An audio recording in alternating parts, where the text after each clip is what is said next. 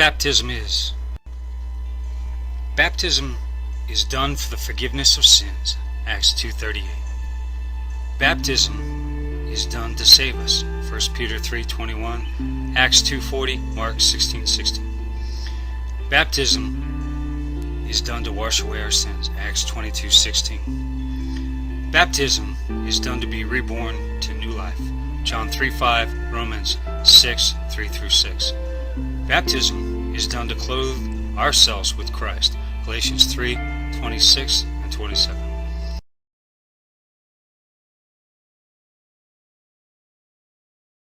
Religion must die. On Sunday morning, November 5th, 2017, a gunman walked into the First Baptist Church in Sutherland Springs, Texas. He wore tactical gear and a black face mask marked with a white skull, and he carried a semi-automatic rifle. He shot and killed 2 people outside the church, then went inside, walking up and down the aisle, cursing and shooting people in the pews. He reloaded again and again, emptying 15 magazines of ammunition. When the gunman emerged from the church, he found an armed citizen facing him from across the street, a former NRA firearms instructor named Stephen Williford. The 2 men exchanged fire, and Williford hit the gunman in the leg and upper body. The wounded shooter limped to his car and sped away. He was later found at the wheel of his crashed car, killed by a self-inflicted gunshot to the head. The attack killed 26 people, ages 5 to 72, and wounded 20. The killer had been court-martialed in the Air Force for domestic violence. He had beaten his wife and cracked the skull of his infant stepson. The Air Force failed to report his conviction to the FBI's Crime Information Database.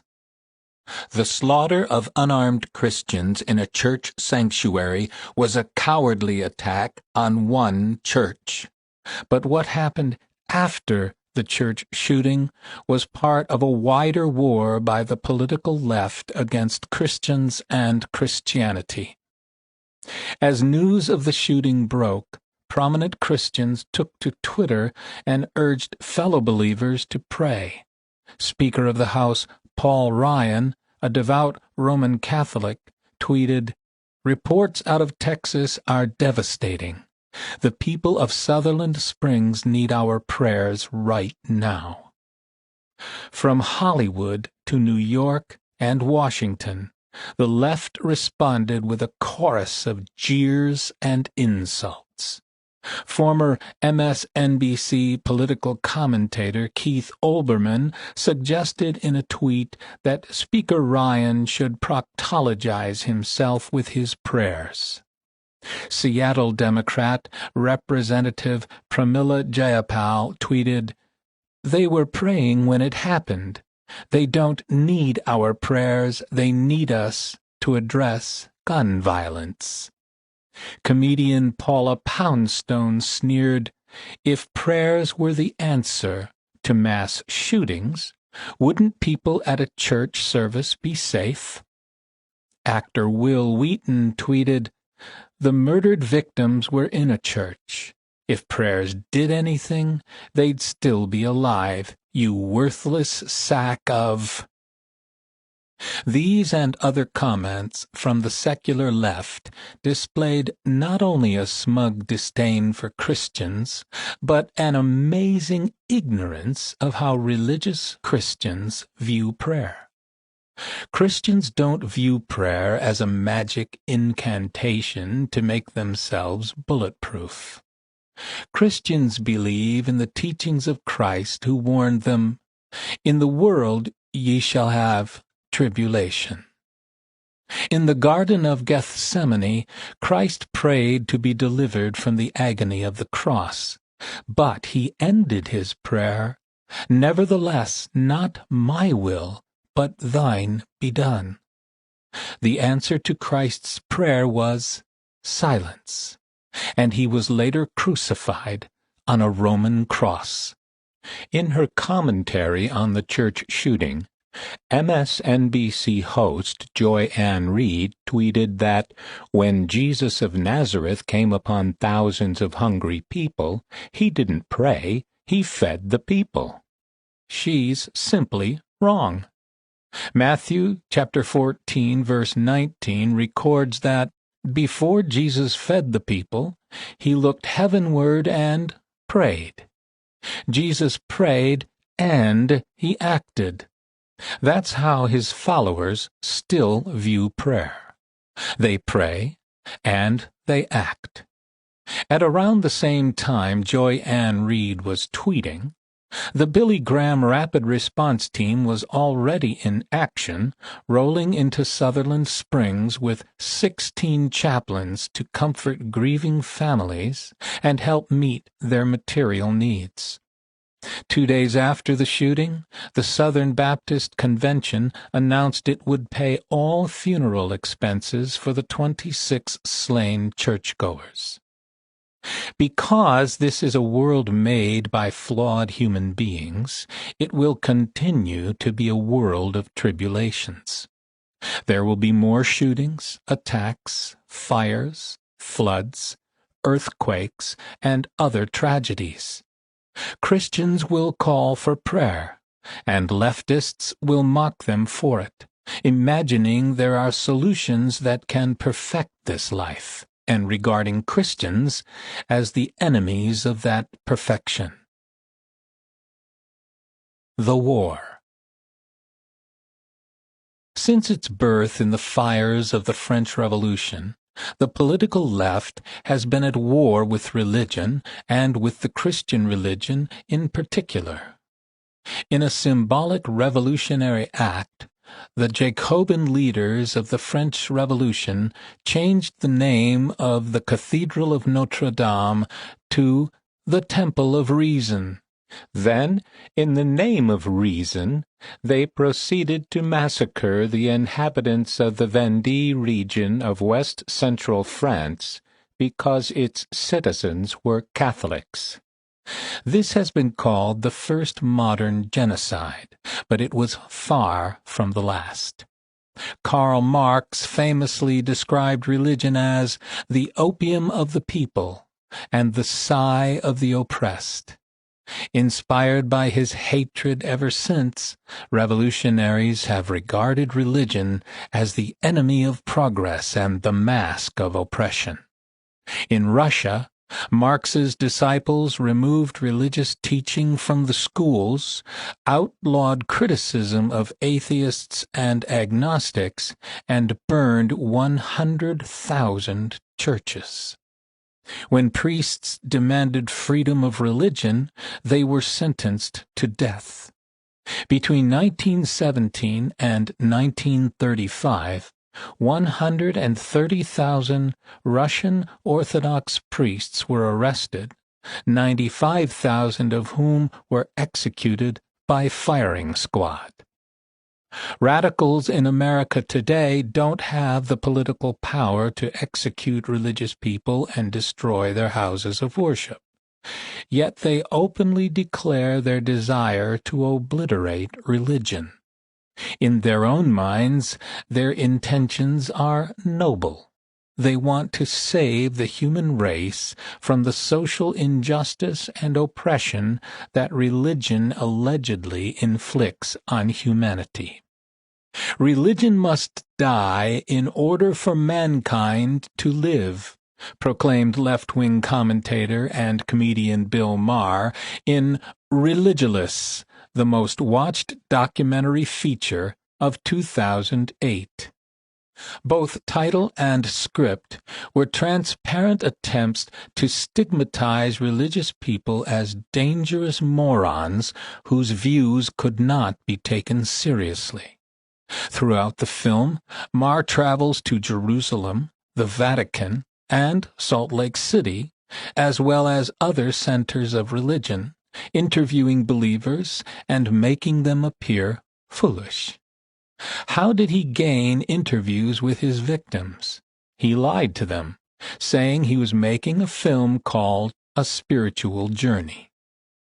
According to Marr, the irony of religion is that because of its power to divert man to destructive courses, the world could actually come to an end. He predicts the destruction of the human race as a result of religion-inspired nuclear terrorism. Hence, the need for religion to die if mankind is to live. Marr's views accurately reflect the attitudes of a movement called the New Atheism, whose leaders are prominent scientists and best-selling authors, far superior in intellect to Marr, but equally contemptuous of religion and religious believers. Like Marr's film, the New Atheism movement seeks to discredit all religious belief by caricaturing its adherents as simpletons and worse. The stated goal of the New Atheism is to delegitimize and extinguish the religious point of view.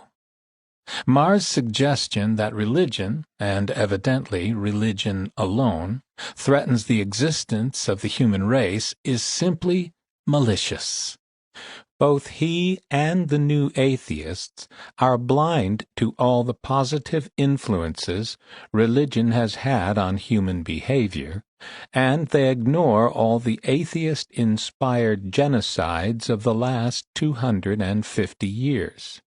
In the 20th century alone, communist atheists slaughtered more than 100 million people in Russia, China, and Indochina. Not even the bloodthirsty jihadists of radical Islam have killed innocents on anything close to such a scale. It's striking that Marr and the New Atheists ignore the appalling body count of Marxism, an ideology that is explicitly atheistic, whose atrocities are committed in the name of social justice. According to Marr, it is religious people who are irrationalists and dangerous because they steer the ship of state not by a compass, but by the equivalent of reading the entrails of a chicken. Yet civilization was built and improved by such irrationalists. Believers like Locke, Newton, Washington, Wilberforce, Sojourner Truth, and Abraham Lincoln. For the 5 millennia of recorded history, with few exceptions, the most rational, compassionate, and successful decision-makers, both military and civilian, have been people guided by a belief in God, including some whose spiritual compass took the form of reading the entrails of a chicken. Near the end of Marr's rant, he pauses to address any religionist who may have unwittingly strayed into the cinema where Religulous was playing. Look in the mirror and realize that the solace and comfort that religion brings you actually comes at a terrible price. If you belonged to a political party or a social club that was tied to as much bigotry, misogyny, homophobia, violence, and sheer ignorance as religion is, you'd resign in protest. How myopic! And the crimes and horrors committed by atheism? From the French Revolution to the Bolshevik, from the Vendée to Vietnam, the bigotries and atrocities committed by the forces of godlessness match and even outweigh those committed by the forces of godliness. If a history of violence, persecution, and murder serves to discredit an ideology, why hasn't Marr resigned in protest from the party of atheism? The New Atheists.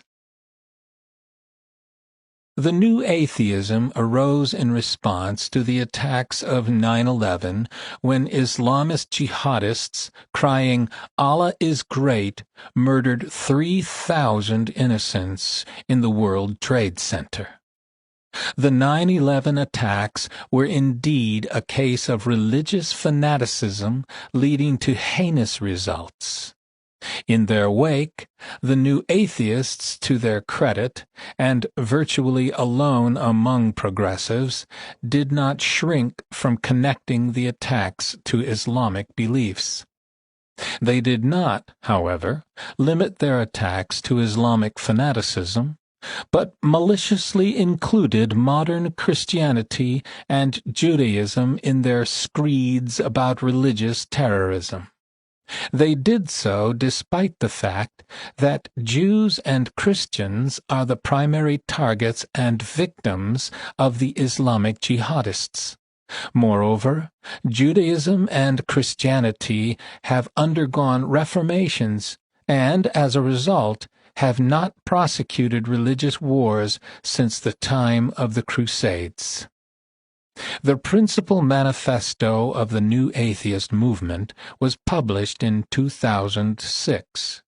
Written by evolutionary biologist Richard Dawkins, The God Delusion maintains that post-Darwinian scientific advances have rendered any belief in God irrational and unnecessary. To make the case, Dawkins' argument drastically narrows the compass of religious teachings, viewing them as crude and fallacy-ridden attempts to provide non-scientific accounts of natural forces and phenomena. But how many Jews and Christians today actually cling to a literal reading of the Bible? How many go to church or synagogue to challenge the knowledge that science has provided of the workings of the universe? Dr. Jennifer Wiseman is a devout Christian and the senior astrophysicist, with degrees from MIT and Harvard, at NASA's Goddard Space Flight Center. She said, "You have to look at biblical literature from the perspective of when it was written. The original audiences, the original languages, the original purposes, the message that was meant to be conveyed by it. The Bible's not a science text." In attacking religious people for their ignorance of science, Richard Dawkins fails to account for the many scientists who, like Wiseman, are religious, who believe in a divinity, and who see no conflict between faith and science. He also dismisses the spiritual and moral dimensions of religion, perhaps its most important features. Do the profound moral lessons of Genesis depend on thinking the world was created 6,000 years ago in 6 24-hour days? If Genesis were a work of fiction, it would still provide believers and non-believers with guides to a better life. The most telling aspect of Dawkins' argument is the unscientific animus with which it is pursued. The vitriol that infuses his book suggests an agenda that is not wholly or even primarily intellectual. The God of the Old Testament is arguably the most unpleasant character in all fiction. Jealous and proud of it, a petty, unjust, unforgiving control freak, a vindictive, bloodthirsty ethnic cleanser, a misogynistic, homophobic, racist, infanticidal, genocidal, filicidal, pestilential, megalomaniacal, sadomasochistic, capriciously malevolent bully. Only a fool would worship such a god, but consider for a moment the particulars of Dawkins' indictment. Megalomaniacal means to have delusions of grandeur. If God is God, then his grandeur is hardly a delusion. Control freak? If God is the author of everything, then isn't control implicit in his job description? And how can control freak be applied to him except by a comedian in search of a laugh line? Pestilential? Can Dawkins be referring to the locusts which Exodus describes as a plague designed to free his people from slavery in Egypt? Is Dawkins siding with the Egyptian slave masters? Or is he misreading a story that might be metaphorical or that actually contains some historical facts? Dawkins' writing oozes contempt for people of faith. Do we know of any examples where stupid ideas have been known to spread like an epidemic? Yes, by God! Religion. Religious ideas are irrational. Religious beliefs are dumb and dumber, super dumb. Religion drives otherwise sensible people into celibate monasteries or crashing into New York skyscrapers.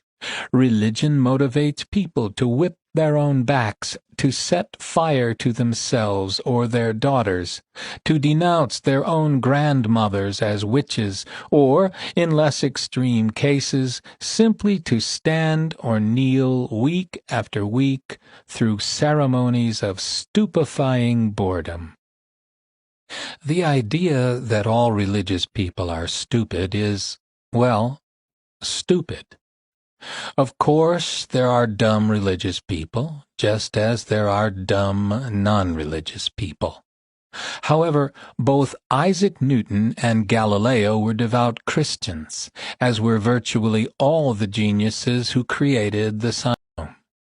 God can be found but a former atheist who convertibility of science and religious conviction. Collins maintained that if God is a being outside nature, then God, along with the questions pertaining to God, is outside the scope of science as well, including the question of whether God exists or not. Collins pointed out that believers have varying views on the Genesis account of creation. There are sincere believers who interpret Genesis 1 and 2 in a very literal way that is inconsistent, frankly, with our knowledge of the universe's age or of how living organisms are related to each other. St. Augustine wrote that basically it is not possible to understand what was being described in Genesis. It was not intended as a science textbook. It was intended as a description of who God was, who we are, and what our relationship is supposed to be with God. Augustine explicitly warns against a very narrow perspective that will put our faith at risk of looking ridiculous. If you step back from that one narrow interpretation, what the Bible describes is very consistent with the Big Bang. Dawkins and Collins did agree that science is the only valid way to explain the processes, laws, and phenomena of the natural world. The difference, Collins said, is that my presumption of the possibility of God and therefore the supernatural is not zero, and yours is. Another difference between the two scientists was Dawkins' ill-concealed contempt for religious people. In response to Collins' comments about those who interpret Genesis literally, Dawkins remarked that Collins would save himself an awful lot of trouble if he just simply ceased to give them the time of day. Why bother with these clowns? Richard, Collins replied, I think we don't do a service to dialogue between science and faith to characterize sincere people by calling them names. Atheists sometimes come across as a bit arrogant in this regard and characterizing faith as something only an idiot would attach themselves to is not likely to help your case. So why do Richard Dawkins and his fellow new atheists demonstrate such hatred and loathing toward religious people? It's because they have a faith of their own. They see themselves as liberators, pioneers of a new millennium for the human race. They envision a future in which religion has been vanquished and rationality prevails. They want a world in which humanity is finally free from myths and superstitions. They believe in a vision of a world of new men and women liberated from the chains of the past. Science will usher in a utopian age of reason, enlightenment, and social justice. This is the vision of an earthly redemption. It's a fantasy in which human beings aspire to act as gods and create new worlds. And it is nothing new. It is the faith of Marxists and communists who set out to transform the world from the one we know into one that is entirely different, liberated. It is the essence of the original sin recorded in Genesis, when Satan tempted the first man and woman, saying, "Then your eyes shall be opened, and ye shall be as gods." And it is the source of the monstrous catastrophes of the 20th century, which were engineered by socialists in Germany and the Communist bloc. Chapter 2. Roots of the War. I first met Christopher Hitchens, the most articulate and entertaining of the new atheists, when we were both radicals in London in the 1960s. We became antagonists in the 1980s after he immigrated to the United States, and I met him again in Berkeley. By then, I was a budding ex-radical who had cast off his Marxist blinders. When Christopher shifted gears in 2001 and became a supporter of America's war against Islamic jihadists in Iraq, he came under heavy fire from his leftist comrades, and I defended him. In the last years of his life, I became his friend. These were the years of Christopher's crusade against God, which I thought was terribly misguided. Our friendship, however, was focused on other things. Christopher's atheism, or anti-theism, a term he considered more assertively hostile to a belief in God than mere atheism, seemed a natural outgrowth of his contrarian personality. In 2002, Christopher took part in an online chat with the UK's Independent paper. A reader asked him, "What do you consider to be the axis of evil?" This was a reference to President Bush's characterization of three terrorist countries, Iran, Iraq, and North Korea. Christopher's reply? Christianity, Judaism, Islam, the three leading monotheisms. It was characteristically pugnacious and perverse. On May 1st, 2007, Christopher published an atheist Jeremiad, God is Not Great, How Religion Poisons Everything. It stormed onto the bestseller lists, debuting at number 2 on Amazon, behind Harry Potter and the Deathly Hallows. By its third week in print, God is Not Great dominated the New York Times bestseller list. Here's a succinct expression of the book's thesis. Violent, irrational, intolerant, allied to racism and tribalism and bigotry, invested in ignorance and hostile to free inquiry, contemptuous of women, and coercive toward children, organized religion ought to have a great deal on its conscience. With the publication of God is Not Great, Christopher became the most celebrated spokesman for the new atheism.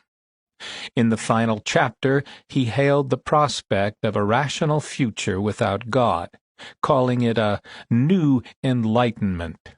Religion has run out of justifications, he claimed, adding, thanks to the telescope and the microscope, it no longer offers explanations of anything important. Meanwhile, confronted with undreamed-of vistas inside our own evolving cortex, in the farthest reaches of the known universe, and in the proteins and acids which constitute our nature, religion offers either annihilation in the name of God, or the false promise that if we take a knife to our foreskins, or pray in the right direction, or ingest pieces of wafer, we shall be saved. In contrast to what he saw as a superstitious con-game of religious belief, Christopher envisioned a scientific progress unconstricted by religious manacles. In this utopia, scientific progress would make possible the divorce between the sexual life and fear, and the sexual life and disease, and the sexual life and tyranny, which can now at last be attempted on the sole condition that we banish all religions from the discourse. And all this, and more, is for the first time in our history within the reach, if not the grasp, of everyone.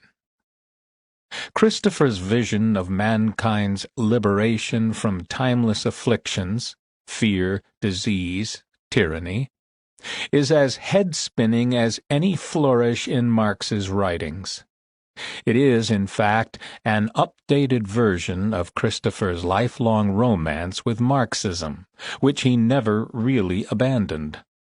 Early in God is Not Great, he quotes Karl Marx's famous and widely misquoted and misunderstood passage from the contribution to the critique of Hegel's philosophy of right. Religious distress is at the same time the expression of real distress and also the protest against real distress. Religion is the sigh of the oppressed creature, the heart of a heartless world, just as it is the spirit of spiritless conditions. It is the opium of the people.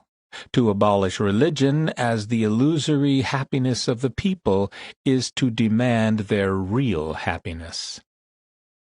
Like Marx, Christopher saw religion as both the oppressor of the people and the means by which people anesthetized the pain of their oppression. I did not support Christopher's anti-religious fervor because I no longer believed in a life in this world without tribulations. Christopher's failure to free himself from this Marxist illusion saddened me. I was dismayed by the way he wasted his talents on a futile war against God. Actually, it was only a war against the idea of God, since neither Christopher nor anyone else can know as a fact whether God exists or not. In June 2010, while in New York on a promotional tour for a memoir he named Hitch 22, Christopher collapsed and was rushed to the hospital. There he was diagnosed with esophageal cancer, the same aggressive cancer that had killed his father. Christopher was candid about his heavy use of alcohol and tobacco, along with his genetic predisposition being the likely cause of his cancer. He knew he had little hope of remission. The cancer was diagnosed at stage 4, and as he grimly pointed out, there is no stage 5. Yet he faced his illness squarely and without self-pity or complaint. I learned of Christopher's diagnosis as I was completing an essay called The Two Christophers, about the contradictions in Christopher's thinking and his life, contradictions he fully and knowingly embraced. One was his loathing of totalitarian oppression combined with his continuing affair with Marxism, which always leads to totalitarian oppression. The news of his illness triggered memories of watching him chain-smoke while downing glass after glass of scotch.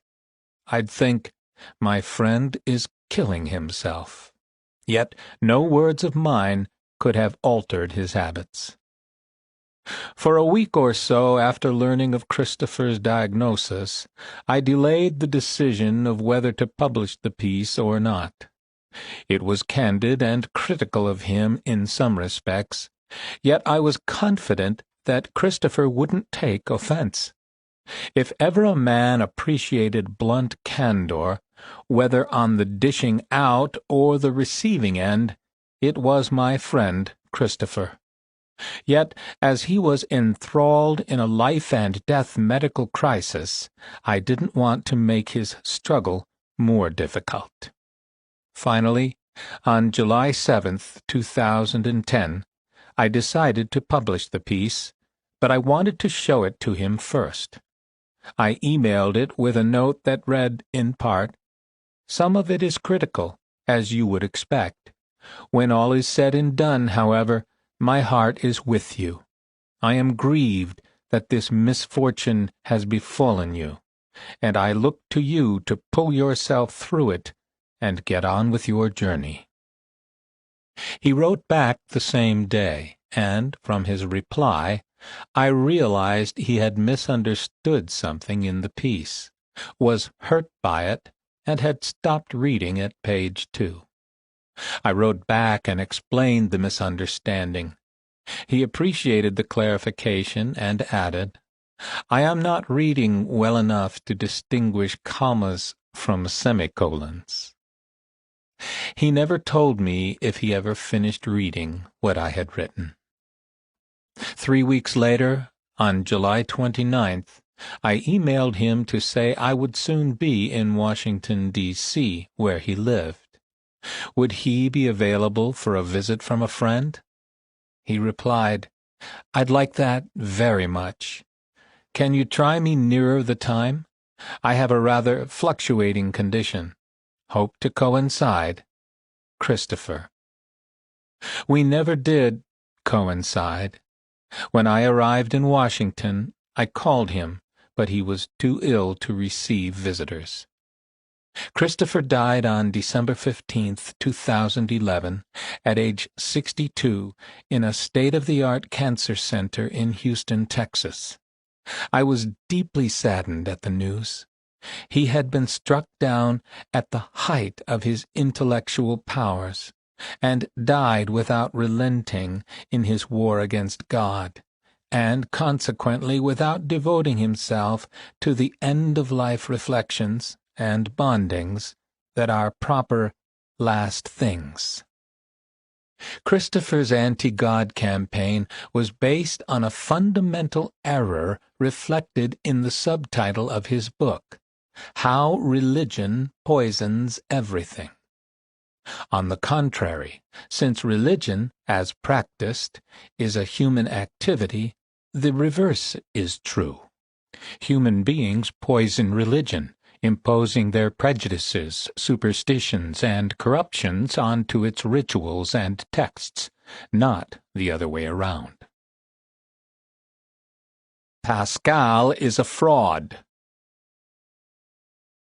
When I first became acquainted with Christopher's crusade, I immediately thought of the 17th-century scientist and mathematician Blaise Pascal.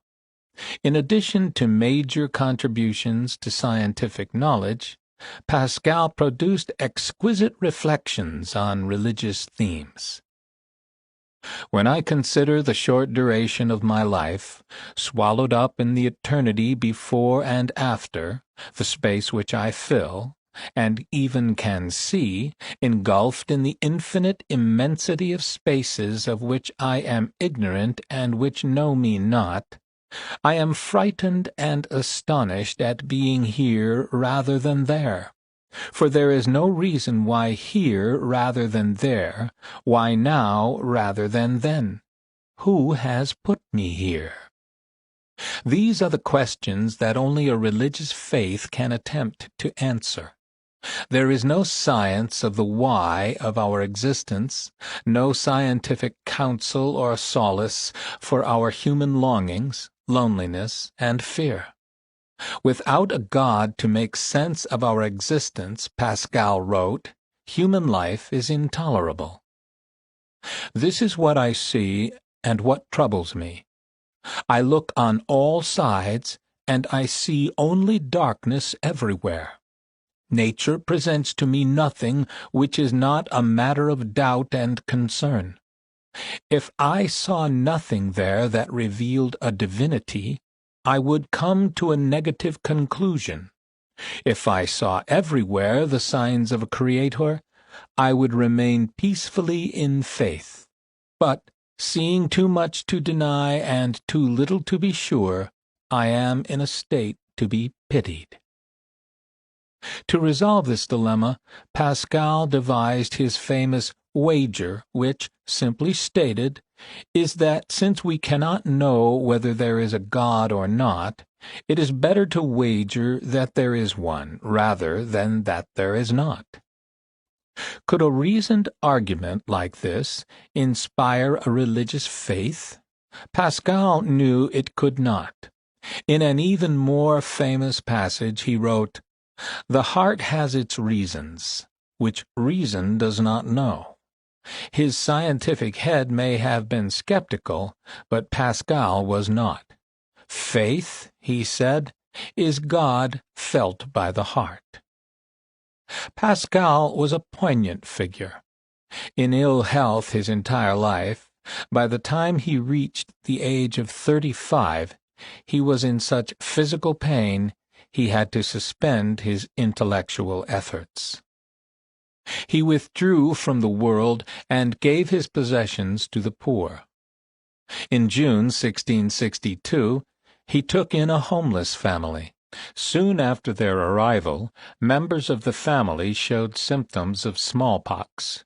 Rather than put them back on the street, Pascal left his house and moved in with his brother.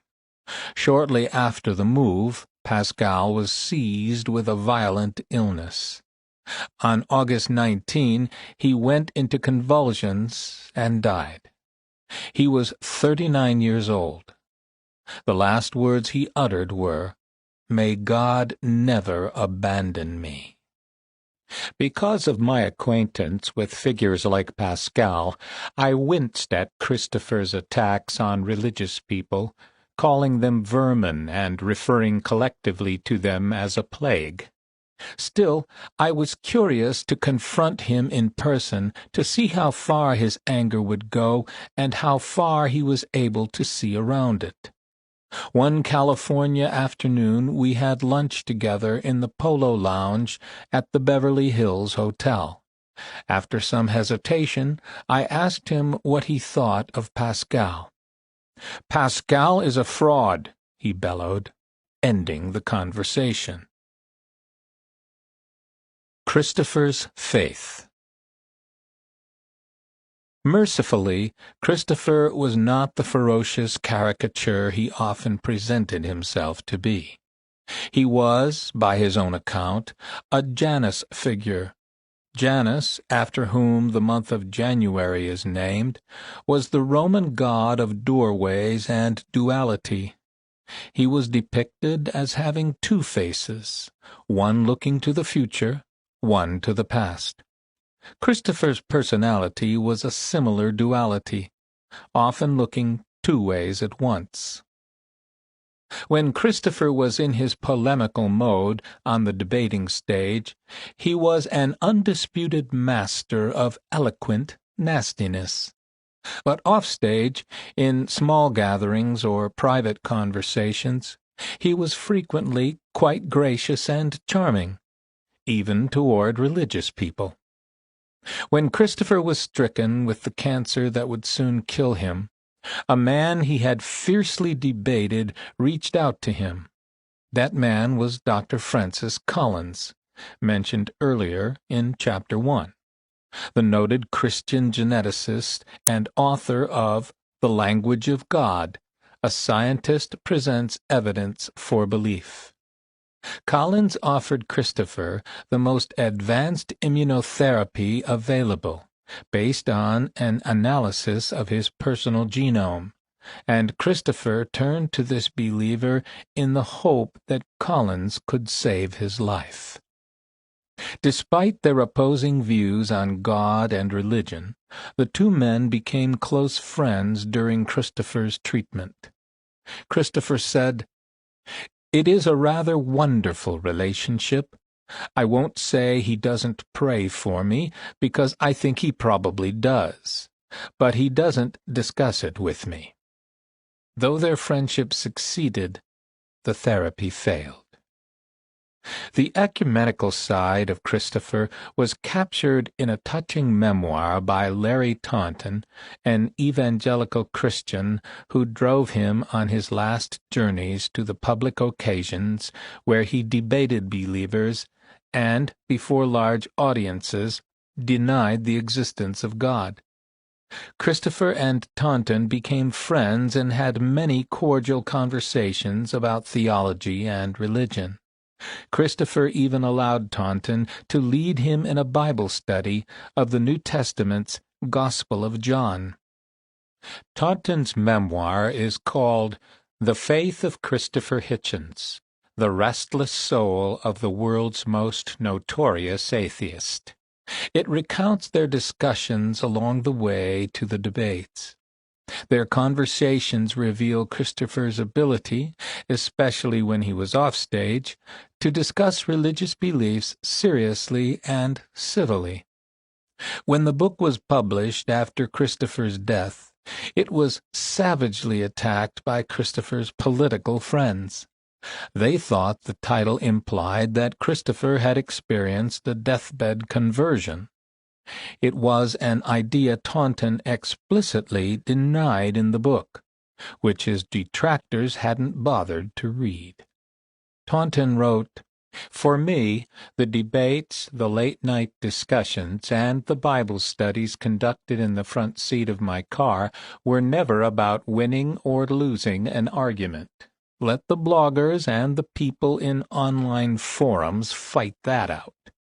I didn't need Christopher's conversion to feel good about myself or to reinforce a flagging faith in the claims of Jesus Christ. I have never doubted them. No, for me it was always about the struggle for his soul, because I believe this verse. I am the resurrection and the life.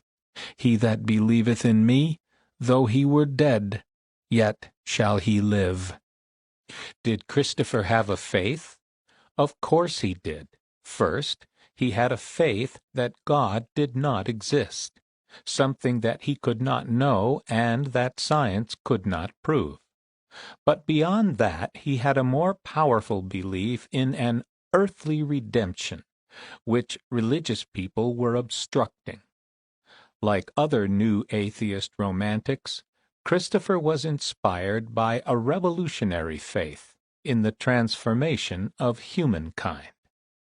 When his original belief in the socialist future waned, he replaced it with a faith that reason would become the foundation of a humane world. He spent his dwindling strength and the closing days of his life in a last crusade against what he saw as superstitious, reactionary beliefs that kept people from entering this promised land. Through a glass darkly. So what do we learn from the argument between believers and atheists? In my view, not much, since the question of whether God exists cannot be resolved. Both sides must rely on faith. What if the atheists are right and God is a fiction? When it comes to the moral and spiritual issues that are the heart and soul of religious belief, does it matter whether religious people believe in a fiction? Ironically, arguments made by Christopher and Richard Dawkins suggest that it matters not at all. Both concede that there are attributes of religion that many people want and need, and that science cannot supply. Both then suggest that literature and the arts can provide a moral equivalent of religious faith. In Christopher's words, authors as diverse as Matthew Arnold and George Orwell have given thought to the serious question, what is to be done about morals and ethics now that religion has so much decayed?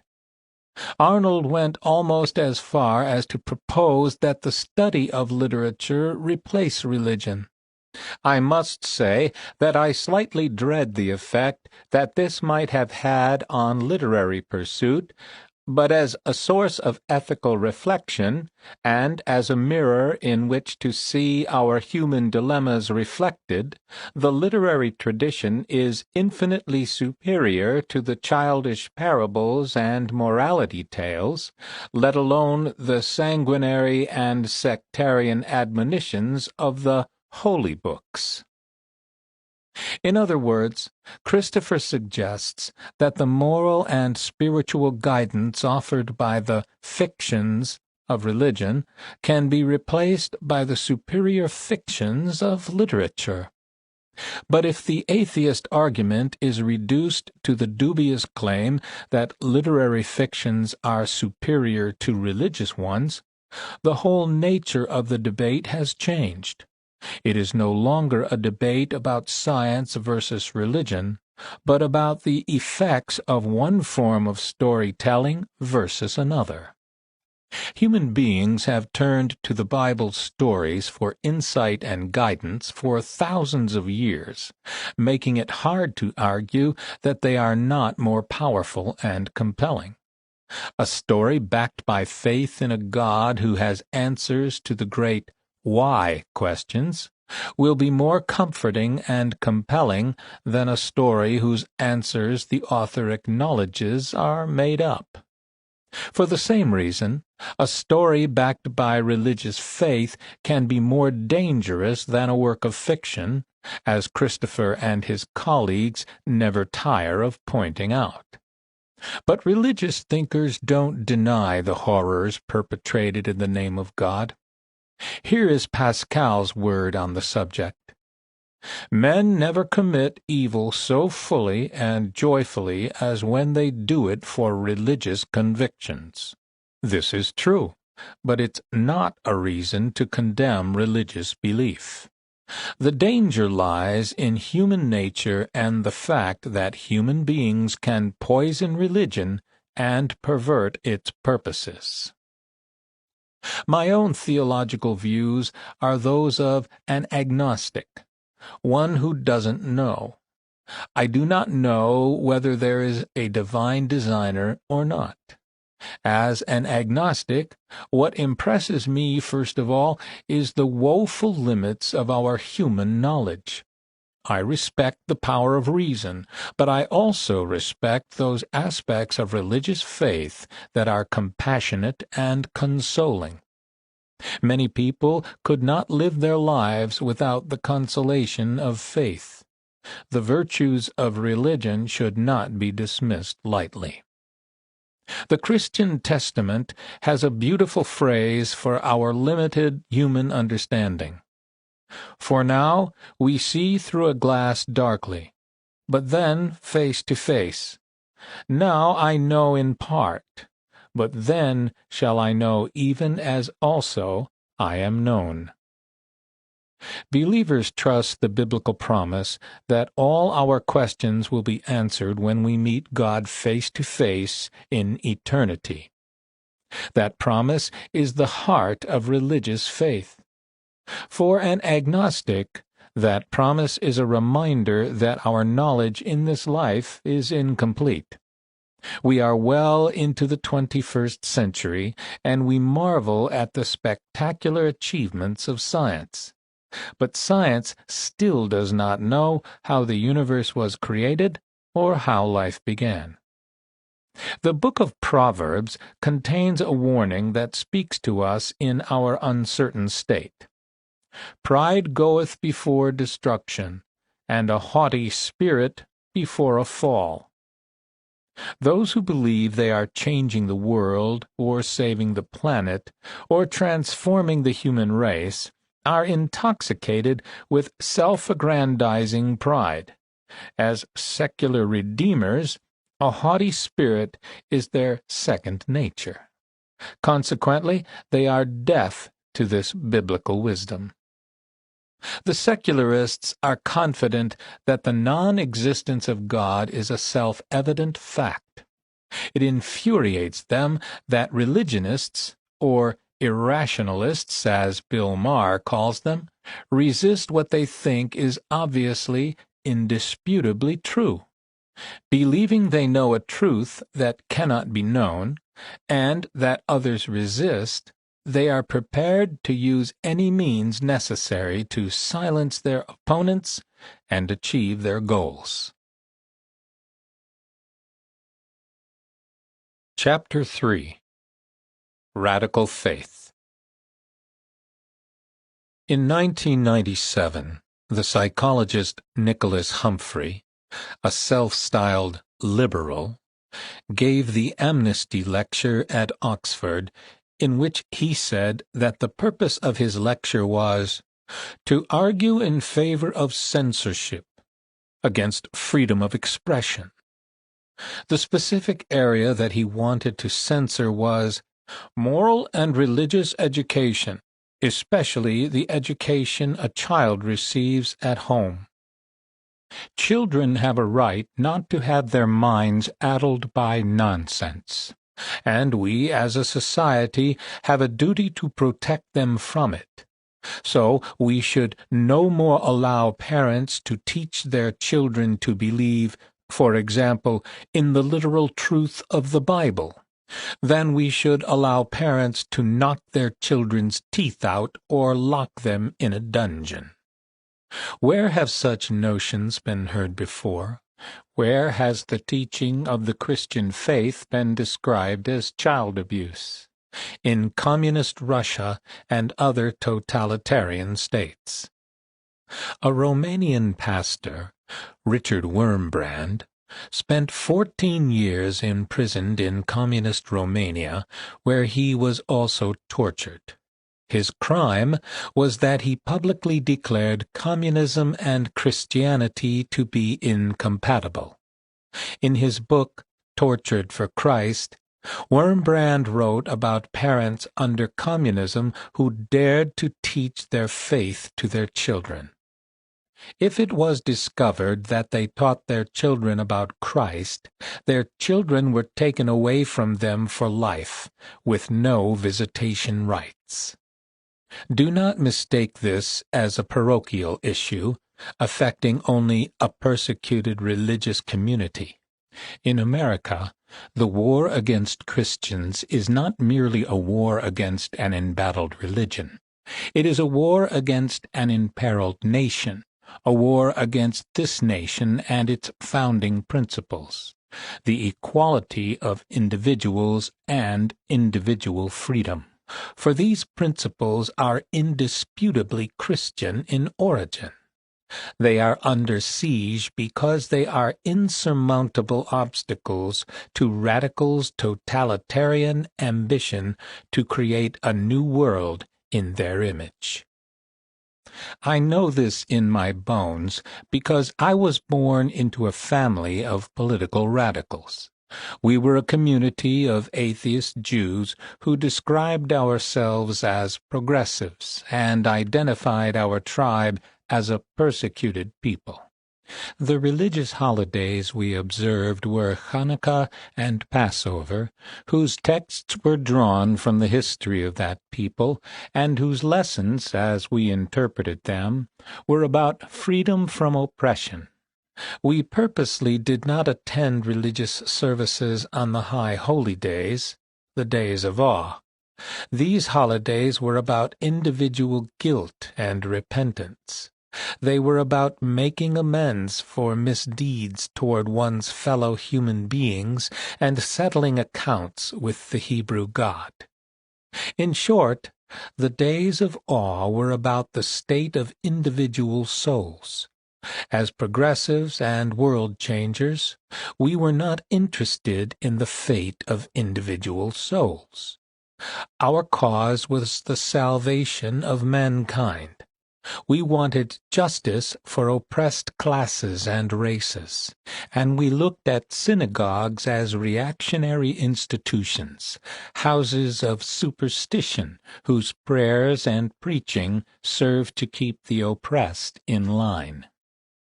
I eventually came to understand that my parents and their friends referred to themselves as progressives to hide their true faith, which was communism. For them, communism was the vision of a future in which the long history of social injustice would finally come to an end. When I eventually rejected this illusion, I realized that their atheistic creed was itself a form of religious faith. Their God was history, which they viewed as an inexorable march to a promised land.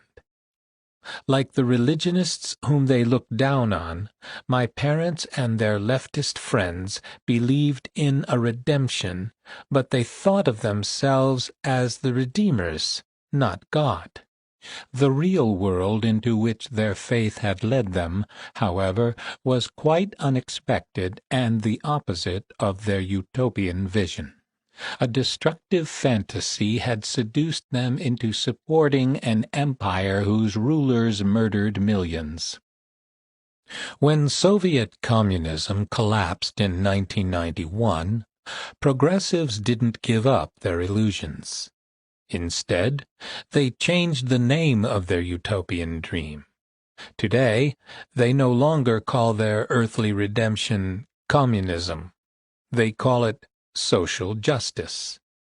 Like communism, social justice is an impossible future in which the inequalities and oppressions that have afflicted human beings for millennia will miraculously vanish and social harmony will rule.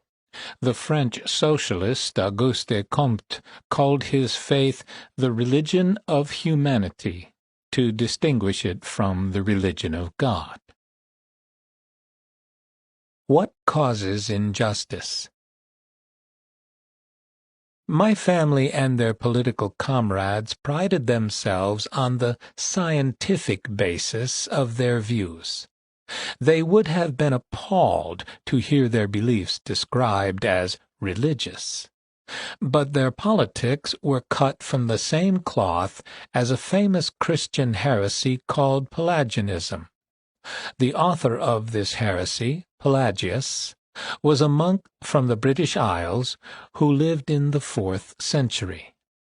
Although he would not have expressed it this way, Pelagius shared the view of today's progressives, the view that people are naturally good, but society leads them down paths that are bad. In the language of his faith, Pelagius believed that sins were acts against human nature. Therefore, he believed if enough Christians resisted the temptations of this world and followed the path of righteousness, they could create an earthly paradise, and they could achieve this paradise without help from God. The Pelagian heresy is no different from the progressive notion that if human beings can be made to pursue lives that are politically correct, they can bring about a world of social justice. Pelagius's view of human benevolence contradicted the church doctrine that sin is an integral part of human nature.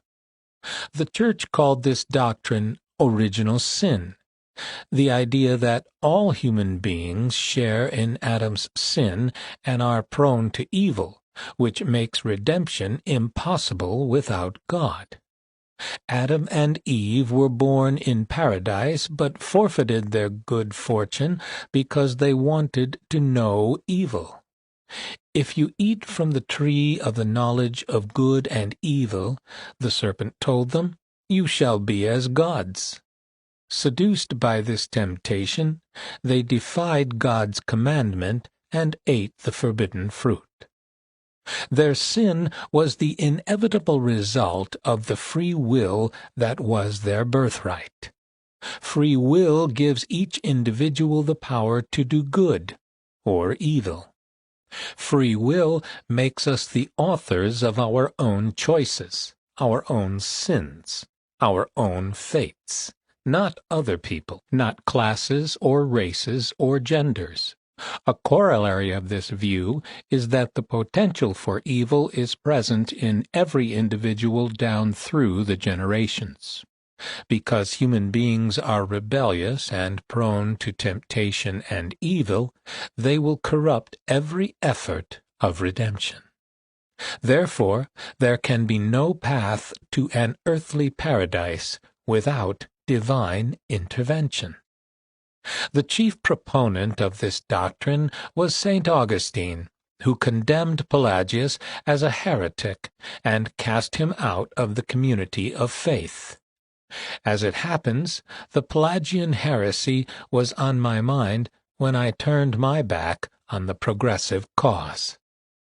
My exodus was prompted by the murder of a friend of mine, Betty Van Patter. A dedicated, kind-hearted leftist and a mother of 3 children, Betty was the bookkeeper at the New Left magazine, Ramparts, which I edited. In 1974, I raised the money to buy a Baptist church in East Oakland, California, and turn it into a school for the Black Panther Party. I also established a non-profit organization, the Educational Opportunities Corporation, to fund the school, and I recruited Betty to maintain the school's financial ledgers. Later that year, Betty told a few people she had discovered that the Black Panthers had doctored the books. Some reports have said that she was planning to expose the Panthers' financial improprieties. But Betty believed in her leftist ideology. I think she probably wanted to protect the Panthers, not expose them. But the Panthers viewed her as a white woman who knew too much and couldn't be trusted with their secrets. On Friday night, December 13th, 1974, Betty was at her favorite neighborhood bar, the Berkeley Square, when someone came in and handed her a note. She left with the messenger a short time later and was never seen alive again.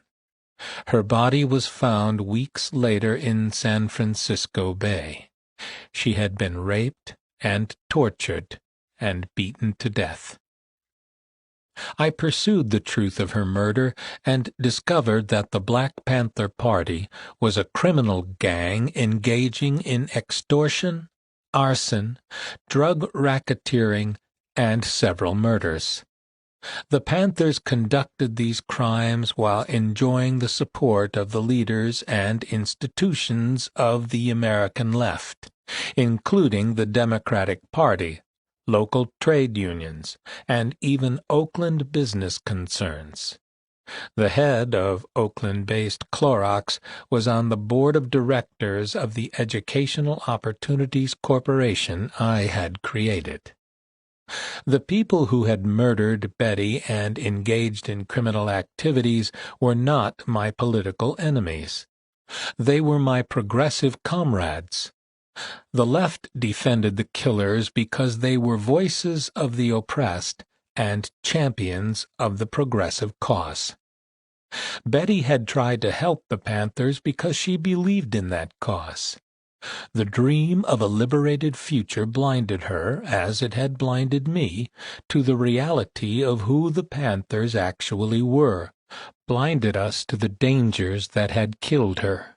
She was just one individual whose life paled into insignificance alongside the cause that mattered to her comrades on the left.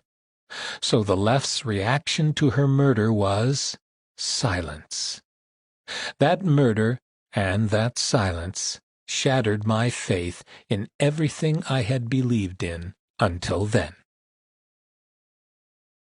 The line separating good and evil. Betty's murder confronted me with a brutal reality. Injustice is not caused by an abstraction called society, as we on the left had maintained.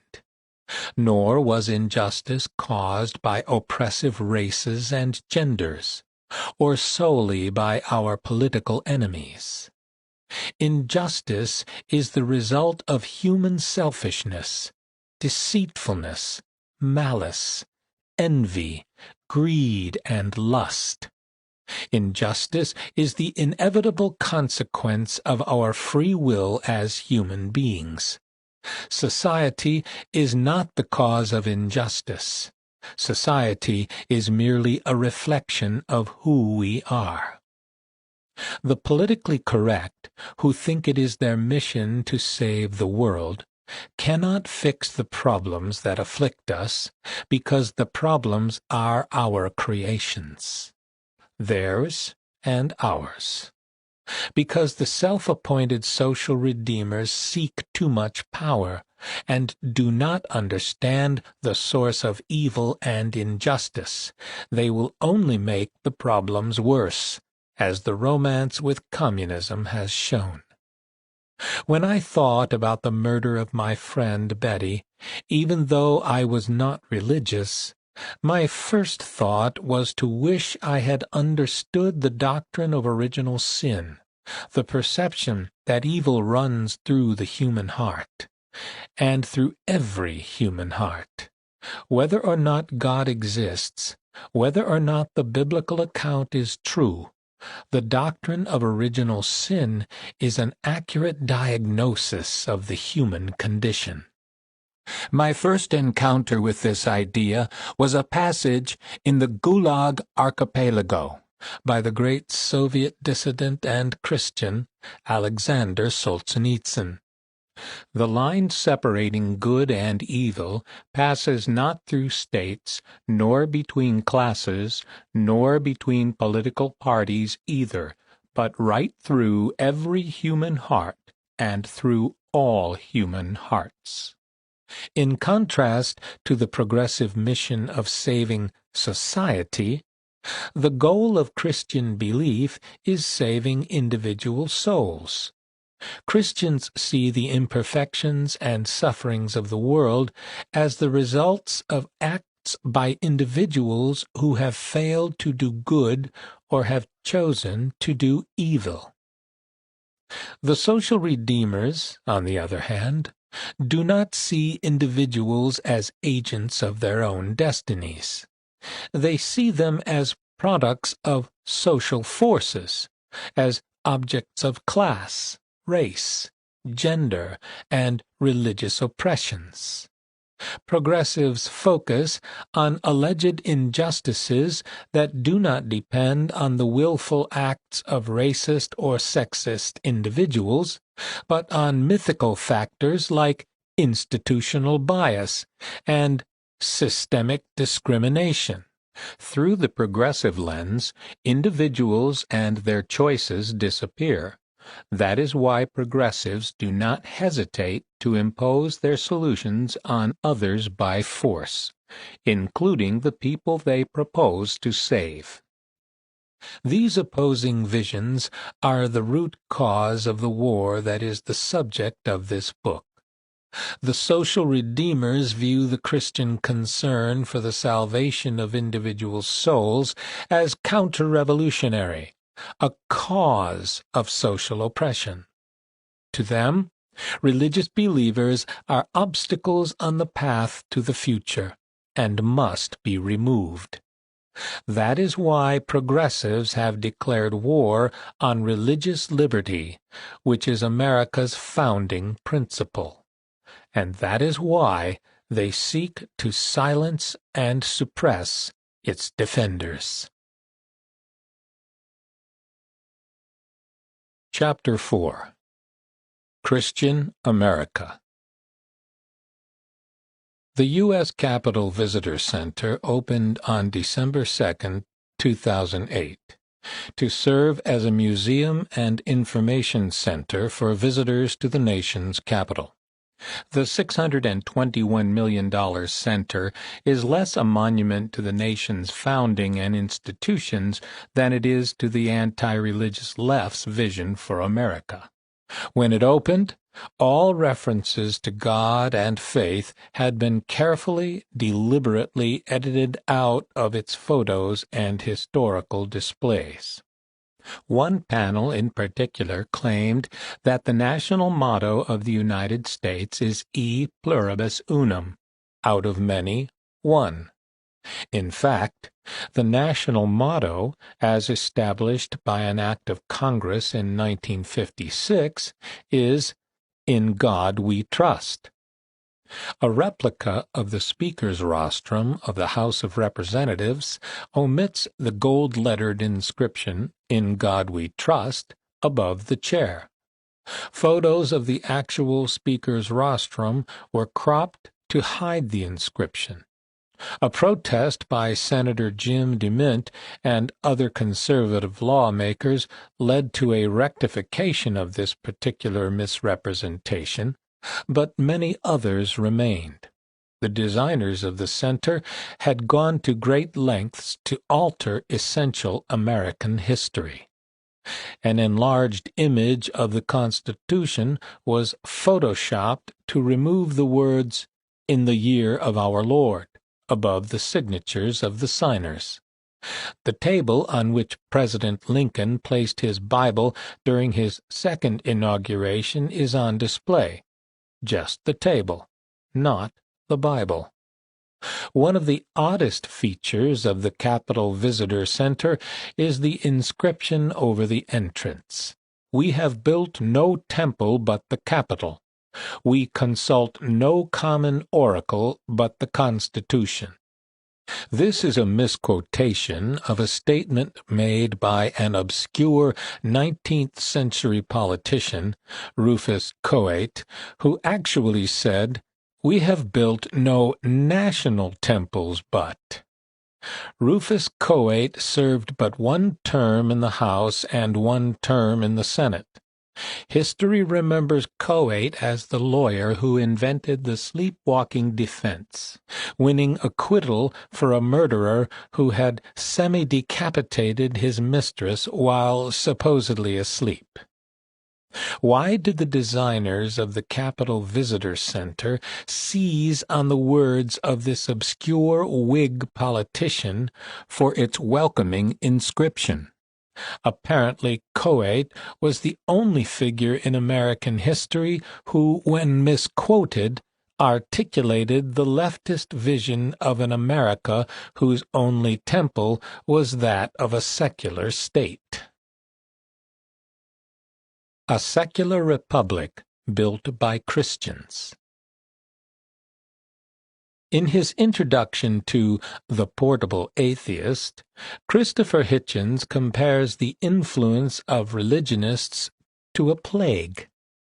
In the midst of this scurrilous attack, he interrupts himself to say, "I am writing these words on July 4, 2007, the anniversary of the proclamation of the world's first secular republic." The claim that America is a secular republic is designed to rebut religionists' contention that America's origins are Christian. But like the argument about the existence of God, the debate over whether America is a Christian nation or a secular republic clouds the issue rather than clarifying it. In fact, both claims are correct. America was indeed the first secular republic, as Hitchens boasts. But America was created as a secular republic precisely because of the Christian beliefs of its religious founders, specifically their Protestant Christian beliefs. Beginning with the Pilgrims who landed at Plymouth Rock in 1620, America's founders were mainly members of Protestant sects fleeing persecution by state-sanctioned rival denominations. The Pilgrims signed the famous Mayflower Compact on board the Mayflower, which made clear their religious purpose in settling America. Having undertaken for the glory of God an advancement of the Christian faith, and the honor of our king and country, a voyage to plant the first colony in the northern parts of Virginia, do by these presents solemnly and mutually in the presence of God and one of another, covenant and combine ourselves together into a civil body politic for our better ordering and preservation, and furtherance of the ends aforesaid. This was the first civil government established by a social contract. The contract embodied the idea that governmental authority derives from the consent of the governed and that all its citizens are entitled to equal treatment under the law. These ideas became the core principles of the future American nation. The Mayflower Pilgrims were fleeing persecution by the Anglican Church, which had become the Church of England in 1534, and thus Britain's official state religion. Anglicans could call on the power of the state to suppress and persecute their religious rivals. Most of the settlers of the American colonies were religious refugees fleeing persecution by a state church. By 1776, 98% of the American colonists were Protestants, while Catholics accounted for 1.9%, and there were 2,500 Jews. It made no sense to these refugees to create a new nation in the image of the old theocratic states they had fled. To create a new state religion in America would not have even been feasible because they represented a wide array of creeds. As John Adams wrote in a letter to his wife, Abigail, "Because we were so divided in religious sentiments, we could not join in the same act of worship." In this new nation being formed in the New World, who would have the authority to declare which beliefs were Christian and which were not? America and the Protestant Reformation. Thomas Jefferson, the principal author of the Declaration of Independence and the third President of the United States, from 1801 to 1809, was well aware of the destructive nature of religious disputes. In November 1816, Jefferson wrote a letter to his friend Matthew Carey, a Philadelphia publisher. Carey had asked Jefferson if he planned to publish his views on religion. Jefferson replied that he would write nothing for publication on the subject of religion. On the dogmas of religion, Jefferson explained, as distinguished from moral principles, all mankind from the beginning of the world to this day have been quarreling, fighting, burning, and torturing one another for abstractions unintelligible to themselves and to all others, and absolutely beyond the comprehension of the human mind. The founders of the new nation represented many different religious ideas and traditions, including differing views of what true Christianity should be. They were committed to the Protestant ideal of freedom of conscience and religious dissent. For these reasons, too, it would have been unthinkable to found this new nation as a theocratic government with an official state religion. Creating a secular republic, then, was a necessary condition for their religious freedom. For 150 years prior to the Declaration of Independence, the colonies experimented with various forms of government. Some settlements, like Rhode Island and Pennsylvania, chose to be ecumenical and tolerant. Others, like Plymouth and the Massachusetts Bay Colony, chose to be theocratic and intolerant. 6 of the 13 colonies established official religions and imposed criminal punishments on those who deviated from religious decrees. These criminal punishments sometimes included the death penalty. A notorious case was the Salem witch trials.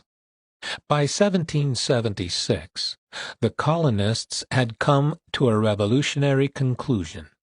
These experiments in colonial government had persuaded them that the theocratic government was not only a bad idea, but an unchristian idea as well. A theocracy was invariably oppressive because it allowed no room for dissent, no freedom of conscience for the individual. Contrary to the claims of Christopher Hitchens and other detractors of Christianity, America is the logical, if not inevitable, development of the Protestant Reformation. Endowed by their Creator. 2 core doctrines of the Protestant Reformation were justification by faith and the priesthood of all believers. The first reflected the Augustinian view that human beings are flawed and sinful by nature, and, therefore, can only be saved by God's grace. This led logically to the American idea that government requires a system of checks and balances to restrain the devious impulses and desires of its citizens and officials. As James Madison, one of the principal framers of the Constitution, put it, "If men were angels, no government would be necessary." The second doctrine, the priesthood of all believers, was a rejection of the idea that an individual's relation to God had to be mediated through an institution, specifically the Catholic Church. This doctrine freed individuals to define their own conceptions of God and stripped all churches of the authority to facilitate or thwart the saving of their souls. The priesthood of all believers leveled the spiritual playing field, making all Christians and all God's children equal in the eyes of their Creator. Thanks to the religious convictions of the American founders, these revolutionary ideas from the Protestant Reformation had an impact far beyond the confines of the Protestant churches. The concept of the priesthood of all believers led directly to the principle at the heart of the Declaration of Independence, that all men are created equal and endowed with rights by their Creator, rights no government has the authority to deny.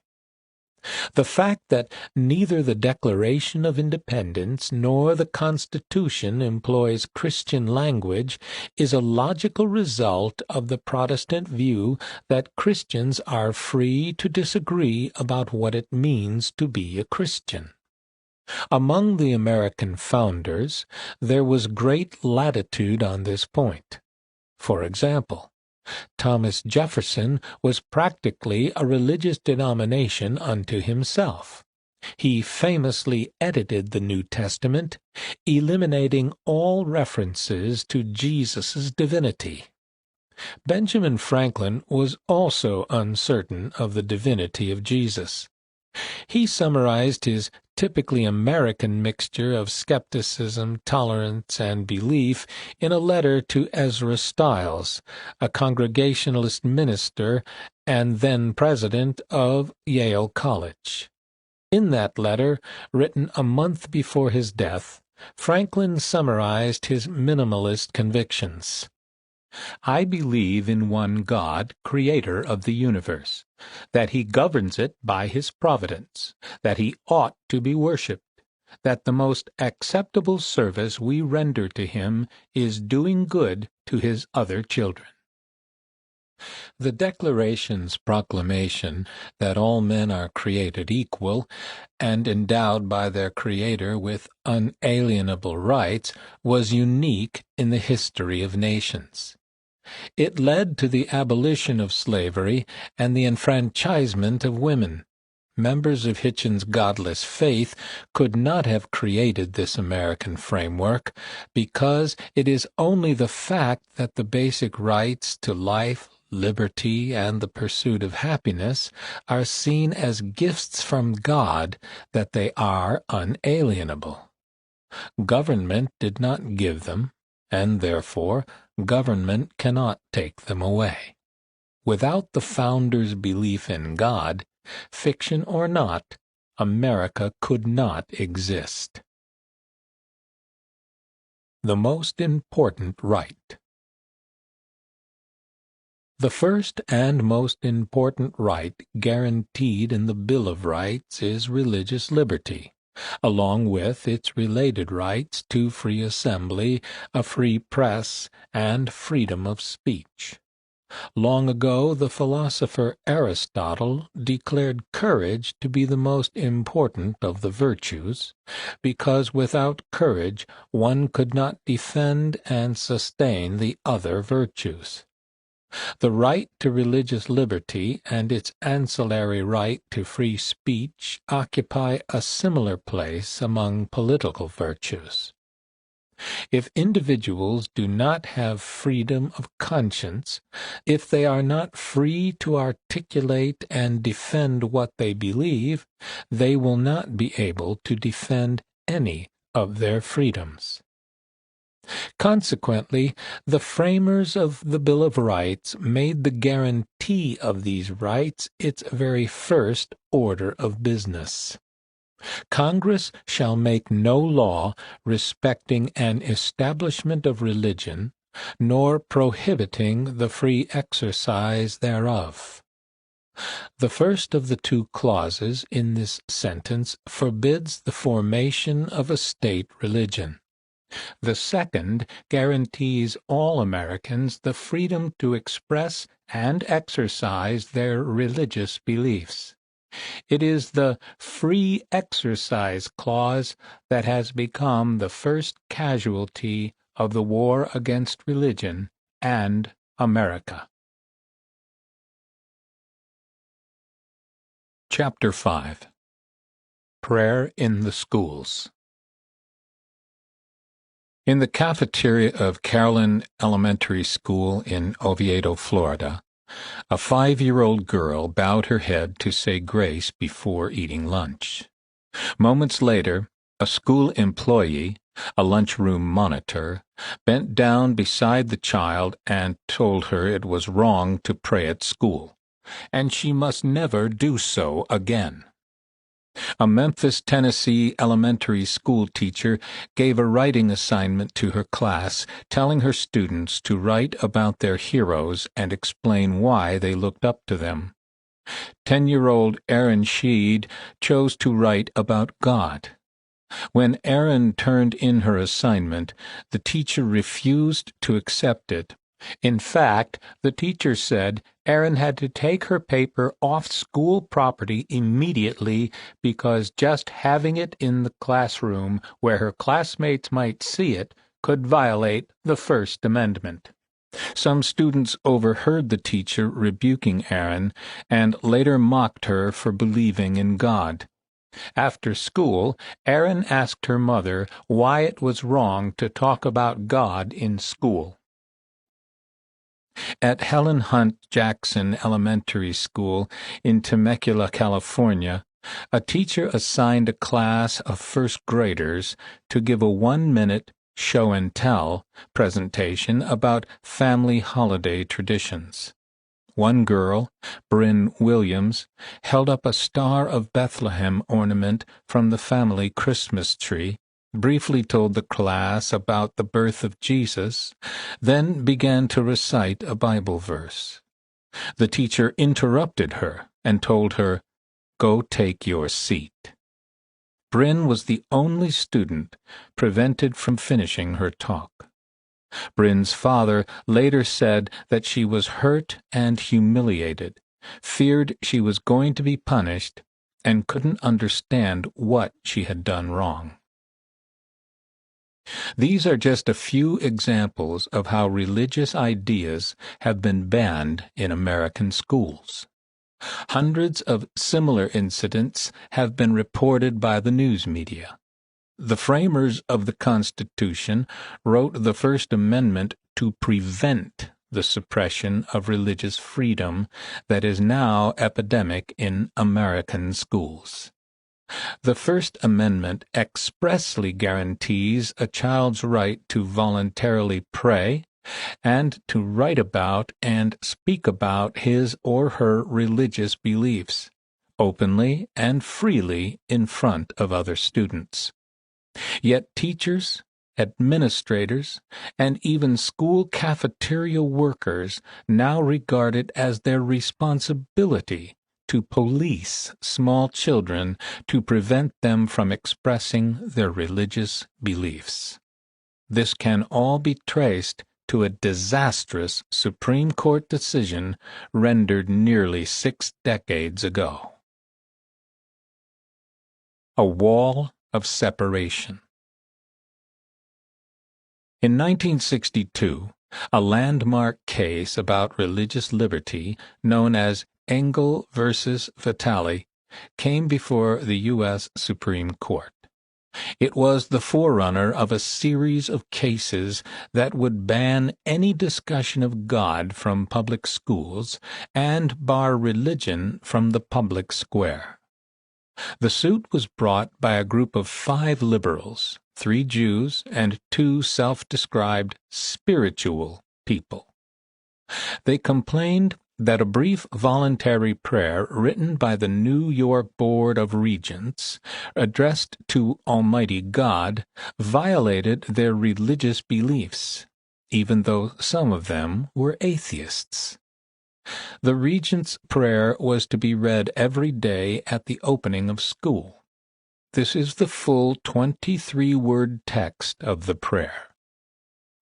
Almighty God, we acknowledge our dependence upon Thee, and we beg Thy blessings upon us, our parents, our teachers, and our country. Amen. Stephen Engel and his fellow plaintiffs were represented by the Radical American Civil Liberties Union. Engel himself was a founding member of the ACLU's New York affiliate. Before taking the case to the highest court in the nation, the group had lost before 3 state courts. The majority opinion of the New York Supreme Court was particularly contemptuous of their constitutional claim. Not only is this prayer not a violation of the First Amendment, no decision of this or of the United States Supreme Court says or suggests that it is, but a holding that it is such a violation would be in defiance of all American history, and such a holding would destroy a part of the essential foundation of the American governmental structure. That the First Amendment was ever intended to forbid as an establishment of religion a simple declaration of belief in God is so contrary to history as to be impossible of acceptance. Engel and the ACLU were not discouraged by their defeats. They took their suit to the nation's highest court where, by a 6-to-1 majority, the justices rejected the 3 lower court judgments. The court ruled that the Board of Regents' prayer was a violation of the Constitution's Establishment Clause.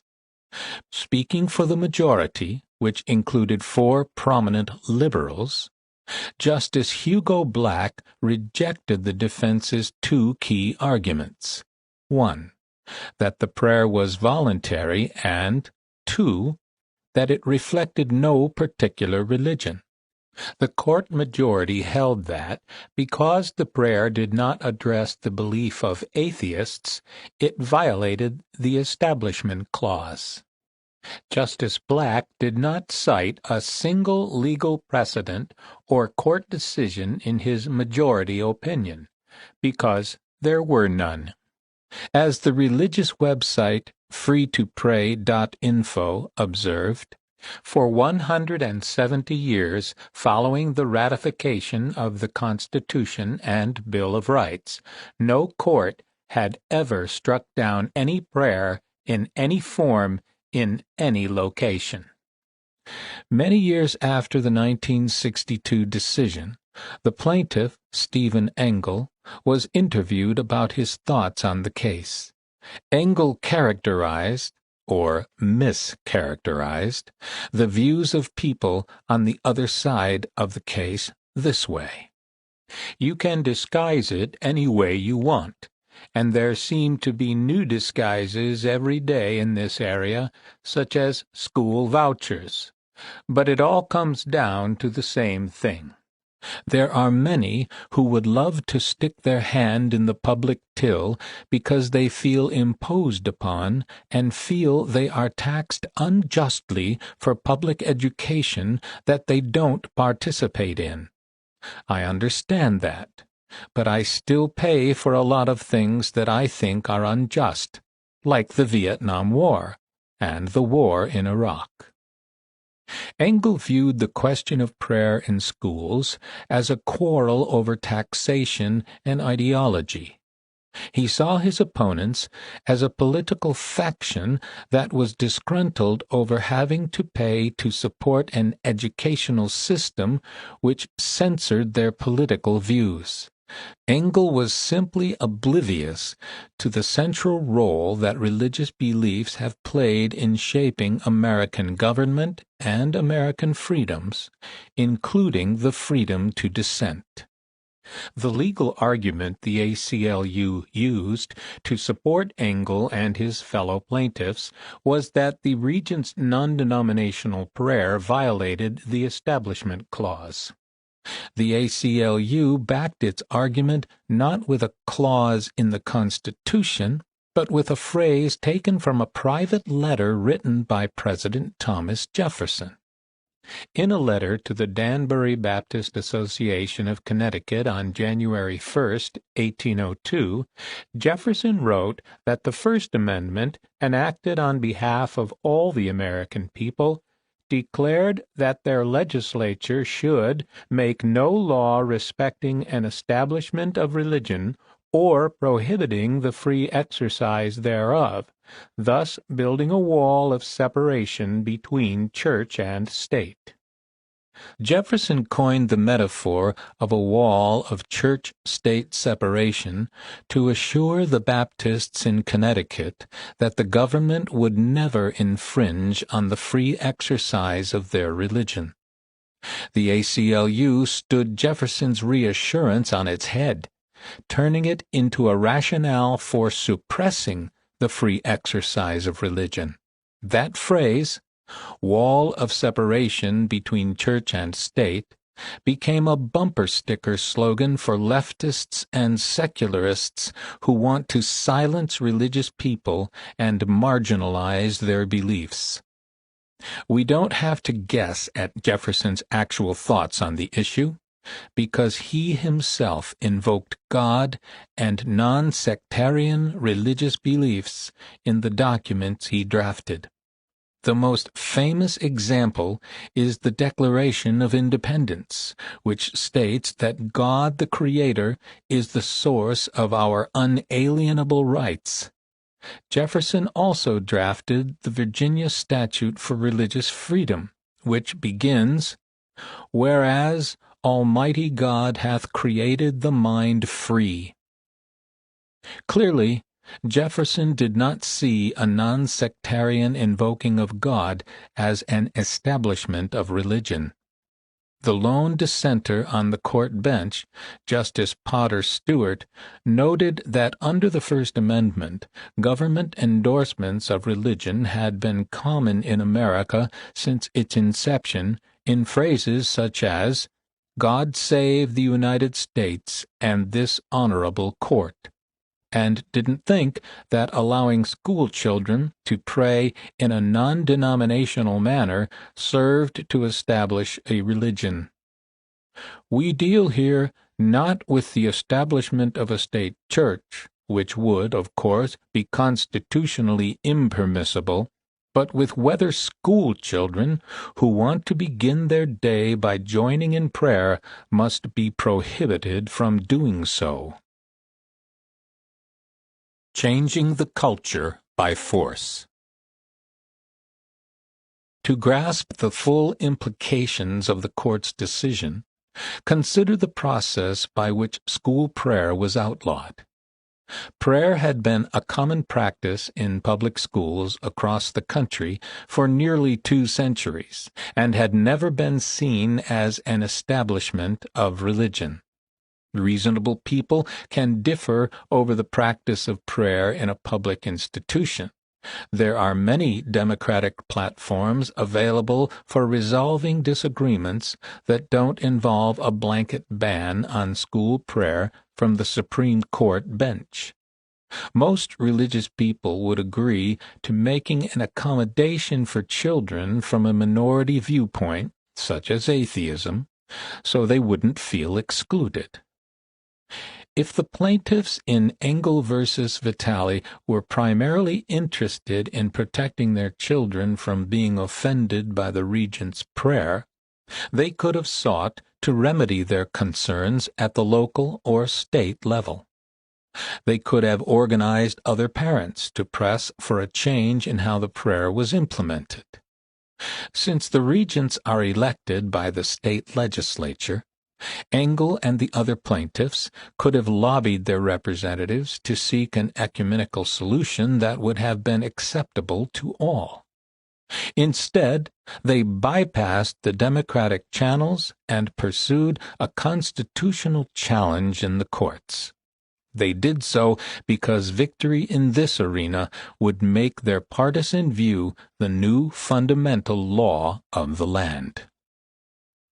Engel and his fellow plaintiffs lost the case 3 times in 3 lower courts: the Supreme Court of New York, 1959, the Appellate Division of the Supreme Court of New York, 1960, and the Court of Appeals of New York, 1961. None of these lower courts agreed with the plaintiff's claim that the 23-word regent's prayer constituted the establishment of a state religion. Undeterred and empowered by the financial and legal support of the ACLU, the plaintiffs took their case to the Supreme Court. They hoped to obtain the result they wanted through a handful of black-robed, politically appointed lawyers in Washington whose lifetime tenures insulated them from the consequences of their decisions. This was clearly not the best or most American way to resolve a complex dispute with such wide-ranging ramifications. If it was in the best interest of the nation to overturn 170 years of a tradition established by the founders themselves, shouldn't it have taken place through the democratic process rather than an autocratic judicial decree by a handful of individuals? A small group of atheists had found a sympathetic ear among 6 unelected justices and changed not only the policy of a school system, but the fundamental law of the land. In the process, they created a constitutional right that had never existed before.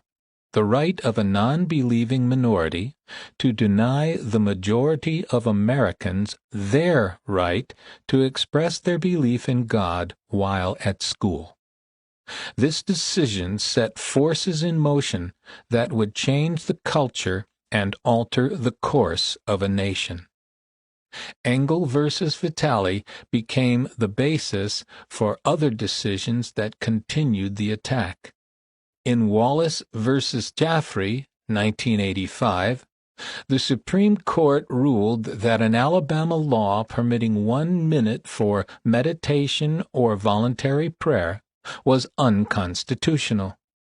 The decision defies reason, since even an atheist could not object to meditation, meaning contemplation or reflection. In Lee v. Weissman, 1992, the Supreme Court banned clergy-led prayer at middle school commencement ceremonies. In Lee v. Weissman, 1992, the Supreme Court banned clergy-led prayer at middle school commencement ceremonies. In 2000, the Supreme Court used the precedent of Lee v. Weissman as a basis for Santa Fe ISD v. Doe, a decision that expanded the ban to include school-organized, student-led prayer at high school football games. In one despotic decision after another, the Supreme Court inflated the Establishment Clause while letting all the air out of the free exercise protection. Again and again, the High Court jammed its radical redefinition of the First Amendment down the throat of an unwilling, unready society. America came under the grip of a bizarre official hypocrisy. Both houses of Congress opened with prayer. The Supreme Court opened with the invocation, "God save the United States and this honorable court."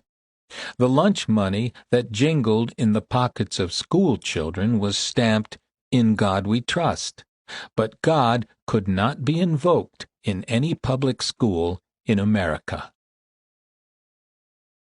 A wall of separation between classmates. The extent to which the anti-prayer forces were willing to go to cleanse religious expression from public schools was vividly demonstrated in the case of Kayla Broadus, a kindergartner in Saratoga Springs, New York. She had the temerity during snack time to take the hands of two classmates, bow her head, and pray, "God is good, God is great. Thank you, God, for my food." Her horrified teacher rushed over to scold and silence her. The teacher reported Kayla's crime to the school attorney, who declared it a violation of the separation of church and state. The school principal sent Kayla's parents a letter saying, "Please be advised that Kayla will not be permitted to ask other students to join her in prayer prior to snack time or lunchtime." Kayla's mother responded by filing suit and obtaining a temporary restraining order. The case was settled without trial. Under the settlement, the school district acknowledged Kayla's right to pray out loud so long as she did not disturb her classmates or invite them to pray with her. Unfortunately, the settlement also preserved the so-called wall of separation between church and state, and between Kayla and her friends. A 5-year-old may not invite her classmates to join in thanking God for their food. What kind of America is this? Whatever happened to the land of the free? Where is the principle of tolerance and respect, which is the indispensable foundation of American pluralism? The Ministry of Truth. Winston Smith, the protagonist of George Orwell's 1984, works at the Ministry of Truth. His job is to falsify history to fit the party line. If Big Brother made a prediction last year that turned out to be wrong, Winston Smith would alter the past to make it agree with present reality. This way, Big Brother would never be wrong. Engel versus Vitale practically required that the American public education system establish its own Orwellian Ministry of Truth. Once the left had built a wall of separation between church and state, it had to change history and make the past conform to the present. The schools could not describe the religious origins of American freedoms without violating Engel versus Vitale. For this reason, the Pilgrims had to be deleted from our children's textbooks. Thus, in 2002, the New Jersey Department of Education removed references to the Pilgrims and the Mayflower from its history standards for school textbooks. Other states that do not require any mention of the Pilgrims in history textbooks include Virginia and Indiana. The problem? The word pilgrim implies religion, said Brian Jones of the Education Leaders Council, adding, "It's getting more difficult to talk about the Bible and the Puritans." Some school systems blur historical truth by referring to the Pilgrims as early settlers, newcomers, or European colonizers. In 1986, 24 years after Engel versus Vitale, NYU professor Paul Vitz published a study of censorship and bias in public school textbooks. Vitz examined 60 social studies textbooks used by 87% of public school students. Among his conclusions, it is common in these books to treat Thanksgiving without explaining to whom the Pilgrims gave thanks. The Pilgrims are described entirely without any reference to religion. Thus, at the end of their first year, they wanted to give thanks for all they had. So they had the first Thanksgiving, but no mention is made of the fact that it was God they were thanking. The Pueblo Indians can pray to Mother Earth, but Pilgrims can't be described as praying to God. And never are Christians described as praying to Jesus, either in the United States or elsewhere, in the present or even in the past. There is not one story or article in all these books, in approximately 9,000 to 10,000 pages, in which the central motivation or major content derives from Christianity or Judaism.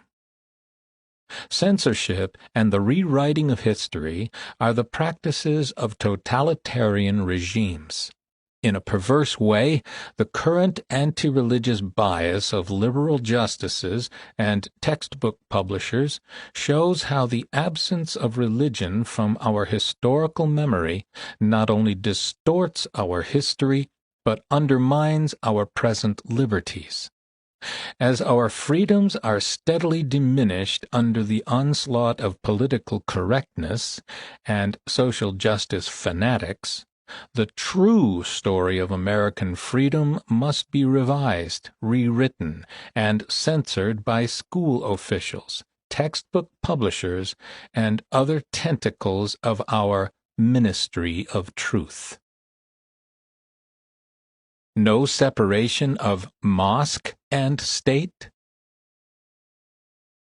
Since the real animus behind the assault on religious freedom is an assault on the America that religious refugees created, it is not surprising to find a grim hypocrisy at its core. Following the 9/11 Islamist terrorist attacks, religious proselytizing was permitted and even encouraged in American schools. The American Civil Liberties Union didn't protest.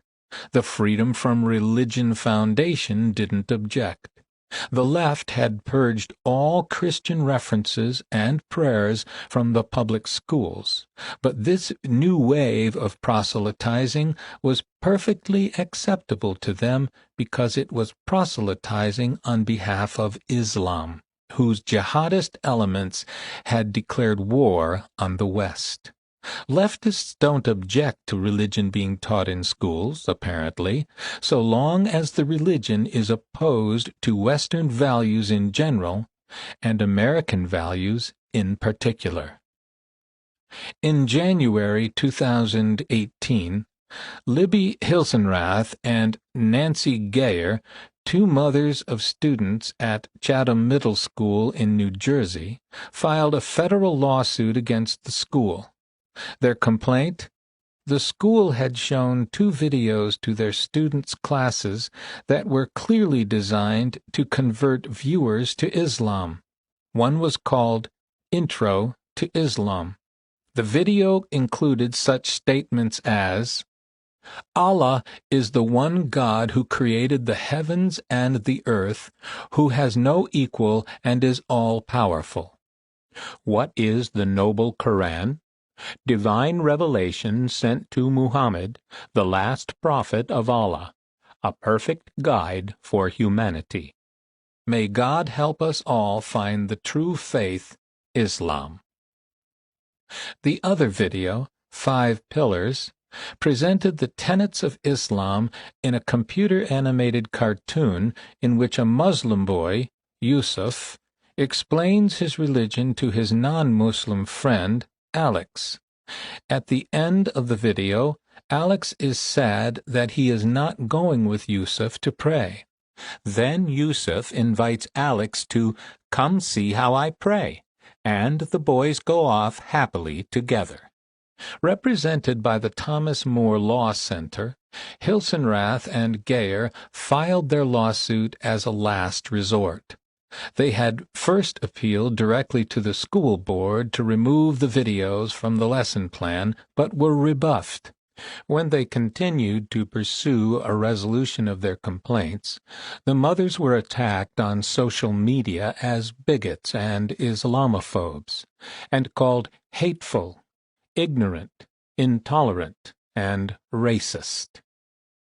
The federal suit filed by the Thomas More Law Center noted that the lessons presented Islam as a religious fact and gave a sugar-coated, false depiction of Islam.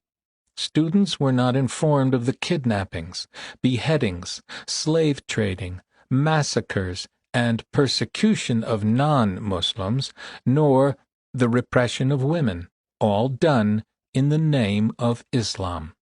Far from being unique, this attempted indoctrination reflected a practice widespread in American schools after 9/11. In 2015, students at Spring Hill Middle School in Tennessee were required to write, "There is no God but Allah. Muhammad is his prophet." Students at Mountain Ridge Middle School in Gerardstown, West Virginia, were forced to write the same Islamic profession of faith under the guise of performing a calligraphy exercise. In 2003, students in the Byron Union School District in California were given an exercise in which they were told, "From the beginning, you and your classmates will become Muslims." Students were made to memorize portions of the first chapter of the Quran and the Islamic profession of faith, to adopt Muslim names, and to shout, "Allahu Akbar." They were even encouraged to skip lunch to simulate the Ramadan fast. By way of contrast, observed Paul E. Sperry, a media fellow at the Hoover Institution, a companion unit on Christianity did not require students to pretend they were any kind of Christian, recite any scripture, or memorize any Christian prayer. The Thomas More Law Center represented parents who complained about the Byron School exercise. The More Law Center's chief counsel observed, While public schools prohibit Christian students from reading the Bible, praying, displaying the Ten Commandments, and even mentioning the word God, students in California are being indoctrinated into the religion of Islam. Public schools would never tolerate teaching Christianity in this way.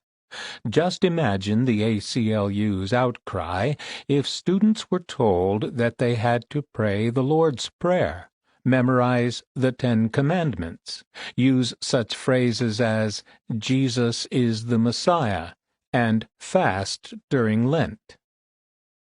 The double standard exposed the left's agenda of purging Judeo-Christian values and history from the public schools. If those on the left were genuinely concerned about the integrity of the First Amendment, as they interpret it, the same alleged wall that separates church and state would also separate mosque and state. Instead, the left celebrates not just teaching about Islam, but actively proselytizing for Islam in the public schools. Why? It's because Christian doctrines were foundational to the American Republic, which the left despises. Fundamentalist Islam has declared war on infidel cultures like America's, with its Judeo-Christian respect for individual liberty and constitutional restraints on the power of government. On their hatred of Christianity and contempt for the Constitution, both the left and political Islam agree.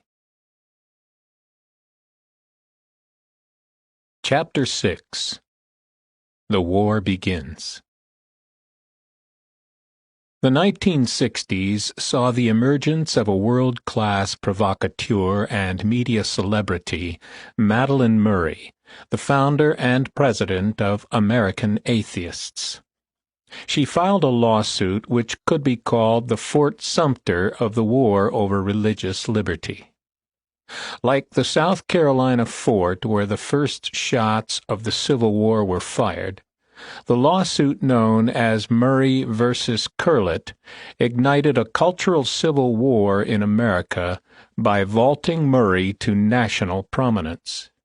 She would continue to be the symbol of American atheism until her murder in 1995 at the hands of one of her followers.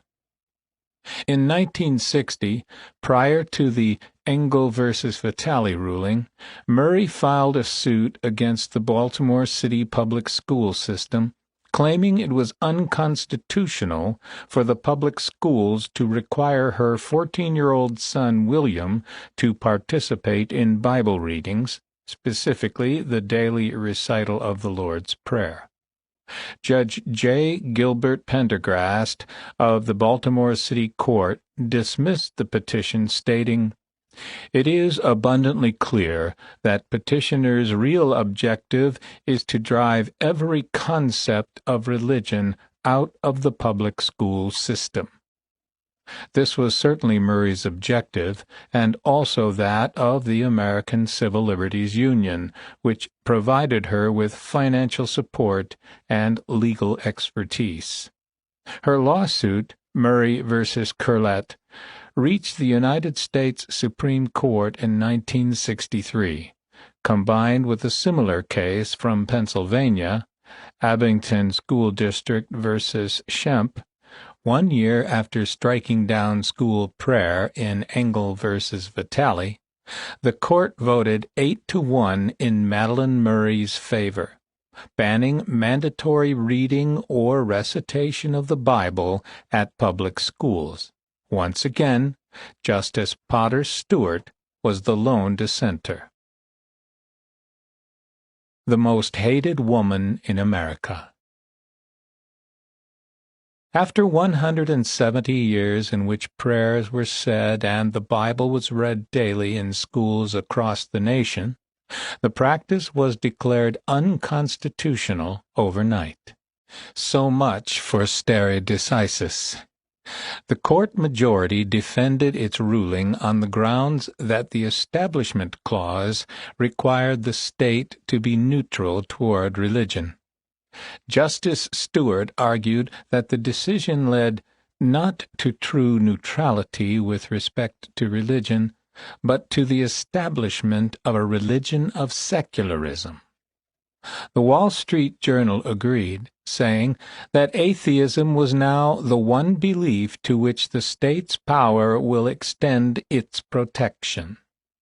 Once again, an issue that could have been addressed in local deliberative bodies was elevated to the constitutional level. Instead of working with school district officials to reach an accommodation, or democratically electing school board members through local elections, Murray took her complaint to the Supreme Court, where 9 political appointees voted to change the fundamental law of the land and alienate its religious citizens. Murray had already gained notoriety through her battles with the Baltimore School District. After her Supreme Court victory, Life magazine wrote a cover story crowning her the most hated woman in America. Hated or not, the New York Times treated her Supreme Court victory as an epic achievement in blaring front-page headlines accompanied by favorable stories spread across 3 pages. The Today Show celebrated her birthday on its feature segment, Great People Born Today. Murray took a perverse pride in being named the most hated woman in America. She learned early on that provoking the public to anger always generated publicity, and gained her sympathy and support from the leftists and liberals who dominated the culture. She even used her son's pets to tweak the American public. After her boys were harassed by the neighborhood children because of her activities, she bought 2 dogs to protect them. She told her son William, "Let's give them names that will infuriate everyone." She named them Marx and Engels. Murray savored the death threats and curses she received, wrote them down, and published them. She even saved a hate letter smeared with feces and showed it to horrified reporters, who then promoted her cause. Like the New Left radicals who supported her, she provoked her opponents with foul language and outrageous acts, once tearing up a Bible on the Phil Donahue show in front of millions of television viewers. Never did anyone love being hated more. Clauses in collision. For nearly 200 years, the 2 religion clauses in the First Amendment had been plainly understood by the Congress, the Supreme Court, and the American people. First, Congress could not establish an official state religion. Second, Congress could not prohibit the free exercise of religion. In all that time, there had never been any tension between the Establishment Clause and the Free Exercise Clause, because both clauses worked together to ensure maximum freedom of religion for all Americans. Suddenly, in 2 decisions in 1962 and 1963, the Establishment Clause was radically reinterpreted, and the 2 religion clauses of the First Amendment collided head-on. In order for the Establishment Clause to mean what the Supreme Court now said it meant, that all prayer, all Bible reading and recitation, all reference to God was strictly forbidden in public schools, the free exercise of religion had to give way. The radically reinterpreted Establishment Clause became a hungry piranha in the goldfish bowl of First Amendment rights, eating up all the others. Not only is it now unconstitutional to freely exercise religion in a public school, But the freedom of speech is abridged. Prayer is speech. Freedom of the press is shut down. God has been edited out of our history textbooks. The right of the people to peaceably assemble on school grounds, such as a prayer huddle after a game or a baccalaureate service, is severely restricted. The Supreme Court imposed an extreme minority point of view onto the nation's founding framework, declaring nearly 2 centuries of prayer in American schools unconstitutional. To reverse 2 centuries of well-accepted practice and tradition with such a sweeping and arbitrary decision was bound to be divisive and give rise to resistance among religious people. More than 30 years after the decision, Robert J. McKeever of London's Institute of the Americas published an analysis of the impact of Supreme Court decisions on American society. He concluded, "The Court's school prayer decisions were, and still are, deeply unpopular with the public, many politicians, and most religious organizations. Indeed, in a country where 95% of the population believe in God and some 60% belong to a religious organization, it comes as no surprise to learn that in a 1991 opinion poll, 78% of the Americans support the reintroduction of school prayer." Playing the victim. How did Murray gain the sympathy of enough Americans to prevail in her cause? By playing the victim and capitalizing on Americans' respect for maverick actors. Counterculture publisher Paul Krasner recruited Murray to write a column for The Realist, a guerrilla publication of the New Left movement.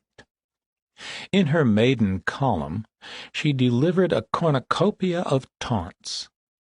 "Some people have interpreted my position to mean that I am against religious ceremonies in schools. This is not true. I am against religion. I am against schools. I am against apple pies. I am against Americanism. I'm even against giving the country back to the Indians. Why should the poor fools be stuck with this mess?" The 60s counterculture loved this. When others reacted with anger, and they inevitably did, she knew she had won. Murray portrayed herself, her son William, and atheists in general as underdogs, victims of a bigoted and hateful Christian majority. Playing the victim was the surest way to win the sympathies of liberal Americans, even liberals who considered her too extreme. She wrote a lengthy letter to the Baltimore Sun, and though she was an anti-Semite herself, quoted Shakespeare's persecuted Jew, Shylock, from The Merchant of Venice, substituting atheist for Jew. "Hath not an atheist eyes? Hath not an atheist hands, organs, dimensions, senses, affections, passions? Fed with the same food, hurt with the same weapons, subject to the same diseases, healed by the same means, warmed and cooled by the same winter and summer as a Christian is?" Intrigued by Murray's Shylock letter to the newspaper, and a 10-day strike she had announced, to keep her son home from school in protest, a reporter from the Baltimore Sun showed up at the Murrays' door to interview them. The reporter wrote a lengthy and sympathetic article headlined, "Boy of 14 Balks at Prayer in School." The article ignited nationwide media interest, including TV and radio shows. Murray claimed that more than 100 articles on her protest appeared over the next few weeks in the 3 Baltimore papers. The role of professional victim came naturally to Murray, who lived with her parents and whose family life was a permanent battlefield, with her father, Pup, her chief enemy. Her son William's memoir describes scenes of horrifying violence between them. The book opens with a dinner-table scene that William witnessed as an 8-year-old, an argument between Murray and Pup that turned violent. Murray and Pup had quarreled over her radical politics, and Pup had criticized her disorderly life and loose morals, a recurring theme in their fights. He berated her for having 2 sons out of wedlock and failing to take care of them, leaving Murray's mother to bring them up. At one point, while hurling plates at her father and her brother, who was also present, Murray threatened, "I'll kill you." Since she was brandishing a 10-inch butcher knife, the threat seemed real. Pup and her brother rushed her and were able to disarm her.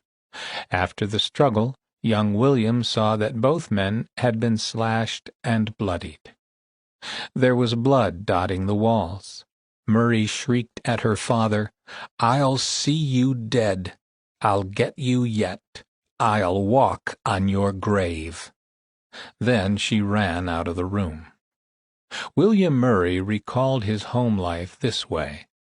"Mine was not the typical American family, where a dad and a mom and the kids cuddled up on the couch with hot chocolate and popcorn to watch Father Knows Best.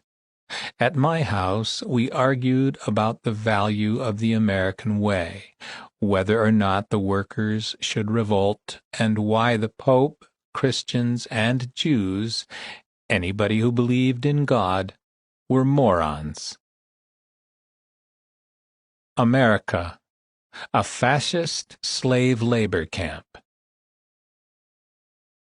During the 1950s, Murray joined the Socialist Labor Party and then the Socialist Workers' Party, immersing herself ever more deeply in radical politics. She met with Communist Party leaders and moved so far left that, in the spring and summer of 1960, she set out with her 2 sons to go to Europe, intending to renounce her American citizenship and defect to the Soviet Union.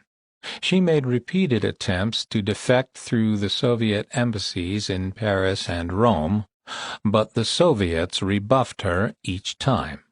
They may have been wary of granting political asylum to an obviously disturbed individual. Finally, in September 1960, Murray returned to the States with her 2 boys. She enrolled William at Woodbourne Junior High, part of Baltimore's public school system. He had previously attended private schools. As she walked with William down a school corridor, they passed classrooms where students recited the Pledge of Allegiance and the Lord's Prayer. Hearing the prayer, she became visibly angry. She took William to the office and confronted the principal about the prayers she heard coming from the classrooms. The principal told her that if she didn't like these practices and traditions, she was free to enroll William in a private school, or, he added, she could sue the Baltimore Board of Education. It was a fateful suggestion. Murray went home and began preparing the campaign that would take her to the Supreme Court and national notoriety. As they returned home, Murray questioned William about his experiences at school, something she'd never done before. He told her he had taken part in school prayers and Bible readings for years. It didn't bother him. When he told her that, William recalled, "She cursed me roundly, accusing me of being stupid and brainless, like all men. Then she gave him instructions. Tomorrow morning I want you to start keeping a log of what happens during the school day. Make special notes on any activities that smack of religion in any form. prayers, Bible readings, songs. You know why, don't you? No, Mom, I don't, really. The guy said the majority wants. Murray slapped her son hard and said, "You stupid fool." She continued, "Don't you understand what is going on yet? The United States is nothing more than a fascist slave labor camp run by a handful of Jew bankers in New York City. They trick you into believing you're free with those phony rigged elections. The only way true freedom can be achieved is through the new socialist man. We have to achieve an entire race that lives for the state. Russia is close but not close enough, or they would have let us in. Well, if they'll keep us from going to Russia, where there is some freedom, we'll just have to change America." That's how Murray's lawsuit began, but that's not how it was presented to the public or the court. A ruthless strategy. Blame the Christians. During the next 2 years, right up to the Supreme Court decision, she played the victim role skillfully and relentlessly.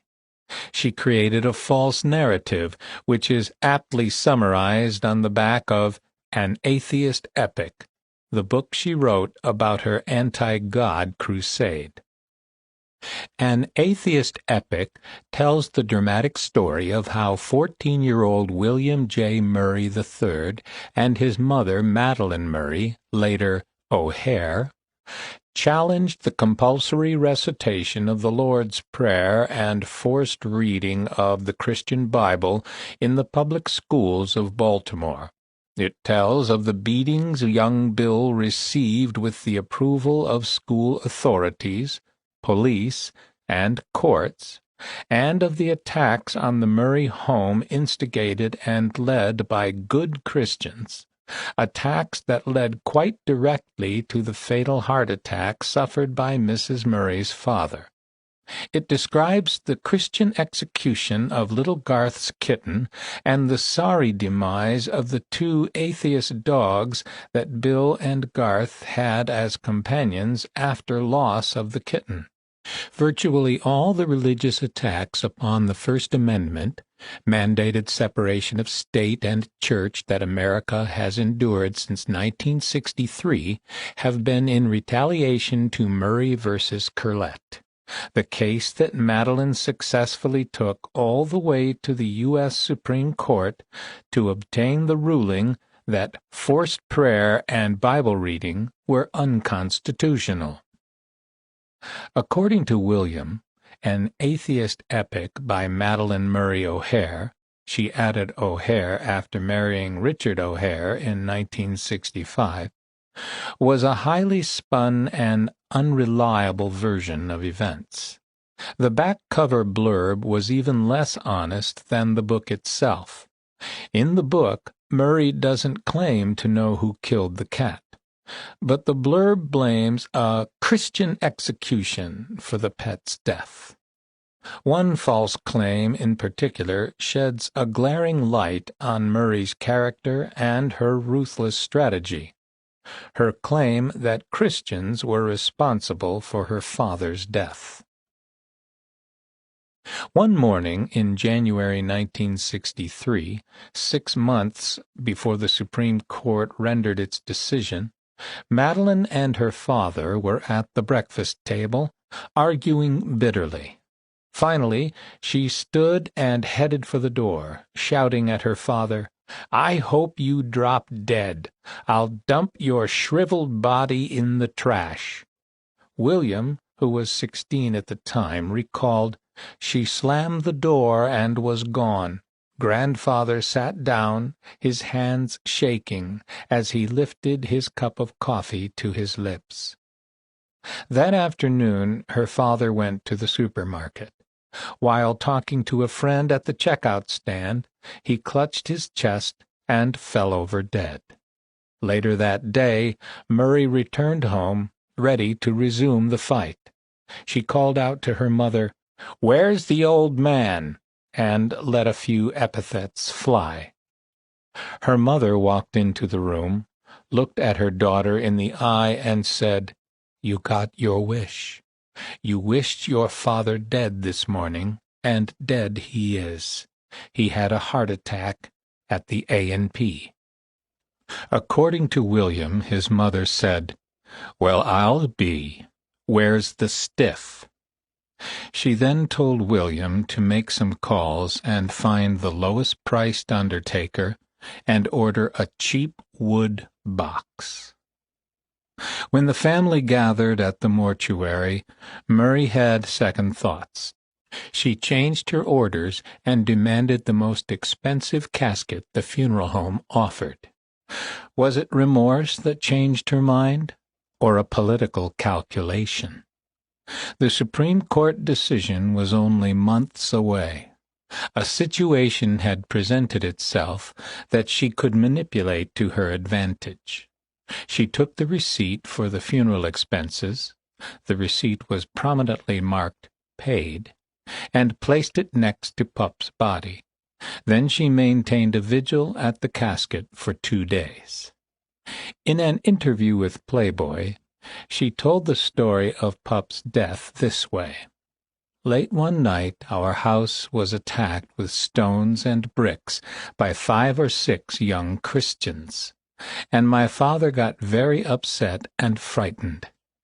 Well, the next day he dropped dead of a heart attack."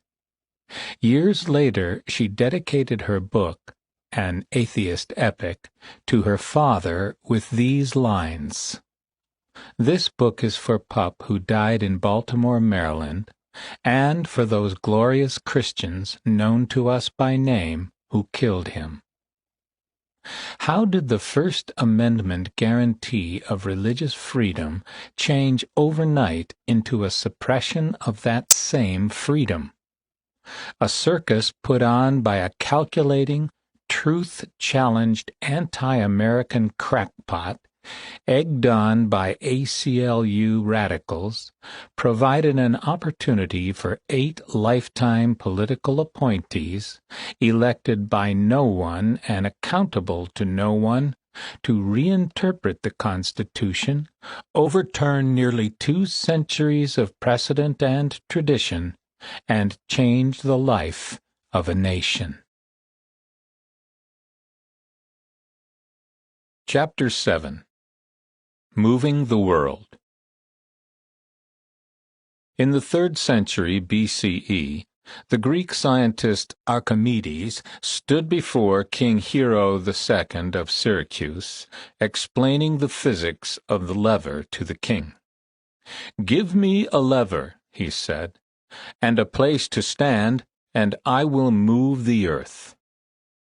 With the Supreme Court's prayer decision, the social redeemers had found their lever.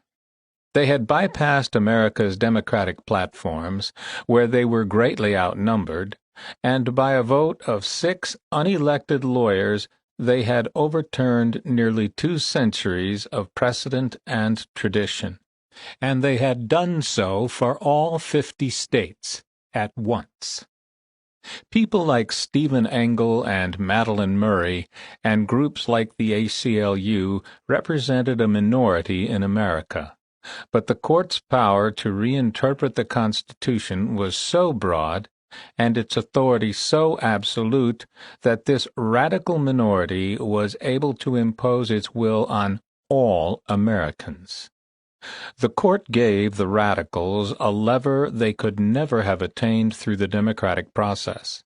With that lever, they moved the nation and advanced their dream of a liberated future in a way they could not have previously imagined.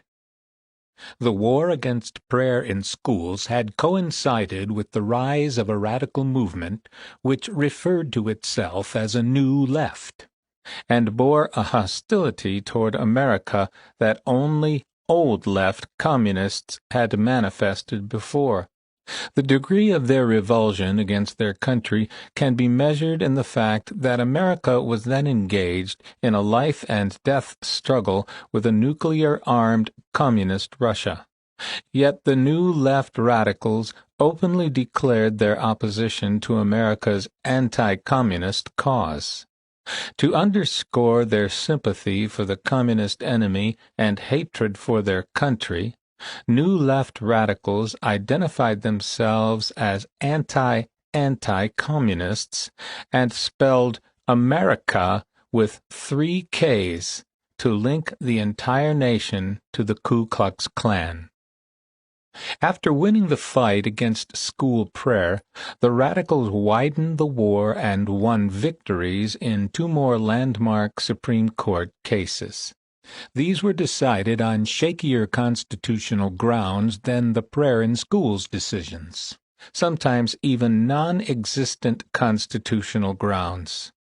The new decisions dramatically altered the government's attitude toward ultimate matters of life and death. Because they circumvented the democratic legislative process, the new Supreme Court decrees may have settled the law, but they didn't change the hearts and minds of the American people. By precluding the formation of a national consensus on these issues, they created political divisions that split the nation more deeply than at any time since the Civil War. The first of the 2 cases was Griswold versus Connecticut in 1965. The suit challenged an 1879 state law prohibiting the use of any drug, medicinal article, or instrument for the purpose of preventing conception. The plaintiff was Estelle Griswold, executive director of Planned Parenthood. This organization was the offspring of Margaret Sanger, who in 1921 had created its forerunner, the American Birth Control League. Margaret Sanger, feminist radical. Margaret Sanger belonged to a group of leftists who were also associated with the creation of the American Civil Liberties Union. The most prominent figure in this radical circle was Emma Goldman, known as Red Emma. Goldman was a revolutionary who had plotted with her lover to assassinate Henry Clay Frick, chairman of the Carnegie Steel Company. The plot failed, and she was deported to the Soviet Union. In her own mind, Sanger, too, was a revolutionary, openly proclaiming that birth control was the means by which she intended to change the world. In March 1914, Sanger launched a monthly newspaper, The Woman Rebel, which promoted not only contraception but moral and political anarchy. The paper's motto was, "No gods, no masters." Its pages bristled with such statements as, "The rebel woman claims the right to be an unmarried mother," and asserted that women have a duty to face the world with a go-to-hell look in the eyes, to have an ideal, to speak and act in defiance of convention. In a 1930 profile of Sanger in The New Yorker, writer Helena Huntington Smith noted that The Woman Rebel mixed its birth control propaganda with a good deal of red flag waving and perorations of the "workers of the world, arise" variety. She printed rousing contributions entitled A Defense of Assassination and The Song of the Bomb, and composed an editorial declaring, "Even if dynamite were to serve no other purpose than to call forth the spirit of revolutionary solidarity and loyalty, it would prove its great value." Because of content like this, Sanger was arraigned on federal charges of using the mails to incite murder and assassination and circulate obscene materials, that is, materials advocating contraception. The Woman Rebel folded after 9 issues. Her 1920 book, Woman and the New Race, was a manifesto of her revolutionary program to change the world. Diplomats may formulate leagues of nations, she wrote, and nations may pledge their utmost strength to maintain them, but woman, continuing to produce explosive populations, will convert these pledges into proverbial scraps of paper. On the other hand, she may, by controlling birth, lift motherhood to the plane of voluntary intelligent function and remake the world. Note that last phrase, remake the world. Margaret Sanger belonged to the company of self-appointed social redeemers. A eugenicist, she believed that the world's problems, poverty, hunger, war, stemmed from the fit having too few children and the unfit having too many.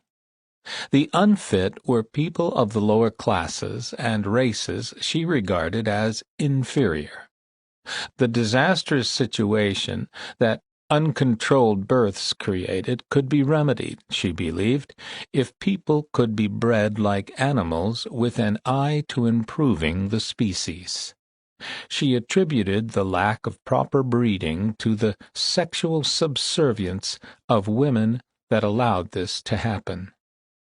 Focusing on women as the world's potential saviors, Sanger believed that the salvation lay in liberating women by endowing them with reproductive freedom, the ability to decide whether to have children or not. She wrote, "Even as birth control is the means by which woman attains basic freedom, so it is the means by which she must and will uproot the evil she has wrought through her submission." She based the title of her 1922 book, The Pivot of Civilization, on the notion that birth control is the pivot or turning point by which civilization can move from barbarism and disaster to future rationality and well-being. Such delusional, world-transforming ambitions lie at the heart of every radical cause and fuel the extremist energies and beliefs. Reproductive freedom, with its implications of world-transforming consequences, is still the rallying cry of the women's movement Sanger inspired. Penumbras and Emanations. Defending the 1879 Connecticut contraception law and opposing the radicals stood the Catholic Church, a formidable power in the state. The Catholic case rested on its view that the use of contraception had a harmful effect on individuals and families. The Church asserted that, by detaching sex from childbearing, contraception degraded marriage, since the husband and wife who indulge in any form of this practice come to have a lower idea of married life.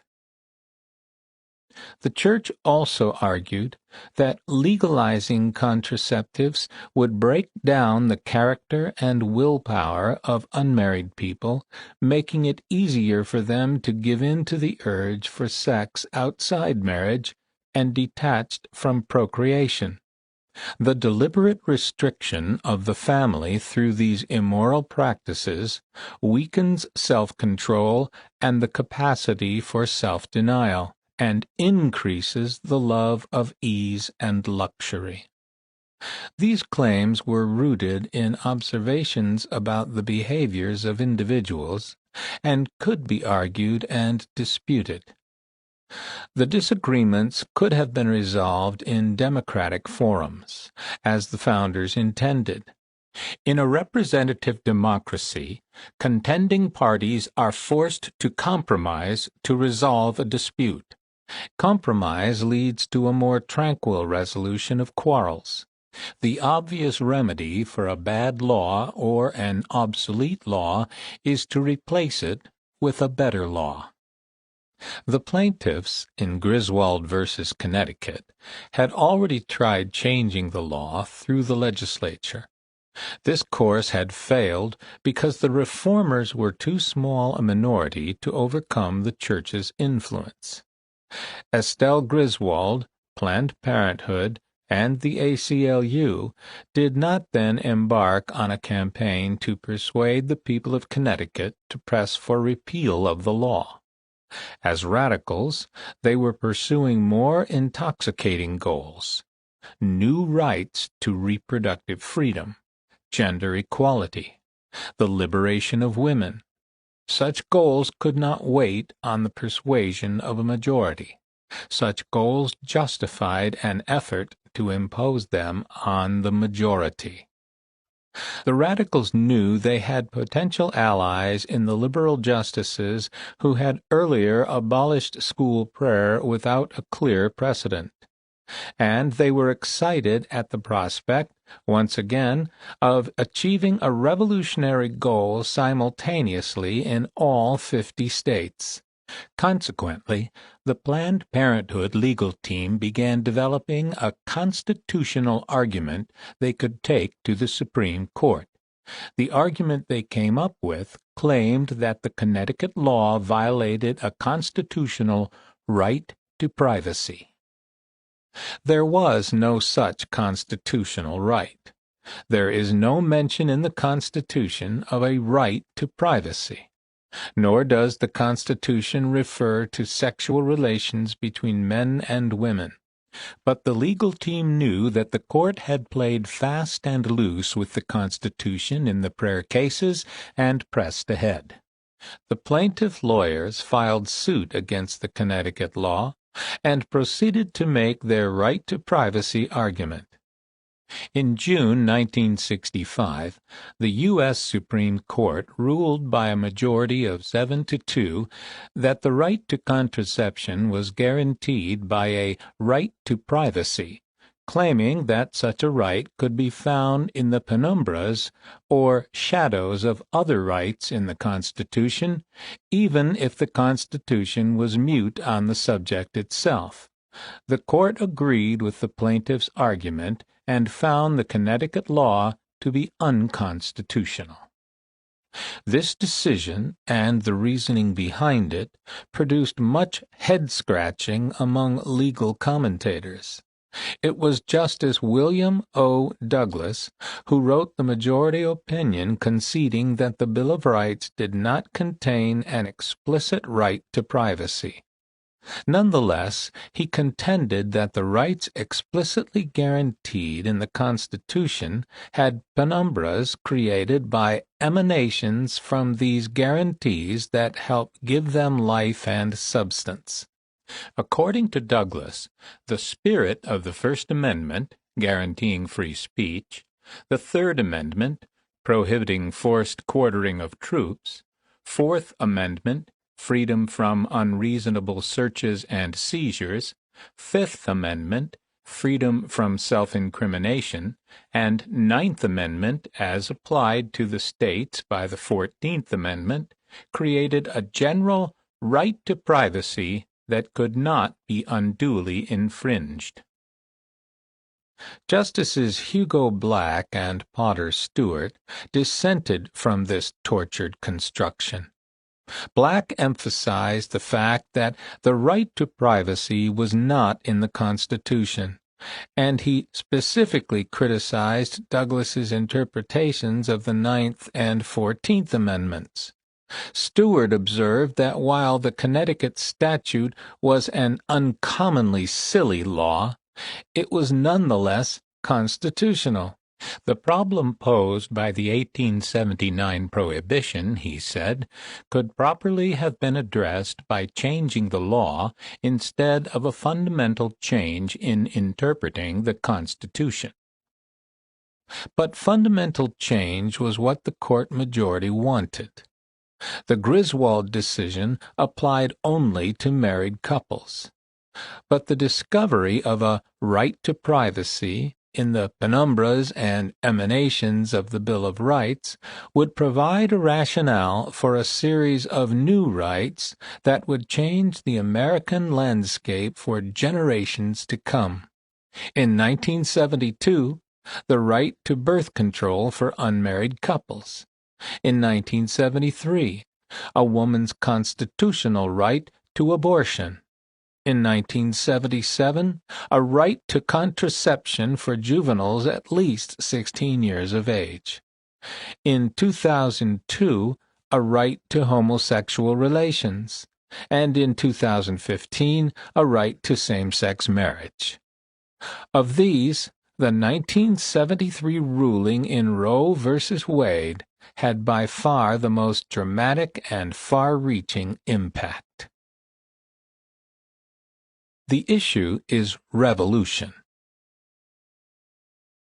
The Roe v. Wade decision was a logical extension of the fight over contraception.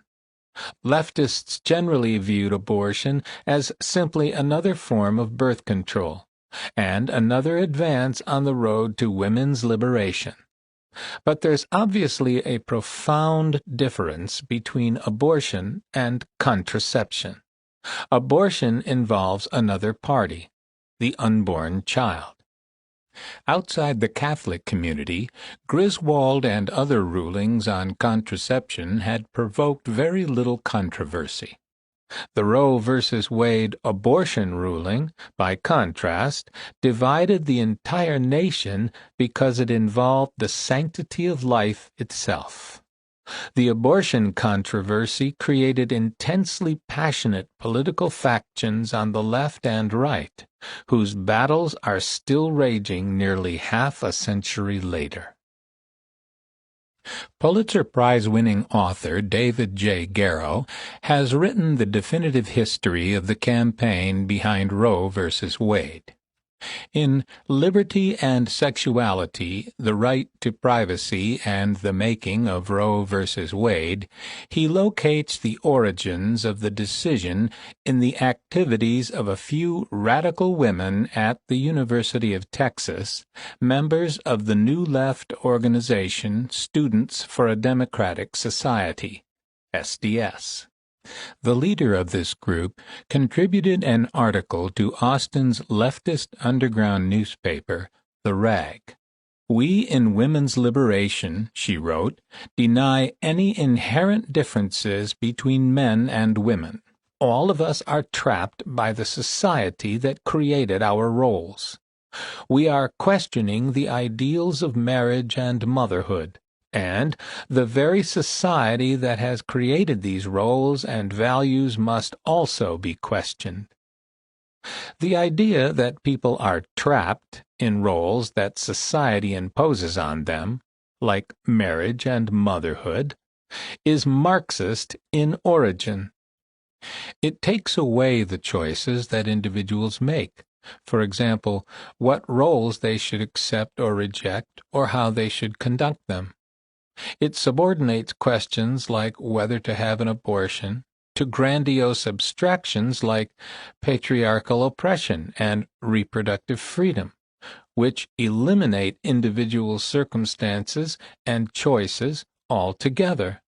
Christians and Jews, and others not seduced by Marxist schemas of oppression and liberation, see individuals with free will who are responsible for their choices, which include whether to take the innocent life of an unborn child or not. Saul Alinsky, the radical organizer and mentor of Barack Obama and Hillary Clinton, used to ask his followers why they wanted to become community organizers. They would respond with idealistic claims that they wanted to help the poor and oppressed. Then Alinsky would scream at them like a Marine Corps drill instructor, "No, you want to organize for power." That's the way the SDS radicals at the University of Texas approached the abortion issue, as a means to power, or, in Margaret Sanger's words, to remake the world. As a writer in the 1960s radical SDS publication New Left Notes put it, the issue is never the issue. The issue is always the revolution. The Sacrificial Lamb.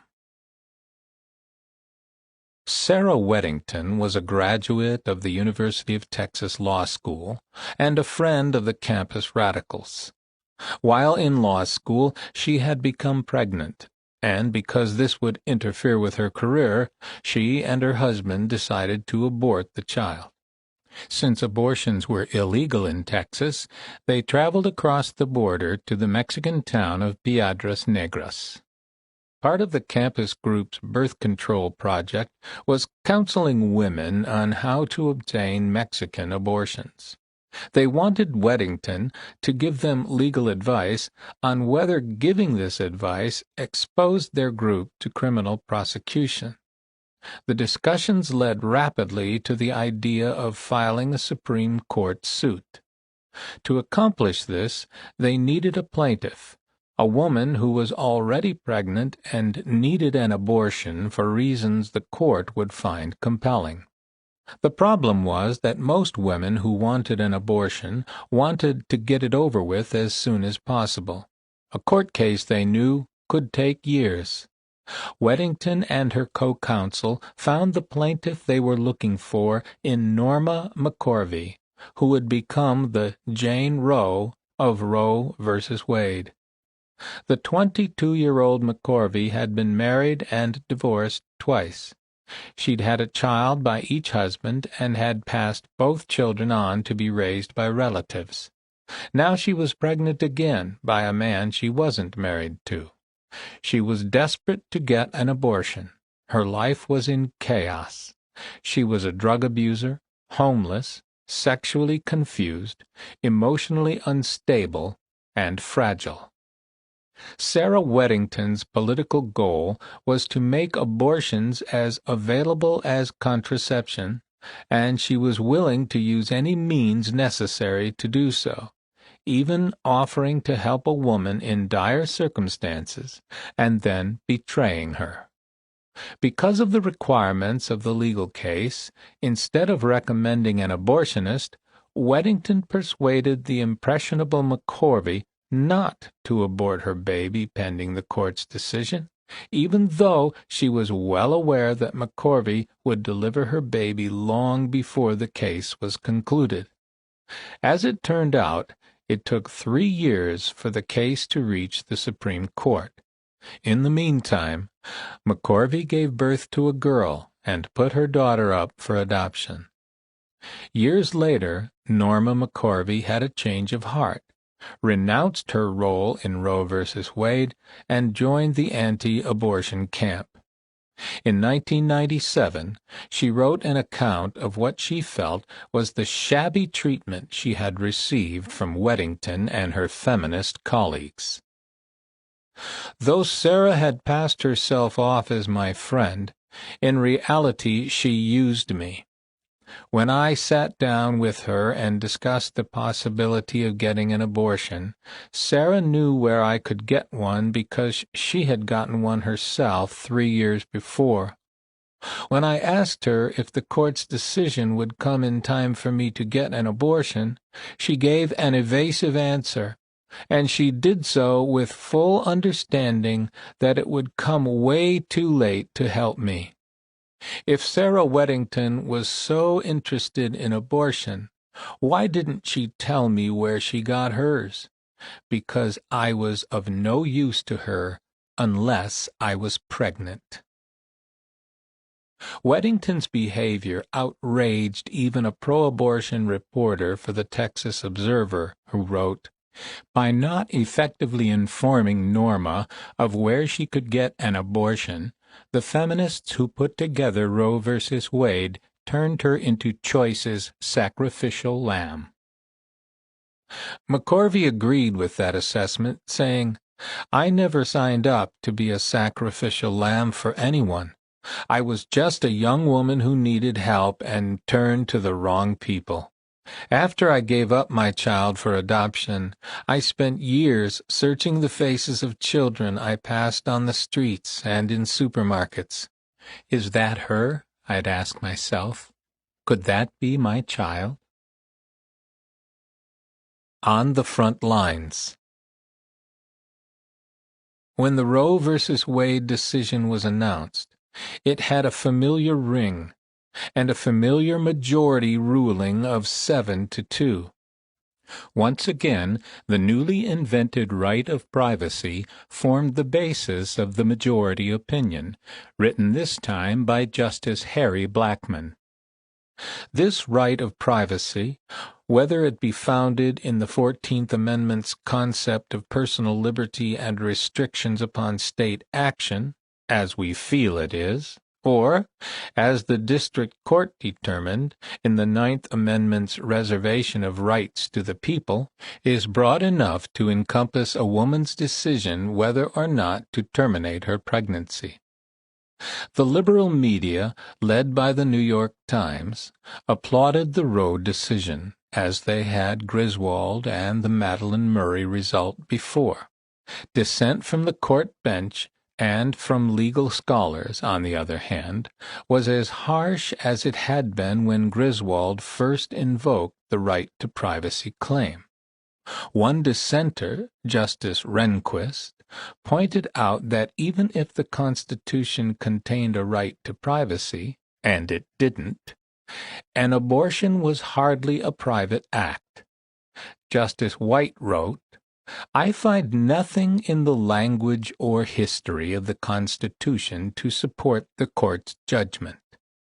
Renowned Yale legal scholar John Hart Ely, a supporter of legal abortion, dismissed the Court's decision in this withering commentary. What is unusual about Roe is that the liberty involved is accorded, a protection more stringent, I think it is fair to say, than that the present Court accords the freedom of the press explicitly guaranteed by the First Amendment. What is frightening about Roe is that this super-protected right is not inferable from the language of the Constitution, the framers' thinking respecting the specific problem in issue, any general value derivable from the provisions they included or the nation's governmental structure. It is bad because it is bad constitutional law, or rather because it is not constitutional law and gives almost no sense of an obligation to try to be. In case after case, religious expression in schools, contraception, abortion, the Supreme Court handed down a string of earth-shaking decisions founded on the flimsiest and even bogus constitutional reasoning. The unintended consequence of these decisions was to place the Supreme Court on the front lines of an epic culture war. It was not merely a war between right and left, but between secularism and religion, especially the Christian religion. The secular left had discovered an all-powerful instrument, the Supreme Court, with which it could impose its radical anti-Christian agenda on an unwilling nation. When Ronald Reagan was elected president in 1980, he was supported by a newly energized religious right. Reagan was determined to nominate Supreme Court justices who shared his anti-Roe views. "I feel very strongly about those social issues," he said, "but I also place my confidence in the fact that the one thing that I do seek are judges that will interpret the law and not write the law. We've had too many examples in recent years of courts and judges legislating." Judge Bork, a casualty of the war. In 1987, Reagan nominated the conservative judge Robert Bork to the court. Bork had a stellar reputation as one of the nation's most brilliant legal minds and constitutional experts. After reviewing his credentials, the American Bar Association had given him its highest rating. Until that moment, presidential nominees were normally passed pro forma through their Senate confirmation hearings if they showed ample knowledge of the law and did not have disqualifying character issues. But within 45 minutes of Bork's nomination, the leading Senate Democrat, Ted Kennedy, launched a vicious attack on his character and judgment, wholly unprecedented in the annals of Supreme Court appointments. On July 1, 1987, Kennedy spoke from the Senate floor and made one outrageous statement after another, including these defamatory lies. Robert Bork's America is a land in which women would be forced into back-alley abortions, blacks would sit at segregated lunch counters, rogue police could break down citizens' doors in midnight raids, and school children could not be taught about evolution. Writers and artists could be censored at the whim of the government, and the doors of the federal courts would be shut on the fingers of millions of citizens. Kennedy's gutter attack was a calculated first strike that kicked off a multi-million-dollar leftist campaign to block the Bork appointment. This in itself was an unprecedented assault on the constitutional process, which has warped court nomination proceedings ever since. The day before Bork's nomination, 45 left-wing organizations met with Kennedy in the office of the Leadership Conference on Civil Rights. They issued a joint statement labeling Bork an ultra-conservative and claiming his confirmation would jeopardize the civil rights achievements of the past 3 decades. The leftist coalition labeled Bork a racist and a sexist, and lied about his legal views. In national television and newspaper ads, in mailings and press releases, they lied about his character, called him an ideological extremist and a pawn of the wealthy, and pronounced him unfit to be a Supreme Court justice. There was nothing in Judge Bork's long public career to justify these charges. Former Chief Justice Warren Burger said, "I do not think in more than 50 years since I was in law school there has ever been a nomination of a man or a woman any better qualified than Judge Bork. He had been Solicitor General of the United States in the Nixon administration, a circuit judge on the D.C. Circuit Court of Appeals, the second most important court in the land, and a nationally respected law professor at Yale. Judge Bork had sat on the D.C. Circuit with Antonin Scalia and voted in concert with him 98% of the time.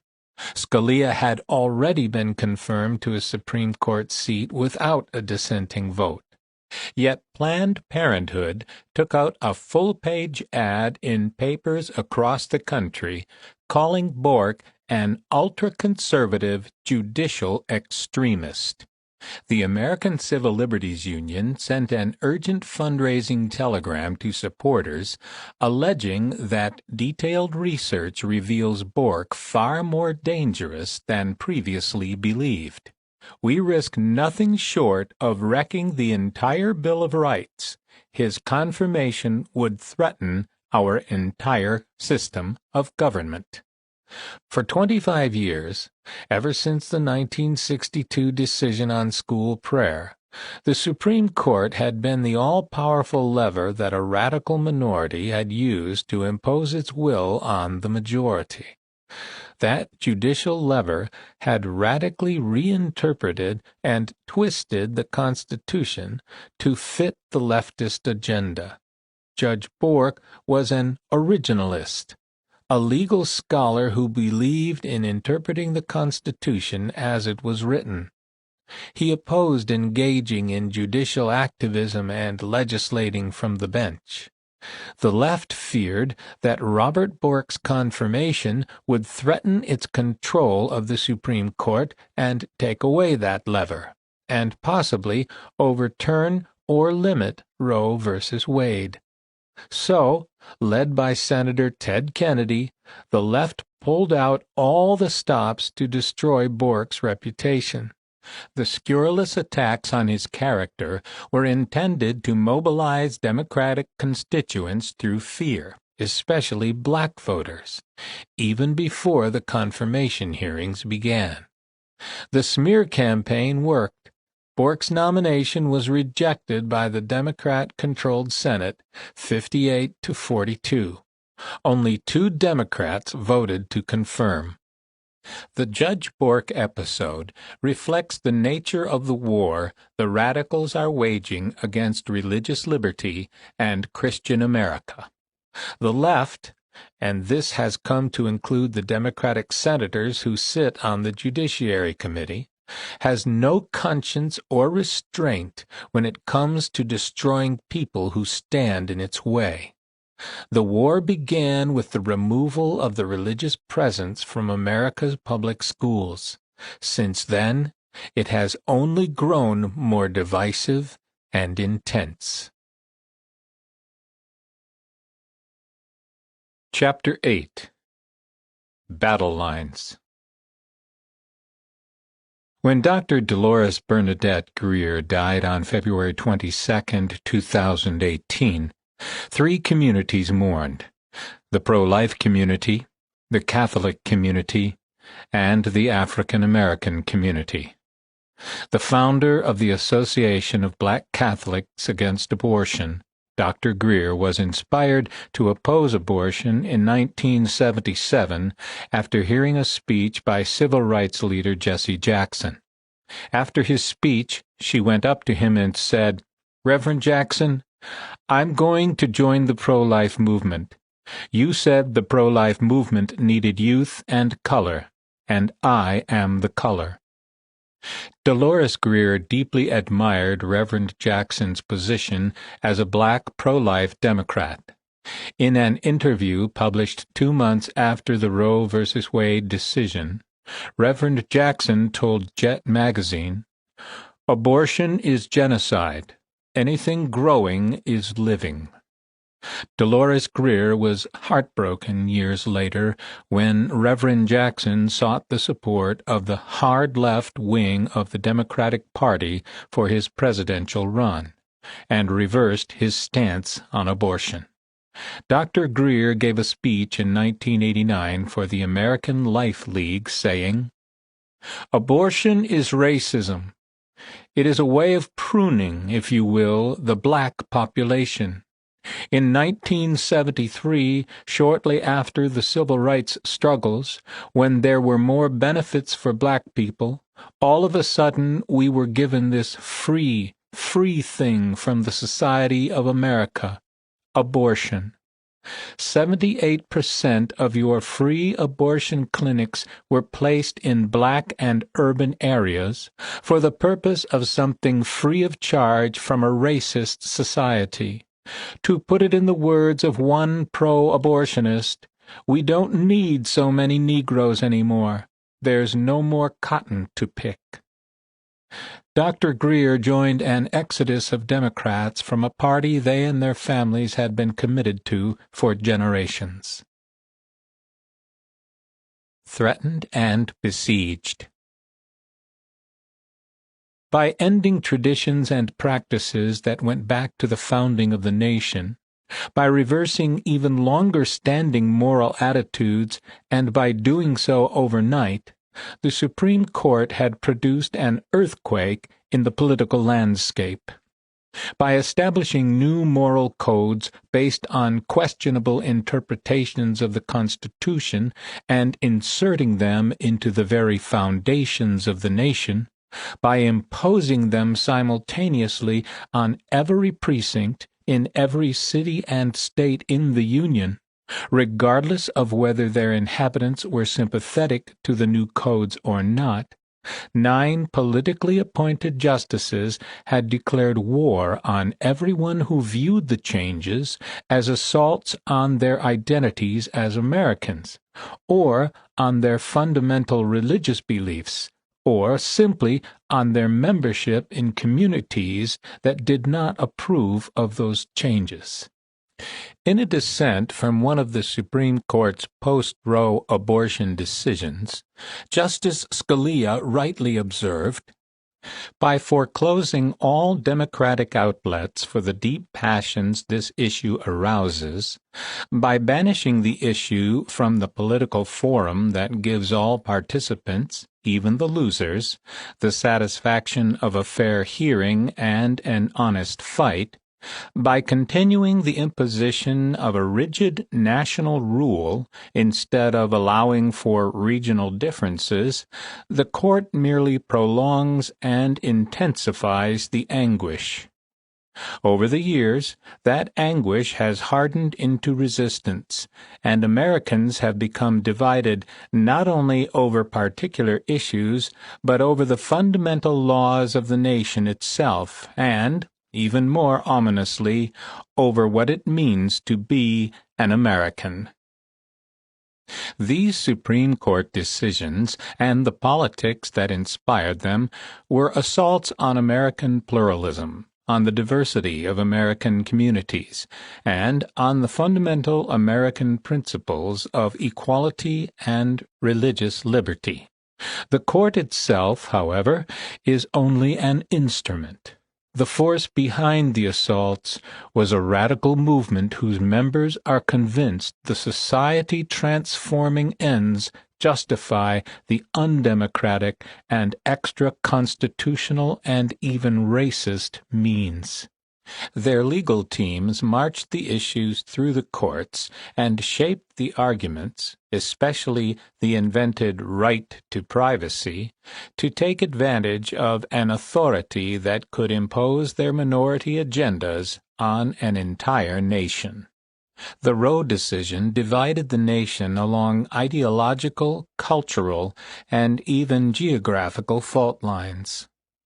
The pro-abortion camp was radical and cosmopolitan, concentrated on the two liberal coasts, especially New York and Hollywood, and it was represented in left-wing organizations and institutions like the ACLU, Planned Parenthood, the National Abortion and Reproductive Rights Action League, the Democratic Party, academia, and the news media. On the pro-life side were Americans who resided in a more rural and religious America, centered in the Bible Belt, but including Catholic urban areas. These communities felt directly assaulted by Roe and the radical forces behind it, and experienced this threat to their own communities as viscerally as they did the threat from the communists in the ongoing Cold War. No room for compromise. The Roe decision provoked a seismic public reaction. The Second Vatican Council had already condemned abortion as an unspeakable crime in 1962. So it was no surprise that, within months of the 1973 Roe v. Wade decision, the Catholic Church founded the Right to Life movement. The National Conference of Catholic Bishops declared that a moral imperative existed for a well-planned and coordinated political organization by citizens at the national, state, and local levels. The goal of the movement was to add a right to life amendment to the Constitution. The immediate result of the Church's démarche was to destroy the political coalition that had created the New Deal and powered the Democratic Party to electoral victories for 3 generations. In his book, Left at the Altar, Democratic Party centrist Michael Winters explored the political schism caused by Roe v. Wade. Abortion, Winters wrote, was the iceberg against which the New Deal coalition of Catholics and liberals sank. It wasn't merely the abortion issue that sank the coalition ship.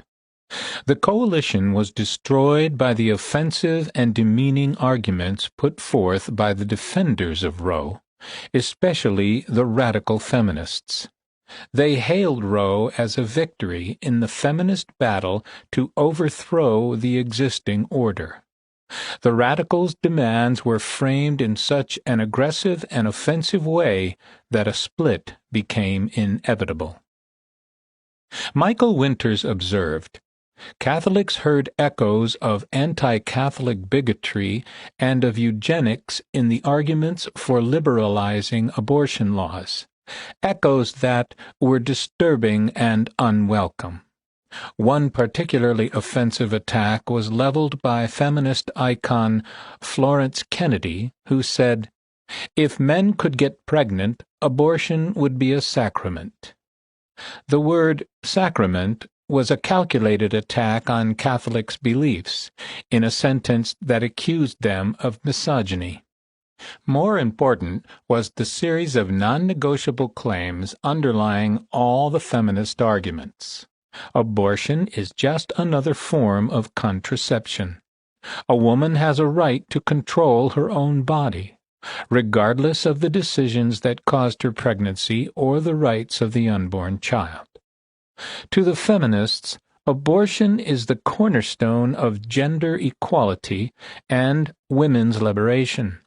An unborn fetus is not a baby, not a person, but merely a blob of tissue, part of the woman's body. These feminist arguments removed the unborn child from consideration entirely, a position that left no room for compromise or even dialogue. Radical aggression against religion.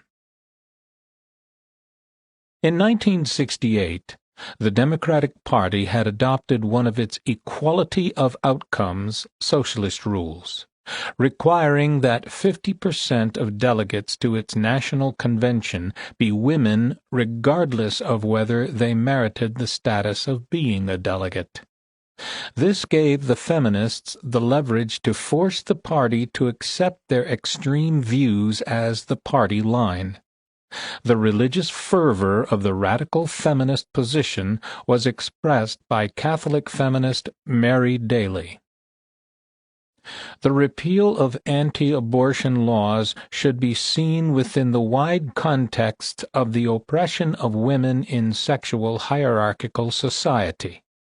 The women's movement is bringing into being a new consciousness, which is beginning to challenge the symbols and ethics of a patriarchal religion. The transvaluation of values which is beginning to take place affects not only thinking on abortion, but the whole spectrum of moral questions. In other words, according to Daly and her followers, feminism is here to replace traditional religion, which is reactionary and oppressive. The term transvaluation announces the revolutionary nature of their project. It intends to abolish traditional religion, which requires the subordination and oppression of women, and replace it with a feminist religion, to whom people will now look for the answers to moral questions. This is heady stuff, but hardly the kind of thinking that would allow dialogue between the parties. "We will eliminate you" is not a negotiating position. Prior to Roe, there had been many debates about abortion across the country. Should abortion be permitted in cases of rape or incest? In cases of fetal abnormality? What should abortion law be for the people of New York and California? For the people of Kansas and Georgia? Should ending the life of an unborn child be left to the mother's whim? Or should there be specific circumstances and time frames in which abortion might be an acceptable course? These and many other questions were the subject of dialogues before Roe, but Roe ended thoughtful discussion and compromise. Michael Winters, writing from the perspective of a concerned Democrat and Catholic, lamented how this avenue had been closed. Democrats could have responded to Roe in a variety of ways. They could have worked to make adoption procedures less cumbersome or fought to extend health care benefits to help women whose economic circumstances might incline them to seek the relatively less expensive alternative of an abortion. They could have supported a constitutional amendment, turning the issue back to the states where it had been before Roe. Any of these approaches would have better reflected the public's persistent ambivalence about abortion. Instead, the party leadership largely bought the feminists' interpretation of Roe. Of course, it wasn't just an interpretation of Roe that the Democrats adopted. The party bought into the idea that women should be morally autonomous and freed of any responsibility toward their pregnancy. The feminist-invented constitutional right to privacy negated the unborn child's right to life, and conferred a near-absolute right for a woman to have an abortion without consulting anyone, including the father of the unborn child. Before Roe, the Democratic Party had been divided on abortion, but the Roe decision made it virtually impossible for any party official to hold a pro-life position. In a letter to a prominent Catholic 2 years earlier, Senator Ted Kennedy had written, "Once life has begun, no matter at what stage of growth, it is my belief that termination should not be decided merely by desire." After the Roe decision was handed down, Kennedy was forced to become one of the defenders of a woman's right to abort her baby, based solely on her desire to do so. Like many other Catholic Democratic Party leaders, Kennedy sought to avoid the charge of hypocrisy by claiming that, in his private beliefs as a Catholic, he was still opposed to abortion. Once pro-choice policy was established as the official Democratic Party position, pro-life Catholics who were unwilling to surrender their principles, as Ted Kennedy had, migrated in droves to the Republican camp. Energized by the Roe decision, the left stepped up its radical aggressions against the religious community. Each victory motivated the leftists to move on to the next item on their expansive agenda. The issue was never the issue. The issue was always the revolution. Each radical victory only inspired more radical aspirations and efforts. How the left created the religious right. The next agenda item after Roe was the Equal Rights Amendment, ERA. The Equal Rights Amendment to the Constitution was introduced in 1971. It was approved by the Democratic-controlled House on October 12, 1971, and by the Democratic-controlled Senate on March 22, 1972, the year before the Roe decision. By 1977, the ERA had been endorsed by Presidents Nixon, Ford, and Carter, and ratified by 35 of the 38 states required to pass it. Written by feminists, the proposed amendment would have erased all legal distinctions between men and women. It was stopped just short of passage when Phyllis Schlafly mobilized a successful grassroots movement of conservative women. Schlafly pointed out that since the Constitution didn't refer to women or men, but to "we the people," its equal rights protections already included women. On the other hand, the ERA's denial of any differences between the sexes would strip women of rights they already had, including rights involving marriage and divorce. The ERA might even make women subject to the military draft. The left's attempt to change the social order and marginalize religion provoked a national resistance movement. The radicals had successfully pushed their agenda through the Supreme Court and had nearly achieved their grand objective, amending the United States Constitution. But their impatience was their undoing. By attempting to achieve sweeping social change without persuading the country, precinct by precinct, through the democratic process, the left had created a resistance that was national in scope. Driven by its desire to transform the social order, the left's aggressions had frightened and offended Catholics and other religious conservatives. Among the unintended consequences was not only to drive Catholics into the Republican Party, but to forge a pro-life alliance of Catholics and Protestants. Driven by its desire to transform the social order, the left's aggressions had frightened and offended Catholics and other religious conservatives. Among the unintended consequences was not only to drive Catholics into the Republican Party, but to forge a pro-life alliance of Catholics and Protestants. This new spirit of Catholic-Protestant unity was reflected in a statement by a prominent liberal Protestant theologian. The Catholic Church is here defending the very frontier of what constitutes the mystery of our being. Next to the issue of peace in the world, I feel the opposition to abortion and euthanasia constitutes the second major moral issue of our society, racial integration and the preservation of the family being third and fourth. Prior to Roe, Baptists and evangelicals had not been politically active as a bloc. Jerry Falwell, head of the newly formed Moral Majority and one of the most important leaders of the religious right, said he had previously thought the separation doctrine was to keep the church out of politics. But once the communities of the Bible Belt came under siege from the left, conservative Christians changed their attitudes on political involvement.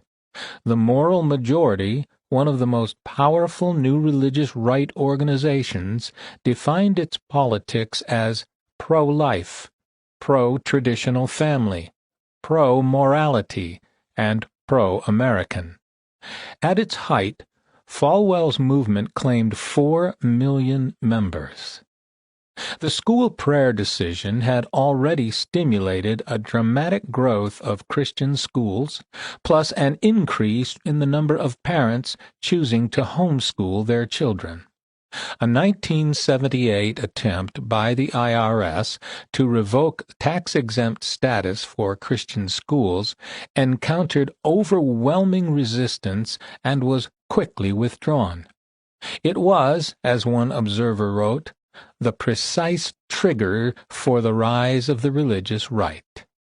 Christians felt that their families, churches, and beliefs were under siege. The attacks on their religion by the government and the left galvanized them to seek the political means to defend themselves. Within 6 years of the Roe decision, a new and powerful religious right had entered the political arena to defend the moral concerns of the Christian faith. These groups focused heavily on the family, the core institution they saw threatened by the newly radicalized moral order. Among its leading organizations were the American Family Association, formed in 1977, Focus on the Family, 1979, Concerned Women of America, 1979, and the Moral Majority, 1979. Their views, forged in battles with the left, were a natural fit with conservative politics, producing a shift to the right within the Republican Party. Under pressure from the religious right, the Republican Party withdrew its support for the Equal Rights Amendment and instead called for the restoration of prayer in public schools. The religious right was a major force in securing the nomination of Ronald Reagan. and registered millions of new voters to push Reagan over the top in the 1980 presidential election. Reagan adopted the Christian right's opposition to abortion, and his traditional values rhetoric resonated with the Christian right's moral views. Pressure from the religious right motivated state governments to pass laws limiting the right to abortion, laws requiring parental consent, spousal notification laws, requirements that abortions be performed in hospitals rather than clinics, laws barring state funding for abortions, and bans on partial birth abortions, a horrifying procedure morally indistinguishable from infanticide, in which babies in late-term pregnancies undergo a partial delivery and are killed. Some, but not all, of these state restrictions were struck down by the Supreme Court. The radical assaults on Christian values and morality did not let up, nor did their defeats cause radicals to rethink their maximalist demands. The passion that galvanized the left was not about changing particular laws and institutions or solving specific social problems. It was about changing the world. Freedom from responsibility. What Christians experienced as a war against their families, their communities, and their values was the result of the left's transformative agendas. The motivating ideas of the leftist offensive brooked no compromise. If the right to abortion was part of a plan to replace traditional religion and its values in ways that would affect not only thinking on abortion, but the whole spectrum of moral questions, what room was there for compromise with their religious opponents? It was a prescription for conflicts that were irreconcilable. The radical position left opponents with no moral ground to occupy. Thus, the feminist claim that abortion rights must be viewed within the wide context of the oppression of women in sexual hierarchical society cast opponents of abortion as oppressors. This removed those who disagreed with the feminist view from the community of voices concerned about the welfare of women. It dismissed their arguments without considering them. They were sexist and anti-woman. If opponents of abortion are viewed as anti-woman, their concerns for the 60 million babies that have been aborted since Roe v. Wade are morally tainted. Within the ranks of the left, discussions of the social impacts of the feminist position were rendered impossible. Consider the harm feminist positions caused in the African American community. According to the New York City Department of Health and Mental Hygiene, in 2013, more African American babies were aborted, 29,007, than were born, 24,758 in the city. Why is a discussion of this off limits among leftists? Because any suggestion that abortion causes social harm is an attack on women's reproductive freedom, and thus on women, and thus morally reprehensible. Feminists mobilize their supporters behind the right to choose, which they claim is necessary to establish the absolute autonomy of the liberated woman. Pro-choice, the banner under which they march, means the unconditional right to an abortion, a concept that implies a liberation from biology and its consequences, and from any moral obligations associated with the ability to bear children. But there is a sleight of hand in the slogan itself. Before making the choice to have an abortion, a woman makes many other choices that radicals simply ignore. There is the choice to have sex and the choice of whom to have sex with. There is the choice to get pregnant and the choice that led to getting pregnant, or to remaining pregnant until an abortion becomes the only way to terminate the pregnancy. Ever since the introduction of the morning after pill, women have had a Plan B available to prevent fertilization from taking place up to 3 days after intercourse. Moreover, there has always been another choice available that radical feminists don't like to talk about: the choice to give life to the child through adoption. This is a positive choice that the pro-abortion movement never speaks of. What feminists are actually demanding is not, in fact, the freedom to choose. They are demanding to be free from responsibility for their choices. Breaking the social contract. When the Supreme Court circumvented the democratic process and imposed its will on America through Roe and similar decisions, it led to unintended consequences that went far beyond the abortion question. These decisions struck at the very core of America's social contract. Prior to Roe, post-war America had been remarkably successful in maintaining a stable, cohesive society that was multi-ethnic, multiracial, multi-religious, and free. By shattering a common understanding of our most basic social contract, the Constitution, the court drove a stake through the heart of the foundation that has held Americans together. In those years since World War II, America saw remarkable changes in social attitudes, some so dramatic that no one could have predicted them. For example, in the era of segregation, there was no more volatile racial issue than sexual encounters between blacks and whites. Anthropologists regard attitudes toward interracial marriage as a key index of a society's assimilation of its minorities.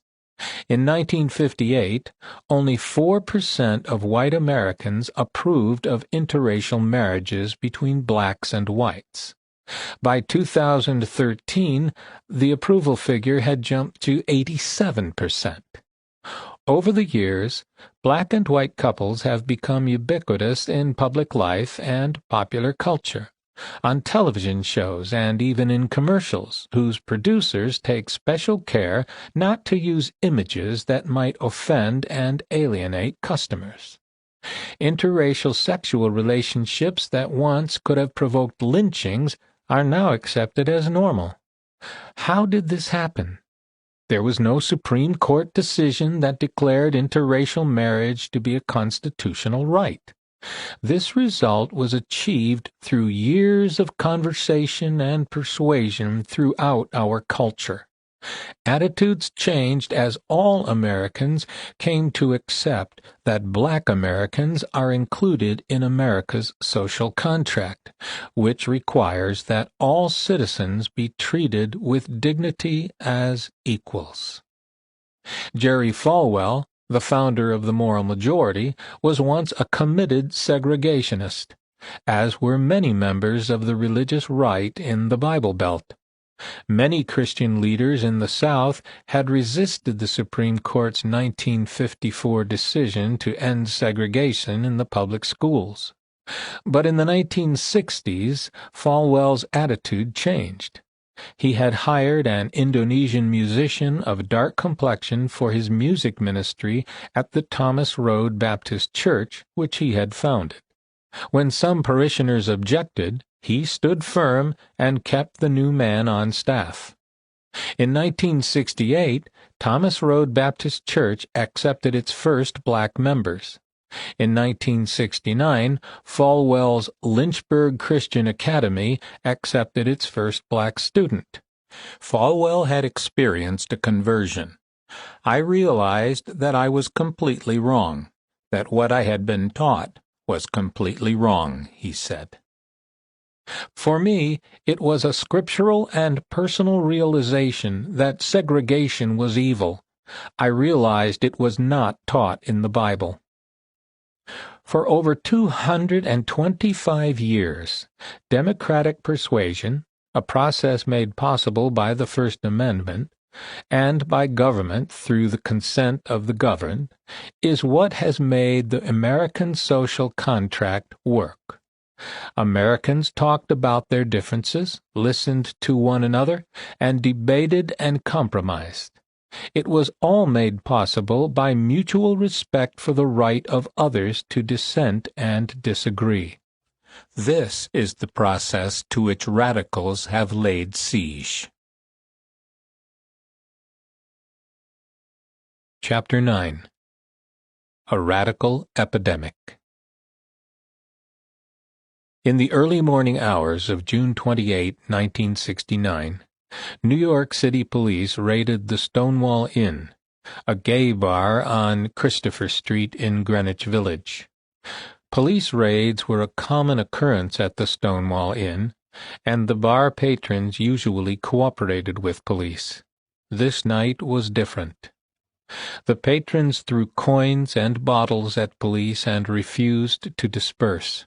The commotion spilled out onto Christopher Street and attracted a crowd of onlookers. As arrests were made, a crowd of more than 400 people heckled and jeered the police. In minutes, the protest escalated into a violent clash in the street. Some protesters taunted the police with shouts of "Gay Power." That night, police arrested 13 people, and dozens more were hospitalized. The next night, a crowd again gathered in front of the Stonewall Inn. When police arrived, people shouted and chanted in protest. The gatherings clogged Christopher Street for 6 nights in a row. One of those nights again turned violent, causing numerous injuries. These events became known as the Stonewall Riots, and the site of the Stonewall Inn is considered the birthplace of the LGBT rights movement. From the ashes of the Stonewall Riots, boasted Mark Siegel, one of the participants, we created the Gay Liberation Front. The Gay Liberation Front, GLF, took its name from the Vietnamese National Liberation Front, the official name of the Vietnamese Communist Viet Cong. This new movement would soon become as fierce an antagonist to the religious right, and vice versa, as the radical feminists. Eager to expand the gay rights community and increase its power, the Gay Liberation Front issued a manifesto of the movement's goals. We are a revolutionary homosexual group of men and women formed with the realization that complete liberation of all people cannot come about unless existing social institutions are abolished. It was another grandiose leftist plan to reshape society and remake the world. Sex with strangers as a revolutionary act. The radicals defined gay liberation not as the inclusion of gay Americans into the existing social contract, but as the destruction of that contract. As the central symbol of their revolt, gay radicals practiced a defiant promiscuity. It was an in-your-face challenge to what they regarded as a repressive sex-negative culture. Gay radicals believed that monogamous marriage and the nuclear family were tyrannical structures imposed on them by their heterosexual oppressors. Their name for this oppression was heteronormativity, and they set out to overthrow it.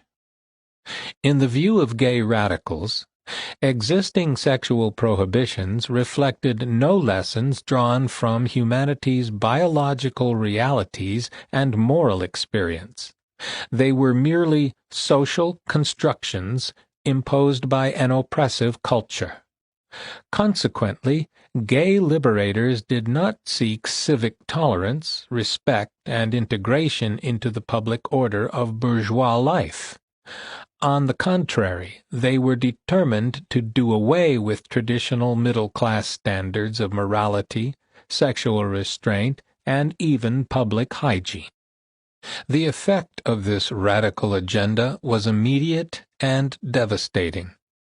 At the height of the 60s, during the flowering of the sexual revolution, doctors saw the incidence of amoebiasis, a parasitic sexually transmitted disease, increase 50 times in San Francisco, a center of gay life. The reason for this outbreak was promiscuous sex among gays. During the next decade, a tolerant American society retreated, while the sexual revolutionaries advanced. By the end of the 70s, 2/3 of gay men had already contracted hepatitis B. Yet criticism of gay sexual practices on any grounds whatsoever, including public health concerns, was immediately condemned as homophobic, a form of racist prejudice against gays. Accommodating public officials licensed sexual gymnasiums called bathhouses and turned a blind eye toward public sex activity, including hookups between strangers in bookstore back rooms, bars, and glory hole establishments. A $100 million public sex industry flourished by decade's end. Gay activists described the sex establishments as gay liberated zones. One intellectual theorist of the movement, NYU professor Michael Warner, explained, "The phenomenology of a sex club encounter is an experience of world-making. It's an experience of being connected not just to this person, but to potentially limitless numbers of people, and that is why it's important that it be with a stranger." Warner was the leader of an organization called Sex Panic, a name implying that anyone who thought that public sex with hundreds or thousands of strangers might be was merely having a panic attack caused by sex-negative prudery. Calculated to provoke the religious right. As the gay epidemics metastasized, nature began to assert itself with ever more devastating results. Opportunistic but treatable infections flourished in the petri dish of the liberated culture, as gay radicals went on with their defiant acts. Even the overloaded venereal disease clinics became trysting places in the liberated culture. In his authoritative history of the AIDS epidemic, gay reporter Randy Shilts described the atmosphere in the liberated zones on the eve of the AIDS outbreak. Gay men were being washed by tide after tide of increasingly serious infections. First it was syphilis and gonorrhea. Gay men made up about 80% of the 70,000 annual patient visits to San Francisco's VD clinics. Easy treatment had imbued them with such a cavalier attitude toward venereal diseases that many gay men saved their waiting line numbers like little tokens of desirability, and the clinic was considered an easy place to pick up both a shot and a date. Far from causing radical activists to rethink their agenda, the burgeoning epidemics prompted them to escalate their assault. When Dr. Dan William, a gay specialist, warned of the danger of continued promiscuity, he was publicly denounced as a monogamist in the gay press. When playwright Larry Kramer issued a similar warning, he was accused in the New York Native of gay homophobia and anti-eroticism. At a public meeting in the year preceding the first AIDS cases, Edmund White, co-author of The Joy of Gay Sex, proposed that gay men should wear their sexually transmitted diseases like red badges of courage in a war against a sex-negative society. Michael Callan, a gay youth present at the meeting, had already had 3,000 sexual partners and was shortly to come down with AIDS. When he heard White's triumphant defiance of the laws of nature, he thought, "Every time I get the clap, I'm striking a blow for the sexual revolution." Callan later founded People with AIDS, and in a courageously candid reflection wrote, "Unfortunately, as a function of a microbiological certainty, this level of sexual activity resulted in concurrent epidemics of syphilis, gonorrhea, hepatitis, amoebiasis, venereal warts, and, we discovered too late, other pathogens. Unwittingly and with the best of revolutionary intentions, a small subset of gay men managed to create disease settings equivalent to those of poor third-world nations in one of the richest nations on earth." Nor did the diseases remain stable. The enteric diseases, amoebiasis, gay bowel syndrome, giardiasis, and shigellosis, were followed by an epidemic of hepatitis B, which Randy Schultz called a disease that had transformed itself, via the popularity of anal intercourse, from a blood-borne scourge into a venereal disease. The hepatitis B virus was transmitted in exactly the same way as the newly identified AIDS virus. While these epidemics were progressing, the political leaders of the gay community held gay pride parades in major cities like Chicago, San Francisco, and New York. The theme of these parades reflected the liberation ethos of the movement. Half-naked and sometimes fully naked men brazenly flaunted their sexuality for maximum shock effect, a deliberate attempt to offend and affront what they regarded as the reactionary culture of the time.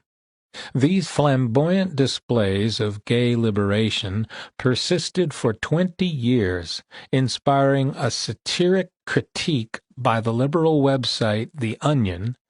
Gay Pride Parade sets mainstream acceptance of gays back 50 years. The article quotes an imaginary straight female who witnesses a gay pride march in Los Angeles, remarking, "I'd always thought gays were regular people, just like you and me, and that the stereotype of homosexuals as hedonistic, sex-crazed deviants was just a destructive myth. Boy, oh boy, was I wrong." Flaunting one's sexuality was considered a revolutionary act. The gay liberation activists were not merely trying to get attention or offend heterosexual society, or, more importantly, to persuade society to accept them as individuals on their own terms. They were trying to change the world by forcing society to accept aggressive public sexuality and, more importantly, promiscuous sexual behavior. The political effect of these public displays of hedonism was the equivalent of a Supreme Court decision overthrowing tradition and precedent. They were calculated to provoke extreme reactions from the religious right, and they did. A clash of hatreds. A leading religious opponent of gay liberation was Moral Majority founder Jerry Falwell. He said, "AIDS is not just God's punishment for homosexuals. It is God's punishment for the society that tolerates homosexuals." It was a statement bigoted and unchristian. Similar views were expressed by other vocal leaders of the religious right, while the majority of believers, however repugnant they found these antics, observed the Christian creed to love the sinner but hate the sin. The loud and confrontational voices of the gay radicals were also a minority within the gay community, albeit a large and active one. Most gay people had no interest in taking part in gay pride parades. They just wanted to be accepted and go about their lives. But to much of society, the antagonistic gay activists were the face of gay liberation. They were the leaders, and their rhetoric was no less hateful, deplorable, and intimidating than Falwell's. Larry Kramer, a prominent gay writer and activist, was an opponent of such radical organizations as Michael Warner's Sex Panic. But like many of his peers, Kramer blamed the Republican president for the epidemic. Kramer was well aware that Reagan had been elected with the support of the religious right, which he regarded as the oppressor enemy. Ronald Reagan may have done laudable things, Kramer said, but he was also a monster and, in my estimation, responsible for more deaths than Adolf Hitler.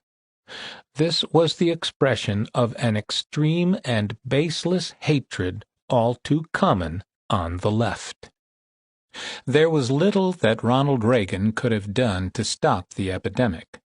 He was so hated and mocked by the left that any attempt to speak about the AIDS epidemic would have meant entering a political minefield.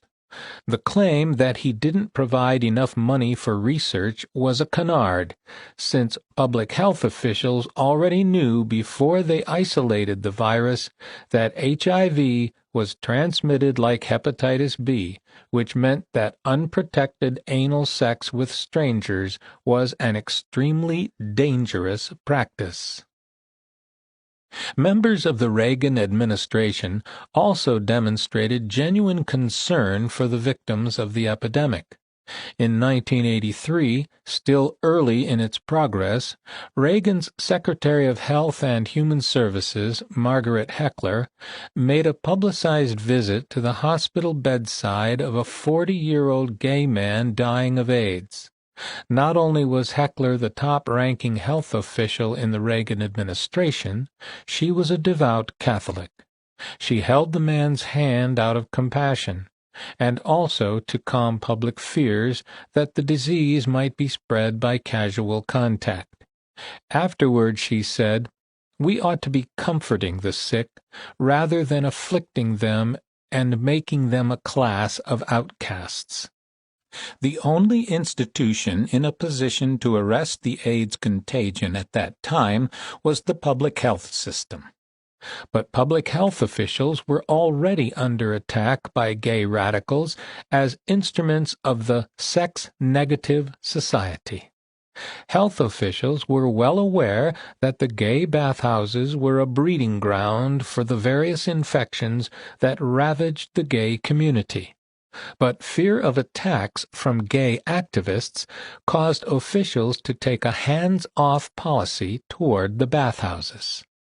Thus, an outbreak of herpes in the early 70s was a sufficient cause for public health officials to close heterosexual sex clubs like Plato's Retreat. But gay sex clubs, which were spreading far more dangerous diseases, were left open. The reason was the revolution. Gay bathhouses were symbols of gay liberation from a sex-negative society, as one prominent activist put it. When health officials suggested that gay people could protect themselves by practicing safer sex, the gay left responded with hostility, calling the officials homophobes, bigots, and Nazis. The radical harassment campaigns succeeded, and the bathhouses remained open. The enforcement of traditional public health practices had been rendered politically impossible.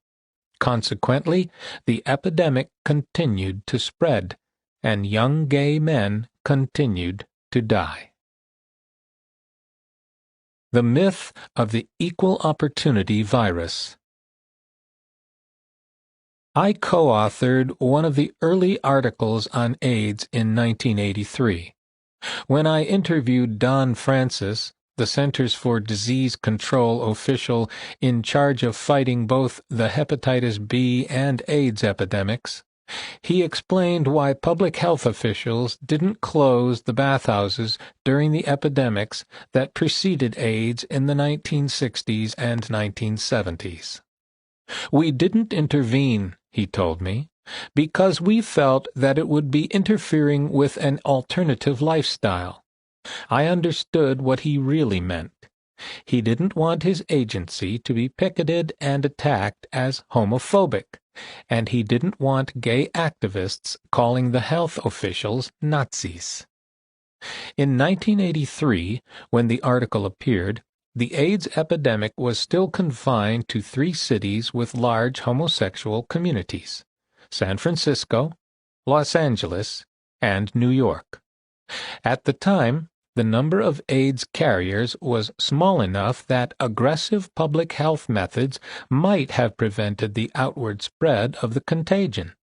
But every effort to take normal precautionary measures was thwarted by the political juggernaut that the gay liberation movement had created. All 3 epicenters of the epidemic were controlled by the Democratic Party.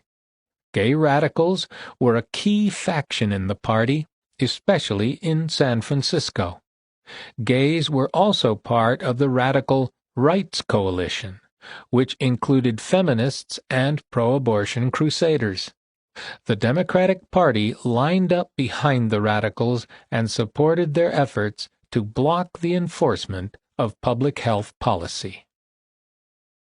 I interviewed Dr. Mervyn Silverman, a liberal director of public health for the city of San Francisco, and asked him why he didn't close the bathhouses, since they were greenhouses of the disease.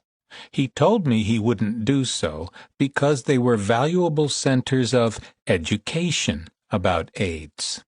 He told me this even though there was no such education going on in them. The bathhouses existed only to facilitate anonymous, promiscuous, and dangerous public sex. I knew exactly where Dr. Silverman got his medical expertise on this subject. He was speaking the party line of the sex panic fanatics. In fact, the public health system had long been developing and using successful methods for fighting sexually transmitted diseases. Testing and contact tracing were among the most tried and true measures to identify carriers and warn potential targets.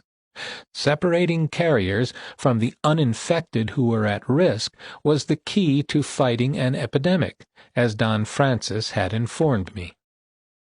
But gay leaders successfully attacked and blocked both procedures, which would have made these precautions possible. They condemned common-sense preventive measures as homophobic efforts to stigmatize gays and identify them for future roundups. Employing these proven public health measures, gay radicals claimed, would make the victims responsible for their plight. Such emotional arguments ignored the fact that those already victimized by AIDS were now potential predators able to infect healthy members of the gay community. Studies showed that the sexual transmission of the virus overwhelmingly occurred through passive anal sex. Yet that term, or promiscuous anal sex, never appeared in public health warnings about the disease, omissions demanded by gay leaders. A $100 million government information campaign, led by Surgeon General Everett Koop, was conducted with the slogan, "AIDS is an equal opportunity virus." This claim, and only this claim, was politically permissible, according to gay leaders. But the claim was false. Sexually transmitted AIDS wasn't an equal opportunity virus that affected heterosexuals and homosexuals alike. 20 years into the epidemic, 8 out of 10 sexually transmitted AIDS cases stemmed from men having sex with men. A preventable death toll. The only purpose of the AIDS information campaign was to soothe gay sensibilities, so gay people wouldn't fear that they were about to be put into concentration camps, as their leaders claimed. When public health officials tried to institute screening procedures for the nation's blood banks, and when they asked the gay community not to donate blood during the epidemic crisis, gay leaders denounced the proposals. They claimed that such proposals stigmatized homosexuals and infringed on their right to give blood.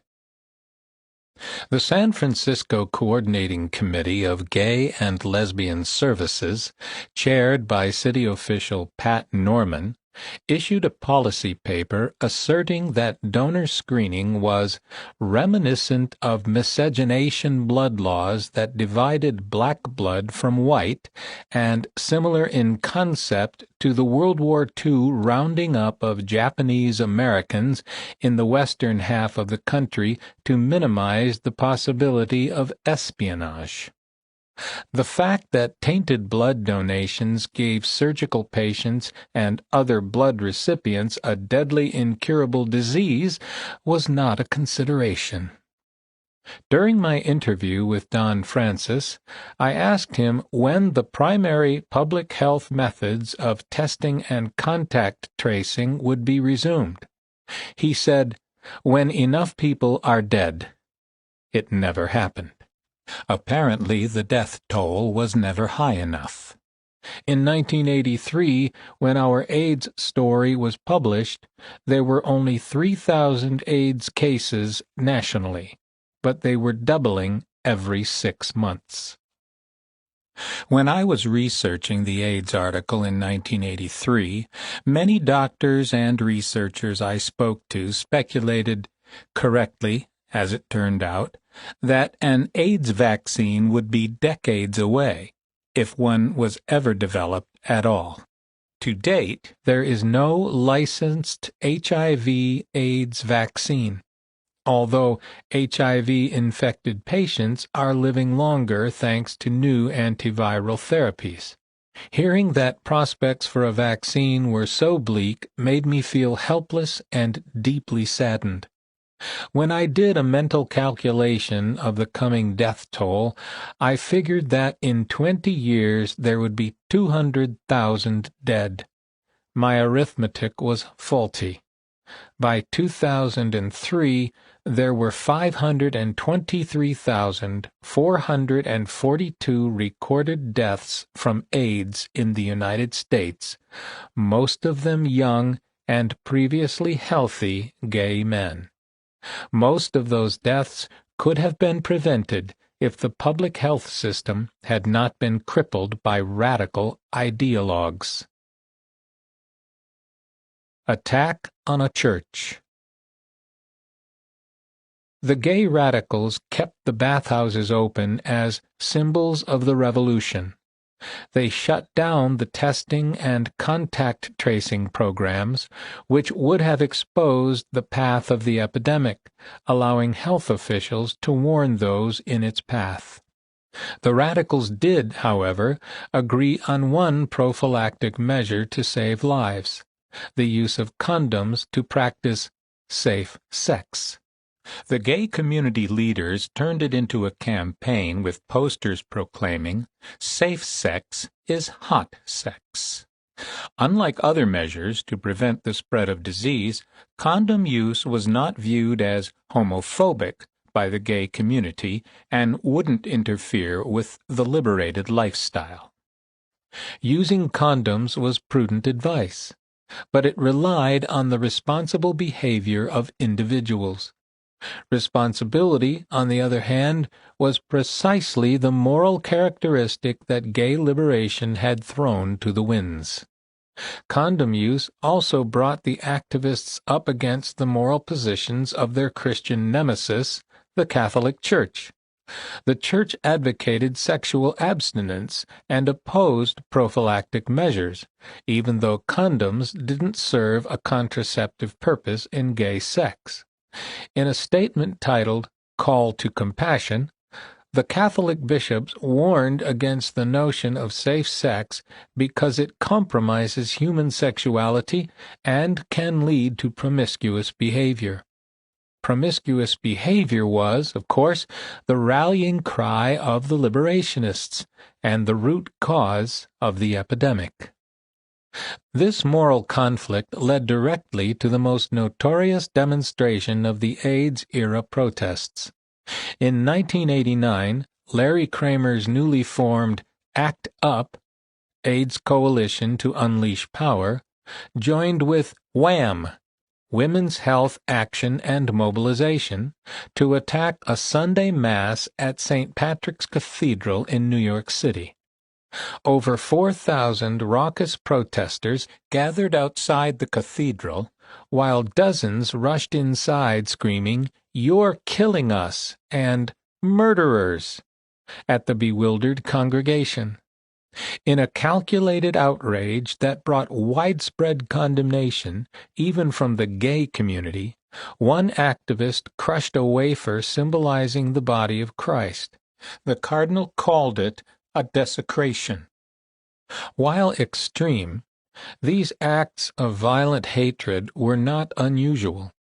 A New York Times reporter sympathetic to the gay cause observed, "Rarely are ACT UP's adversaries seen as well-meaning people working in a complicated world. In ACT UP's eyes, they are liars, hypocrites, even murderers." In 1988, Dr. Joseph, then the city's health commissioner, reduced by half his estimate of the number of city residents infected by the virus. While Dr. Joseph accompanied his study with the warning that no one should think it in any way reduces the services needed, ACT UP members accused him of a plot to accomplish that and other nefarious ends. They splashed paint and posters on his house, occupied his office, and called him a Nazi. Yet the Times story praised ACT UP's offensive tactics for allegedly prodding the government to approve experimental drugs faster. Drugs, however, could not provide an immediate solution to the drug-resistant virus.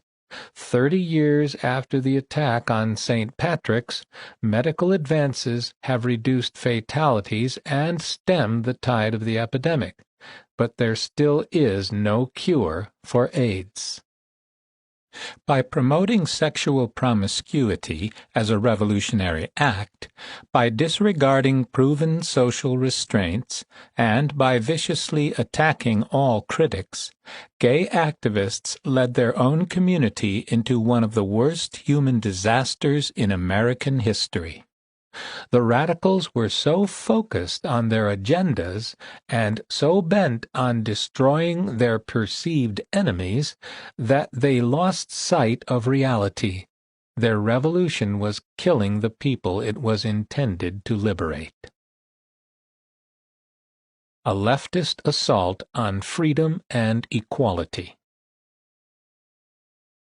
The radicals rejected the traditional American framework of pluralism, civility, and compromise in favor of a revolutionary agenda. Like radical feminists, they perceived any limits to their desires as oppression by the social order, concluding that the social order had to be destroyed. Such sweeping attempts at social transformation have brought disaster throughout history, no more so than in the last century, which saw epic catastrophes created by National Socialists and Communists seeking better worlds. Unfortunately, the radical left was able to continue on its long march through America's institutions, particularly universities, the media culture, and the Democratic Party, coalescing its forces and marshaling its weapons under the ideological banner of identity politics. This was the same politics that made the gay community resistant to proven public health methods and common sense. This was the same victim versus oppressor politics that caused homosexuals to view heterosexuals and heteronormativity as their enemies. Since the 70s, the radical movement had been establishing a political base in the universities, purging conservative faculty and texts, and transforming scholarly disciplines into political training programs. These leftist indoctrination programs are referred to as oppression studies, social justice studies, feminist studies, whiteness studies, and the like. So advanced has this transformation become that Andrew Sullivan, a principled liberal and prominent gay activist, felt impelled to sound the alarm. He pointed out that this radical movement posed an existential threat to the American order of pluralism and individual freedom. When elite universities shift their entire worldview away from liberal education, as we have long known it, toward the imperatives of an identity-based social justice movement, the broader culture is in danger of drifting away from liberal democracy as well. If elites believe that the core truth of our society is a system of interlocking and oppressive power structures based around immutable characteristics like race or sexual orientation, then sooner rather than later this will be reflected in our culture at large. What matters most of all in these colleges, your membership in a group that is embedded in a hierarchy of oppression, will soon enough be what matters in the society as a whole.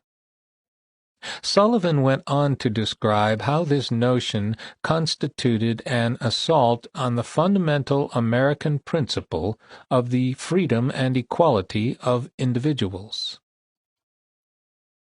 The whole concept of an individual who exists apart from group identity is slipping from the discourse. The idea of individual merit, as opposed to various forms of unearned privilege, is increasingly suspect. The Enlightenment principles that form the bedrock of the American experiment, untrammeled free speech, due process, individual rather than group rights, are now routinely understood as mere masks for white male power, code words for the oppression of women and non-whites.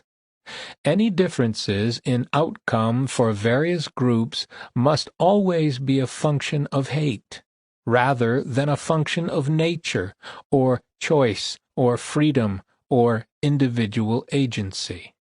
And anyone who questions these assertions is obviously a white supremacist himself. The only thing Sullivan missed in this ominous warning was the religious foundation of the principles under attack, the priesthood of all believers, and the salvation of individual souls. These were the beliefs, rooted in faith, that made the Christian right the most vocal and dedicated opponent of the movement Sullivan feared. Chapter 10. Obama's Ark. When Barack Obama entered the White House in January 2008, one of his first priorities was to install a new carpet in the Oval Office with this inscription: "The arc of the moral universe is long, but it bends toward justice." This is the religious premise of radical politics. It is why leftists identify their opponents as being on the wrong side of history, and therefore against justice, since that is where history is allegedly heading. People who are against justice are obviously criminals. Radicals, by contrast, are on the right side of history because that is their mission: social justice, the creation of a humane world, such as has never existed before. This mission is so grandiose and such a noble act of social redemption as to sanction virtually any means to achieve it, while inspiring hatred for those who oppose it. The Greeks were wiser and humbler. They didn't believe in an inexorable, inevitable arc of history. They saw that civilizations rose and fell, and nothing lasts forever. This is also the conservative view as expressed in these famous words of Ronald Reagan: "Freedom is never more than one generation away from extinction. We didn't pass it to our children in the bloodstream. It must be fought for, protected, and handed on for them to do the same." It is also the Christian view. The post-Edenic world is a fallen place, irreparably damaged by the corruption of human hearts, so that no human agency can heal it. A Global Apology Tour. Barack Obama was raised by communists and spent his entire life on the radical left before the Senate race that launched his national career. He was trained and employed by the network created by Saul Alinsky, the author of Rules for Radicals. In the dedication of this famous book, Alinsky paid tribute to the first radical known to man who rebelled against the establishment and did it so effectively that he at least won his own kingdom: Lucifer. Obama's family counselor, political advisor, and pastor for 20 years was the anti-American racist Jeremiah Wright, who invoked God's damnation on America and who blamed America for bringing the 9/11 attacks upon itself. Obama's political collaborator and close friend was the unrepentant New Left terrorist William Ayers. Ayers personally took part in bombings of the New York City Police Department headquarters, the Capitol building, and the Pentagon in the early 1970s. Obama was so steeped in his radical vision of a transformed America that he made it the climax of his speech when accepting the nomination of his party on June 3, 2008. I am absolutely certain that generations from now we will be able to look back and tell our children that this was the moment when we began to provide care for the sick and good jobs to the jobless. This was the moment when the rise of the oceans began to slow and our planet began to heal. He repeated this extravagant ambition on the eve of the November election, proclaiming, "We are 5 days away from fundamentally transforming the United States of America." Obama's radicalism led to a call to arms among conservatives and conservative Christians in particular. Ben Carson, a presidential primary candidate in 2016, recalled the homage that Obama's role model, Alinsky, had paid to the first rebel, Lucifer. Alinsky wrote a book called Rules for Radicals. On the dedication page, it acknowledges Lucifer, the original radical, who gained his own kingdom. Now think about that. This is a nation where our founding document, the Declaration of Independence, talks about certain inalienable rights that came from our Creator, a nation where our Pledge of Allegiance says we are one nation under God. Religious Americans had already felt the sting of Obama's contempt during the presidential campaign. Referring to working-class voters in the Midwest who were angry over trade policies that had caused their jobs to disappear, he said, "They get bitter. They cling to guns or religion or antipathy to people who aren't like them, or anti-immigrant sentiment or anti-trade sentiment as a way to explain their frustrations." The clear meaning of these words was that religious people and other victims of bad economic policies who turned to conservative politics to redress their grievances were racists, anti-immigrants, and haters of people who aren't like them. This was a veritable litany of the attacks that were the common themes of the Democratic Party over Obama's 8 years in office and beyond. President Obama began his administration with an unprecedented apology tour of foreign capitals, humiliating his own country in front of over 3 billion citizens of foreign nations. He began his tour in Cairo, an Islamic capital, where he apologized for America's alleged sins, even though thousands of Americans had been murdered in 9/11 and other attacks by Islamic terrorists with little protest from Islamic governments. He apologized to Europeans and to Cuban communists, expressing regret over American policies that had allegedly led to their differences with and antagonisms toward the United States.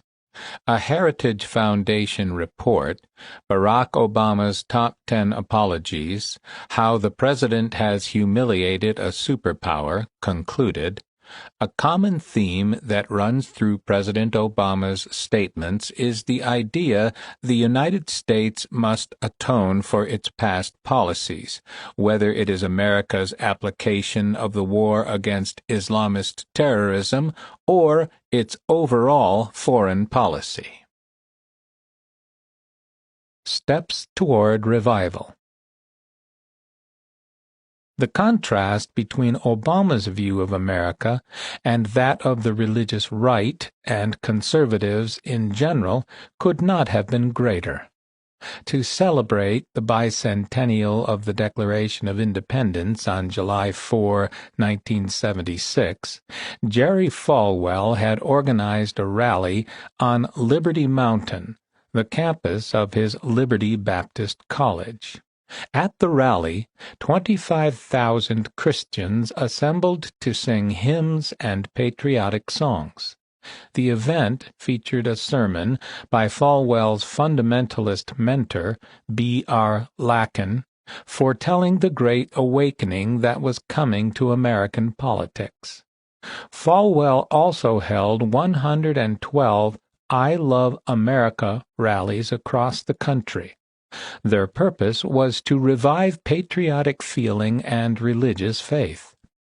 These would become central themes of the Moral Majority, the organization he founded in 1979 to take those values into the political arena. Each rally began with a rendering of Faith of Our Fathers and America the Beautiful.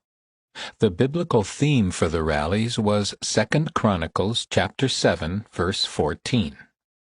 "If my people, which are called by my name, shall humble themselves, and pray, and seek my face, and turn from their wicked ways, then will I hear from heaven, and forgive their sin, and will heal the land." This Old Testament passage, observed a Falwell biographer, summarized what Falwell was after, genuine national religious repentance followed by assertive steps towards national revival. Standing in the way of such a revival were the anti-American attitudes of the political left, now instantiated in the White House of Barack Obama. A centerpiece of Obama's foreign policy was the effort to diminish America's role in the world. Among his first acts was to formally end America's war on terror. According to every reputable survey, hundreds of millions of Muslims supported those attacks, and tens of thousands of infidels had already died at the hands of Islamic terrorists. Yet President Obama denied that Islam had anything to do with these facts. 2 months into his administration, the Commander-in-Chief ordered the term War on Terror dropped from official U.S. policy manuals and statements. The new term would be Overseas Contingency Operations, a bland, bureaucratic descriptor under which to file America's ongoing response to terror attacks. 3 months later, in June 2009, tens of thousands of Iranian protesters filled the streets of Tehran, hoping to overthrow the terrorist regime of the Iranian mullahs. Iran had killed thousands of Americans in Lebanon and Iraq.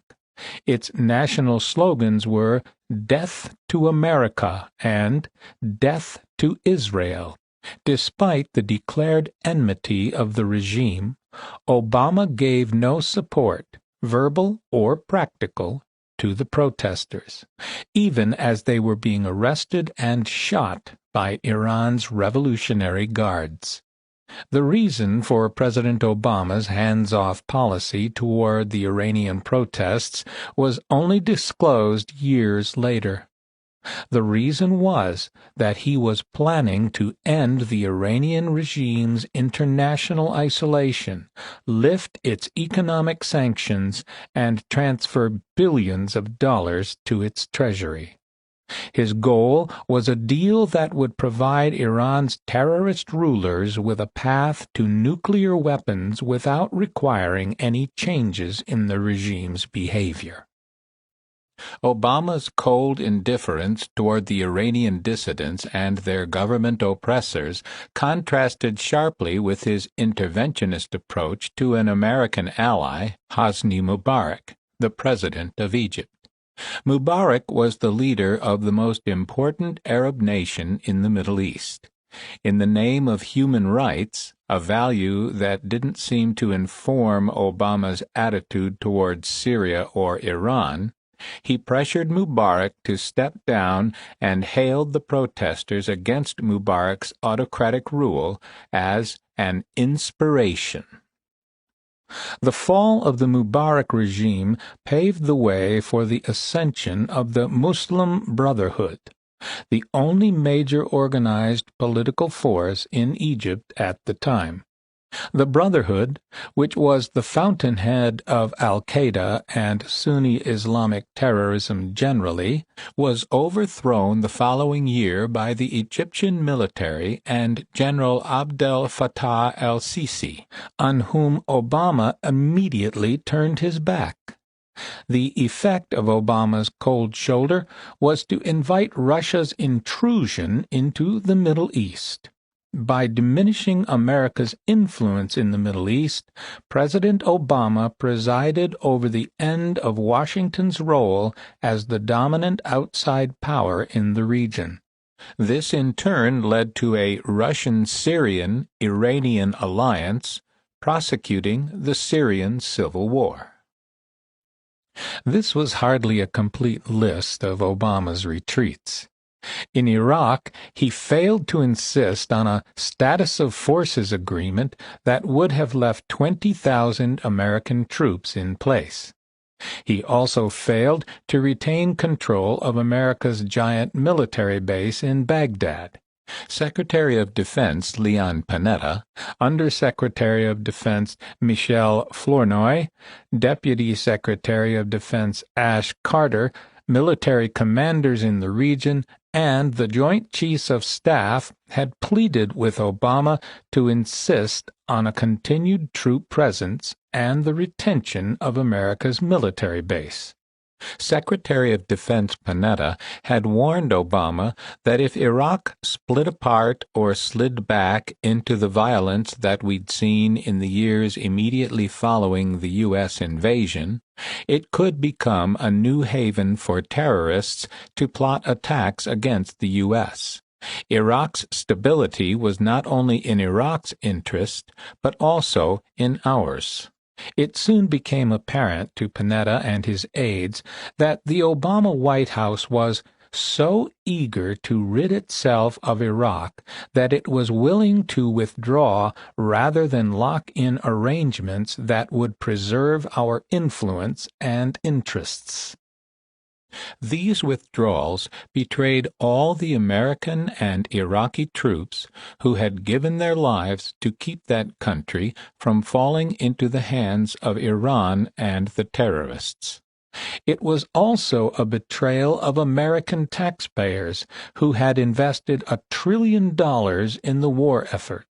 The power vacuum this withdrawal created led directly to the resurgence of al-Qaeda and the rise of the Islamic State, ISIS, the most barbarous Islamic terrorist army yet. The first priority of ISIS was the genocide of the oldest Christian community in the world. While Obama said little and had America's military mainly stand by, ISIS proceeded to slaughter hundreds of thousands of Christians and drive the survivors into exile. America's Christians could not help but be horrified by Obama's double standards when it came to their religion and Islam's.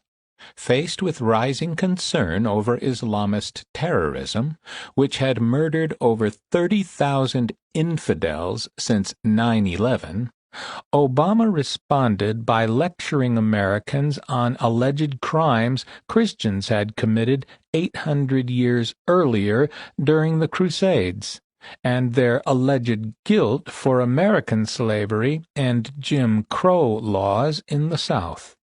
Speaking at the National Prayer Breakfast on February 5, 2015, President Obama said, "And lest we get on our high horse and think this is unique to some other place, remember that during the Crusades and the Inquisition, people committed terrible deeds in the name of Christ. In our home country, slavery and Jim Crow all too often was justified in the name of Christ." The Crusades were not a criminal enterprise like Islamic terrorism, but an attempt to liberate the Christian Holy Land from its Muslim conquerors. By the time the Crusades were initiated by Pope Urban II in the early 11th century, roughly half of all Christian lands were occupied by Muslim conquerors. Cities where the Christian Church once flourished, Jerusalem, Christianity's birthplace, Antioch, Damascus, Carthage, Alexandria, had all been conquered by the sword in the name of Allah and the Prophet. Crusaders did sometimes commit atrocities. They were not fighting a war of aggression like the Islamic Jihad, however, but a defensive war against Islamic conquest. Contrary to Obama's perverse view of American history, Christian America led the world in ending slavery, beginning with the Declaration of Independence's proclamation that all mankind had a God-given, unalienable right to liberty.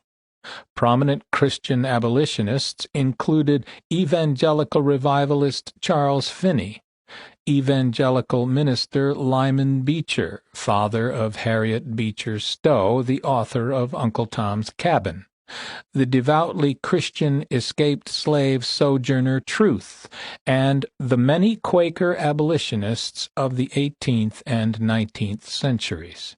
Christian America fought a civil war to abolish slavery once and for all, while slavery is still practiced in Muslim Africa. Segregation was outlawed by the Civil Rights Acts 50 years before Barack Obama lectured Christians on the sins of the Jim Crow era. The man who led the Civil Rights Crusade was a courageous Protestant minister, Dr. Martin Luther King, Jr. Under Obama's patronage, the anti-God, anti-religious left steadily tightened its grip on the Democratic Party. One index of its success was the removal of the word God from its official platform. The 2004 Democratic platform had affirmed the Democrats' dedication to faith and family, duty and service, individual freedom, and a common purpose to build one nation under God. By 2012, no reference to God appeared in the Democratic platform. During the platform debate that year, former Ohio Governor Ted Strickland, mindful of the religious sentiments of his constituents, proposed to insert a reference to God-given potential and also to restore the promise Obama had made, and not kept, to recognize Jerusalem as the capital of Israel. Official recognition of Jerusalem as Israel's capital was a cause that was near to the heart of the Christian right. The Platform Committee, however, removed Strickland's items. Restoring them would require an amendment. Knowing that the amendment might fail, Convention Chair Antonio Villaraigosa attempted to pass the amendment by a voice vote, but it failed 3 times. After the third failure, Villaraigosa ruled that the amendment had actually passed, whereupon the hall erupted with Democratic delegates jeering and booing. "Democrats boo God" became the headline of the day. The booing was a sign of how far the Democrats had slid into the embrace of the anti-religious, anti-American left, and how they had turned religious faith into a partisan division between Democrats and Republicans, between left and right. Chapter 11. Religious Liberty. Brigadier General E. John Teichert commands the 412th Test Wing, Edwards Air Force Base, California. He is responsible for the second-largest base in the Air Force, and he's under attack because he maintains a website called Prayer at Lunchtime for the United States. On the site, he identifies himself only as John. He doesn't speak for the Air Force, only himself. The website encourages Christians to pray for our nation at lunchtime every day. He suggests that people pray for the President and Vice President, the Congress, and the military. He also asks prayer for the unborn and for a return to our biblical foundation. Michael Weinstein, founder of the Military Religious Freedom Foundation, claims the General's Prayer website is unconstitutional. Weinstein describes General Teichert as a fundamentalist Christian tyrant and religious extremist predator who promotes a weaponized version of Christianity. Weinstein's Military Religious Freedom Foundation is not a religious liberty advocacy group, but an extreme anti-Christian hate group. Its deceptive mission statement focuses only on the Establishment Clause of the First Amendment and ignores the Free Exercise Clause, which guarantees Americans like General Teichert the right to express their religious views freely. Using the banner of religious freedom to suppress religious freedom is perfectly Orwellian and is what totalitarians do. A month after Obama's inauguration, the New York Times reported that a meeting between Weinstein and Air Force General Norton A. Schwartz was the first time the group has gotten an audience with a member of the Joint Chiefs of Staff. As a result of Weinstein's subsequent influence with the Pentagon during the Obama years, religious expression in the military became a criminal offense. Weinstein made the case to the Pentagon that Christians in the military, including chaplains who shared their beliefs with others, were committing treason and spiritual rape. He called service personnel who openly talked about their faith enemies of the Constitution. Under President Obama and Secretary of Defense Chuck Hagel, the Pentagon adopted Weinstein's false view that the First Amendment was an anti-religious stricture. In 2013, the Pentagon released a statement warning that soldiers would not be permitted to talk openly about their faith. Religious proselytization is not permitted within the Department of Defense, the statement said.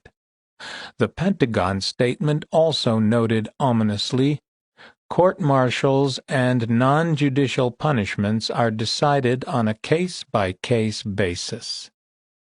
This warning was issued after Breitbart News reported that Obama appointees in the Pentagon were meeting with Weinstein and the Military Religious Freedom Foundation to develop court-martial protocols to deal with Christians in uniform who shared their faith with others. The punishment meted out by a court-martial may include imprisonment and a dishonorable discharge. An op-ed Weinstein wrote for the Huffington Post illustrates his ignorant extremism, which he has dedicated to the suppression of religious liberty in the military. I founded the civil rights fighting organization, the Military Religious Freedom Foundation, to do one thing: fight those monsters who would tear down the constitutionally mandated wall separating church and state in the technologically most lethal entity ever created by humankind, the U.S. military. Weinstein identified his opponents as incredibly well-funded gangs of fundamentalist Christian monsters who terrorized their fellow Americans by forcing their weaponized and twisted version of Christianity upon their helpless subordinates in our nation's armed forces. He went on. Evil fundamentalist Christian creatures and their spiritual heirs have taken refuge behind flimsy, well-worn, gauze-like euphemistic facades such as family values and religious liberty. Christians coagulate their stenchful substances in such organizations as the American Family Association, the Ultra-Fundamentalist Family Research Council, and Chaplains Alliance for Religious Liberty.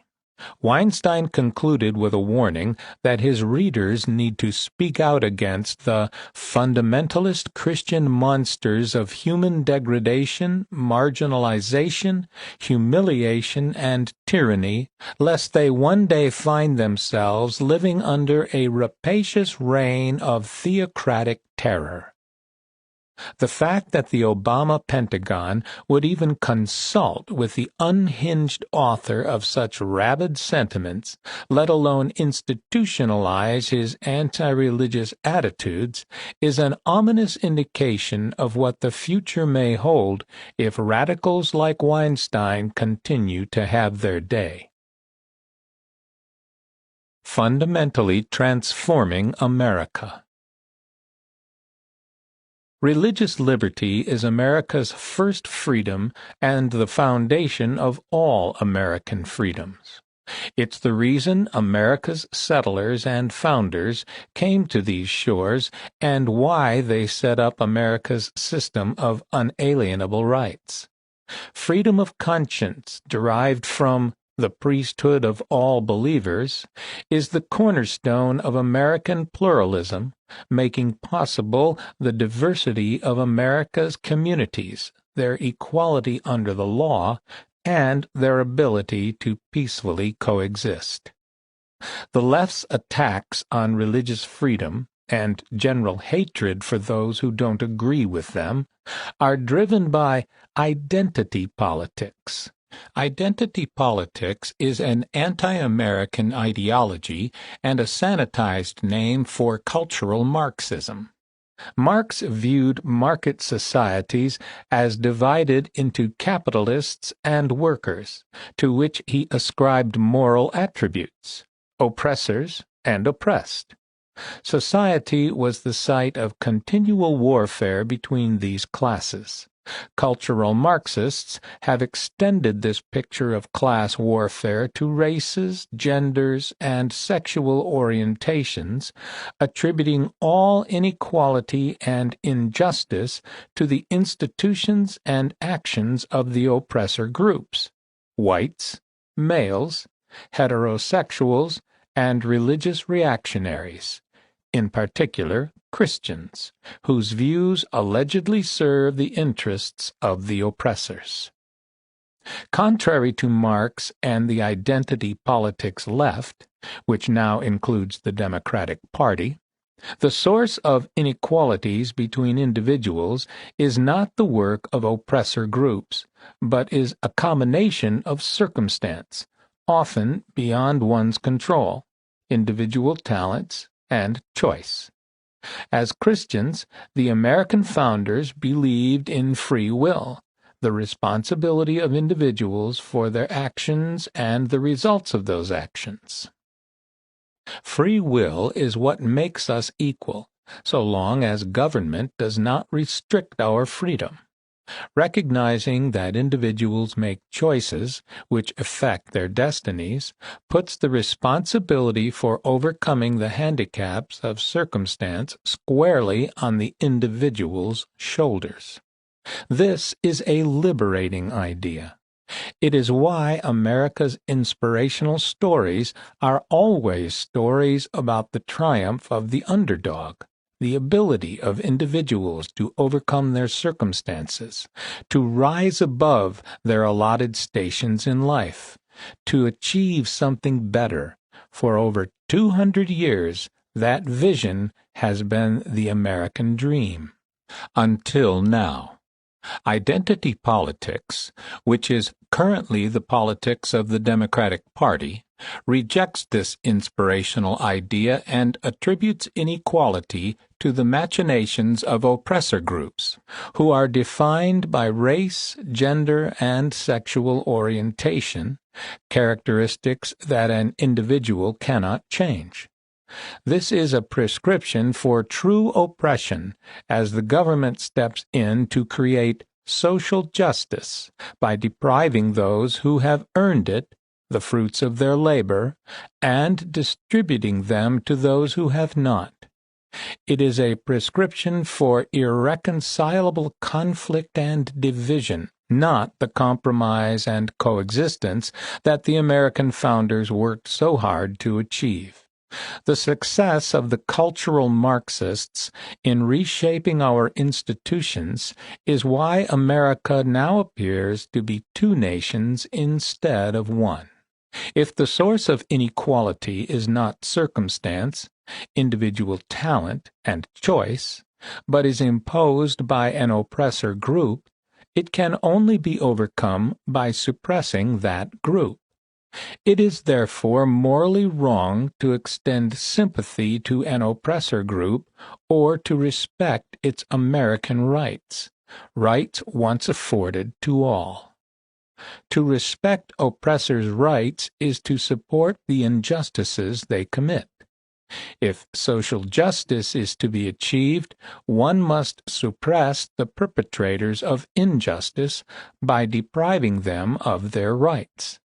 That is why progressives, cultural Marxists, are so intolerant and seek to suppress the free speech of those who oppose them. In identity politics, only collective rights matter, not individual rights. What matters is one's membership in a victim group or an oppressor group. Membership is based on characteristics the individual cannot change. Identity politics is a politics of hate and a prescription for war. The liberal but anti-left writer Andrew Sullivan has eloquently summed up the consequences of this view of the world. What matters to the left is that non-whites fight and defeat white supremacy, that women unite and defeat oppressive masculinity, and that the transgendered supplant and redefine the cis, people whose sense of their own identity corresponds to their birth sex. What matters is equality of outcome, and it cannot be delayed. All the ideas that might complicate this, meritocracy, for example, or a colorblind vision of justice, or equality of opportunity rather than outcome, are to be mocked until they are dismantled. And the political goal is not a post-racial fusion, a unity of the red and blue, but the rallying of the victims against the victimizers, animated by the core belief that a non-white and non-male majority will at some point come, after which the new hierarchies can be imposed by fiat. In other words, by a totalitarian state. Barack Obama's effort to fundamentally transform the United States of America began with a major legislative initiative misnamed the Affordable Care Act, better known as Obamacare. This massive government program was first of all an assault on individual freedom, taking away the right to choose one's doctor and health care plan. In order to sell the plan to the public, Obama had to deliberately lie and say, "If you like your doctor, you can keep your doctor, period." He spoke this lie again and again, using ironclad-sounding language like promise, pledge, and guarantee to socialize America's healthcare system. Because the plan was a frontal assault on the American system of individual accountability and freedom, the lies were central to getting Obamacare passed. They were even used to deceive the Congressional Budget Office and the Democrats in Congress who voted for it. In an unguarded videotaped moment during a panel discussion at the University of Pennsylvania, Jonathan Gruber, a chief architect of the plan, revealed the reasoning behind the lies. This bill was written in a tortured way to make sure the Congressional Budget Office did not score the mandate as taxes. If CBO scored the mandate as taxes, the bill dies, okay? If you made it explicit that healthy people pay in and sick people get money, it would not have passed, okay? Lack of transparency is a huge political advantage. And basically, call it the stupidity of the American voter or whatever. But basically, that was really, really critical to getting the thing to pass. This is the way authoritarian governments think and act. It is the opposite of what was once the American way. Big Government versus the Little Sisters.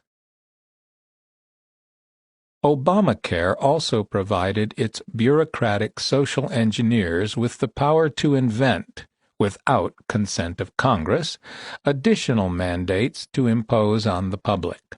One of these was an anti-conscience requirement that employers must provide insurance coverage for abortion-inducing drugs, contraceptives, and sterilization, even if such provisions violated the employer's religious convictions.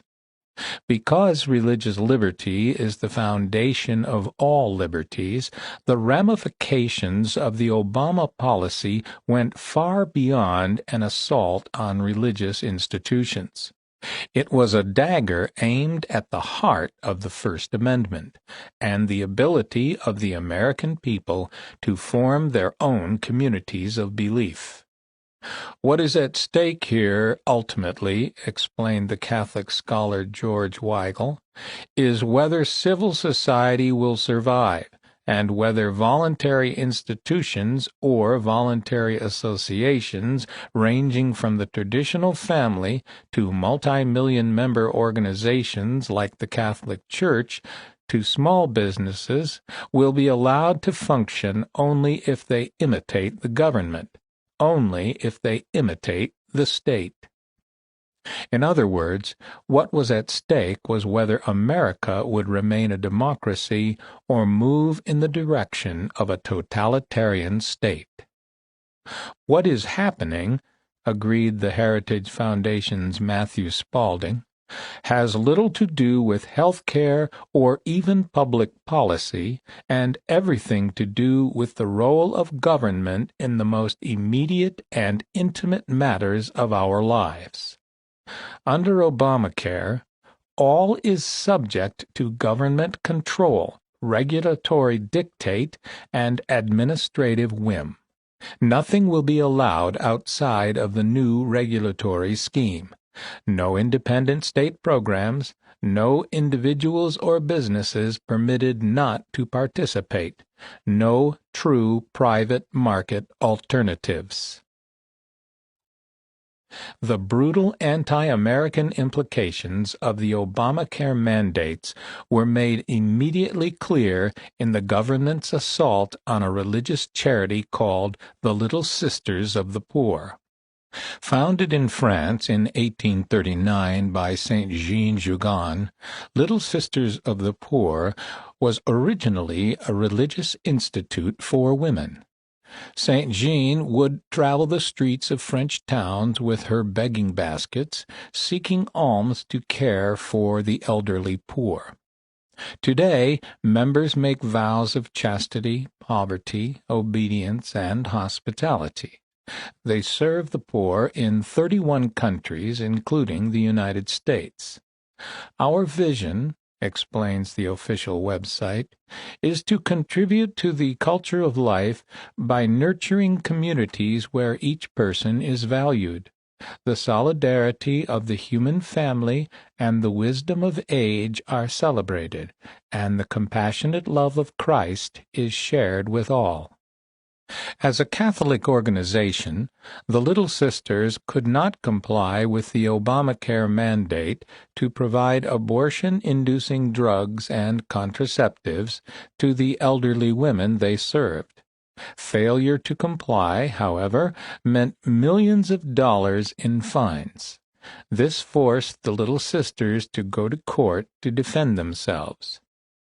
Because the Little Sisters were themselves celibate and served elderly women, the Obama administration's position was obviously ludicrous. It was vindictive from the outset. But even when their motives were exposed, Obama's agents refused to relent.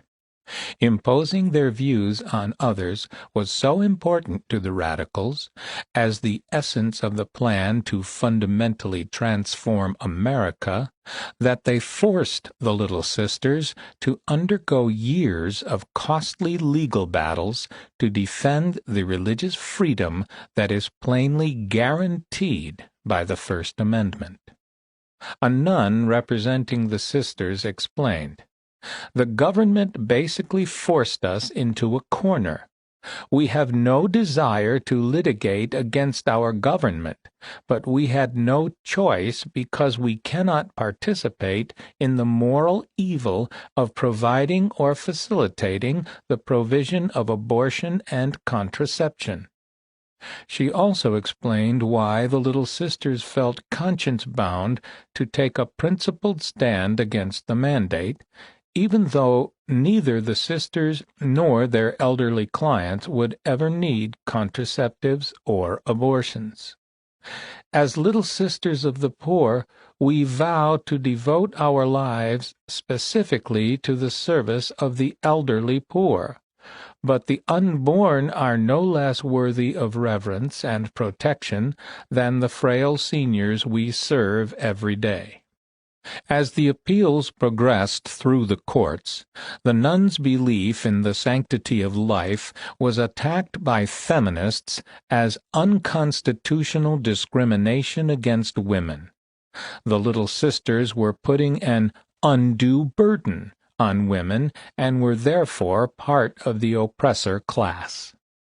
In a case that should have been open and shut on First Amendment grounds, the free exercise of religion, the sisters were forced onto the legal treadmill in 2013. Their appeals were repeatedly rejected through 2015, when the 10th Circuit Court of Appeals ruled against them. It wasn't until 2016, when the case reached the Supreme Court, that the Little Sisters finally won their First Amendment religious liberty. By a unanimous vote, the justices struck down the Obama administration's case, so weak were its legal foundations. What was striking about this case, and typical of many similar ones, was its vindictive nature, the willingness of Obama bureaucrats to pursue the indefensible, to prosecute individuals who were clearly sincere in their religious convictions and seeking the protection of the most fundamental liberty that Americans enjoy. The spectacle of a big government bureaucracy bullying the Little Sisters of the Poor seemed like a story scripted for a Hallmark Channel movie. Yet the Obama administration didn't care how it looked, and was probably confident that the Hallmark Channel would not provide a platform for a story that exposed what the administration had done. Under the cloak of social justice, the government radicals were determined to prove that their mandates must be obeyed. Not even the First Amendment could be allowed to stand in the way of fundamentally transforming America. A constitutional right not found in the Constitution. For 8 years, the Obama administration was relentless in casting religious institutions and individuals as bigots and seeking to stifle religious voices. A faith-based website chronicled scores of incidents that exemplify the Obama administration's war on Christian America. The website identified Barack Obama as America's most biblically hostile U.S. president. The list reads in part, Acts of hostility toward people of biblical faith. December 2009 to present. The annual White House Christmas cards, rather than focusing on Christmas or faith, instead highlight things such as the family dogs, and the White House Christmas tree ornaments, which include figures such as Mao Zedong and a drag queen. March 2009. The Obama administration shut out pro-life groups from attending a White House-sponsored healthcare summit. April 2009. In a deliberate act of disrespect, Obama nominated 3 pro-abortion ambassadors to the Vatican. Of course, the pro-life Vatican rejected all 3. April 2009. When speaking at Georgetown University, Obama orders that a monogram symbolizing Jesus' name be covered when he is making his speech. September 16, 2009. The Obama administration appoints as EEOC Commissioner Chai Feldblum, who asserts that society should not tolerate any private beliefs, including religious beliefs, if they may negatively affect homosexual equality. May 2009. The White House budget eliminates all funding for abstinence-only education and replaces it with comprehensive sexual education, repeatedly proven to increase teen pregnancies and abortions. He continues the deletion in subsequent budgets. May 2009. Obama officials assemble a terrorism dictionary calling pro-life advocates violent and charging that they use racism in their criminal activities. May 2009. Obama declines to host services for the National Day of Prayer, a day established by federal law, at the White House. July 2009.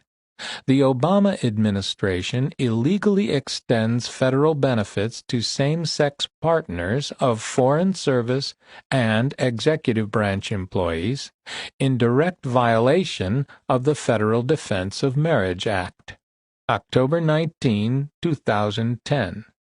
Obama begins deliberately omitting the phrase about the Creator when quoting the Declaration of Independence, an omission he has made on no less than 7 occasions.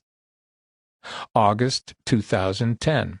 The Obama administration cuts funding for 176 abstinence education programs.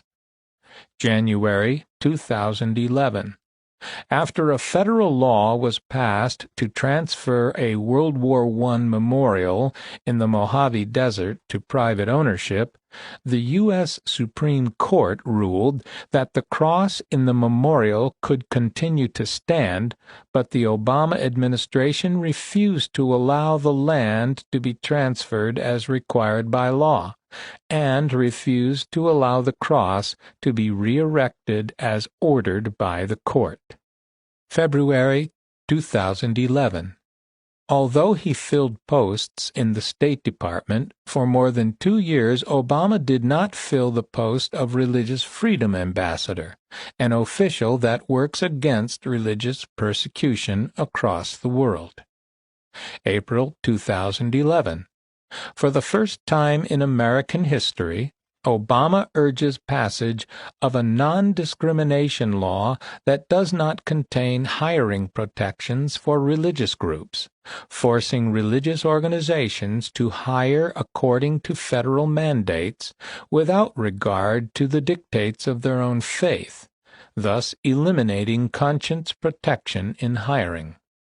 November 2011. Unlike previous presidents, Obama studiously avoids any religious references in his Thanksgiving speech. November 2011. President Obama opposes inclusion of President Franklin Roosevelt's famous D-Day prayer in the World War II memorial. February 2012. The Obama administration forgives student loans in exchange for public service, but announces it will no longer forgive student loans if the public service is related to religion. January 2013. Pastor Louis Giglio is pressured to remove himself from praying at the inauguration after it is discovered he once preached a sermon supporting the biblical definition of marriage. March 2014. The Obama administration seeks funding for every type of sex education except that which reflects traditional moral values. Ever the politician, Obama publicly opposed gay marriage well into his administration. But as the tide of public opinion began to change and made it safe for him to express his real views, he endorsed it and put his weight behind a series of cases that led to a June 2015 Supreme Court decision making same-sex marriage a constitutional right. There are many arguments for sanctioning gay unions, including the same religious considerations that regard families as indispensable foundations of decent societies. As the AIDS epidemic demonstrated, unattached males are dangerous to themselves and others. There are also different ways to legitimize same-sex couples and provide them with rights, such as civil unions. In the normal democratic process, these questions would have been publicly debated and resolved with new legislation. The American people would, through their elected representatives, come to a consensus.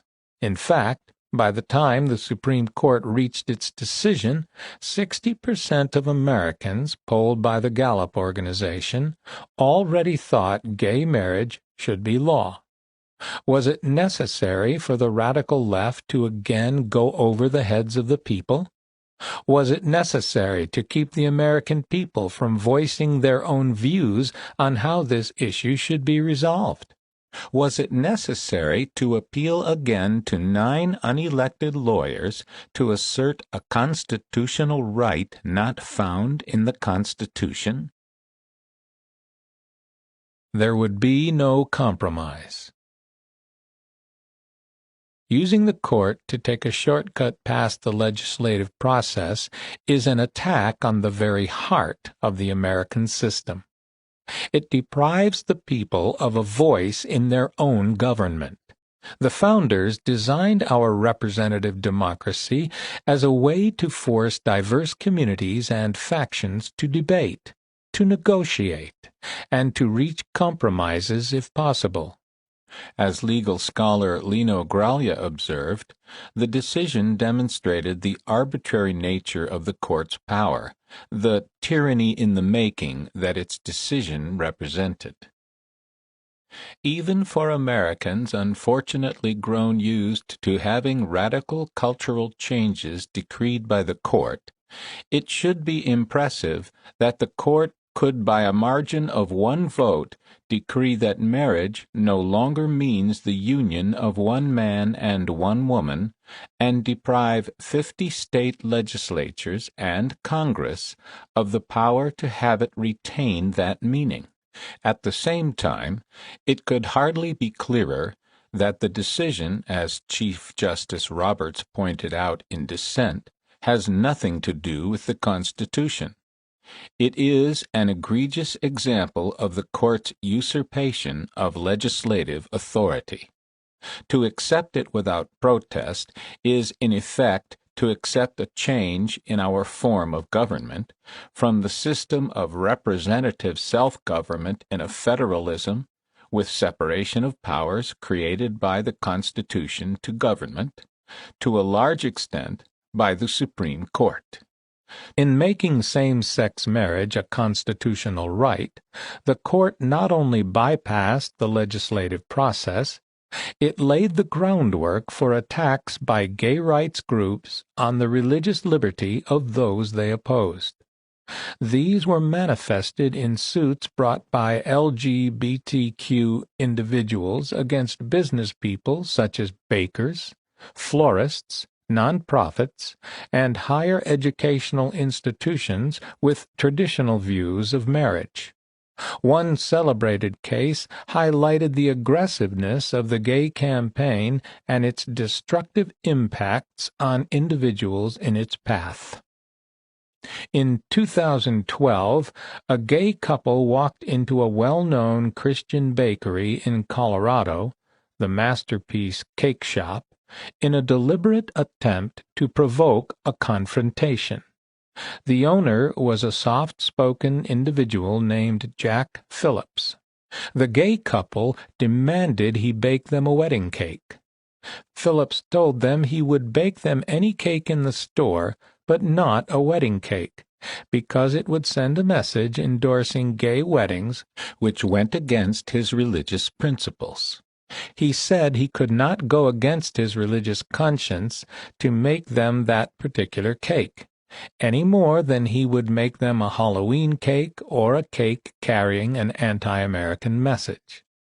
Even though Phillips manifested no ill will toward them as gays, on hearing his response, the couple began cursing him and attacking his store. They then walked out to file a complaint with the Colorado Civil Rights Commission, claiming Phillips discriminated against gays even though Phillips had been willing to serve them. The commission ruled against Phillips, with one of the commissioners saying, "Freedom of religion and religion have been used to justify all kinds of discrimination throughout history, whether it be slavery, whether it be the Holocaust, whether it be, we can list hundreds of situations where freedom of religion has been used to justify discrimination. And to me, it is one of the most despicable pieces of rhetoric that people can use their religion to hurt others." When the case against Phillips reached the Supreme Court 6 years later, this outburst was deemed discriminatory itself and resulted in a decision against the plaintiffs. In the 6-year interim, Phillips had been barred from baking wedding cakes, which were 40% of his business. He was forced to pay $175,000 in legal fees to defend himself, while he and his family were subjected to constant verbal attacks. "We've had death threats," Phillips told ABC News. "We've had hundreds of phone calls and emails that were vile and vulgar and vicious." One death threat was called into his store while his daughter, who also worked at the bakery, and his granddaughter were present. The anonymous caller said he was coming to the shop to make good on his threat. Phillips recalled, "I had to have my daughter and granddaughter go hide in the back. It was a crazy situation." In each of these cases, the Obama administration was fully behind the gay vigilantes.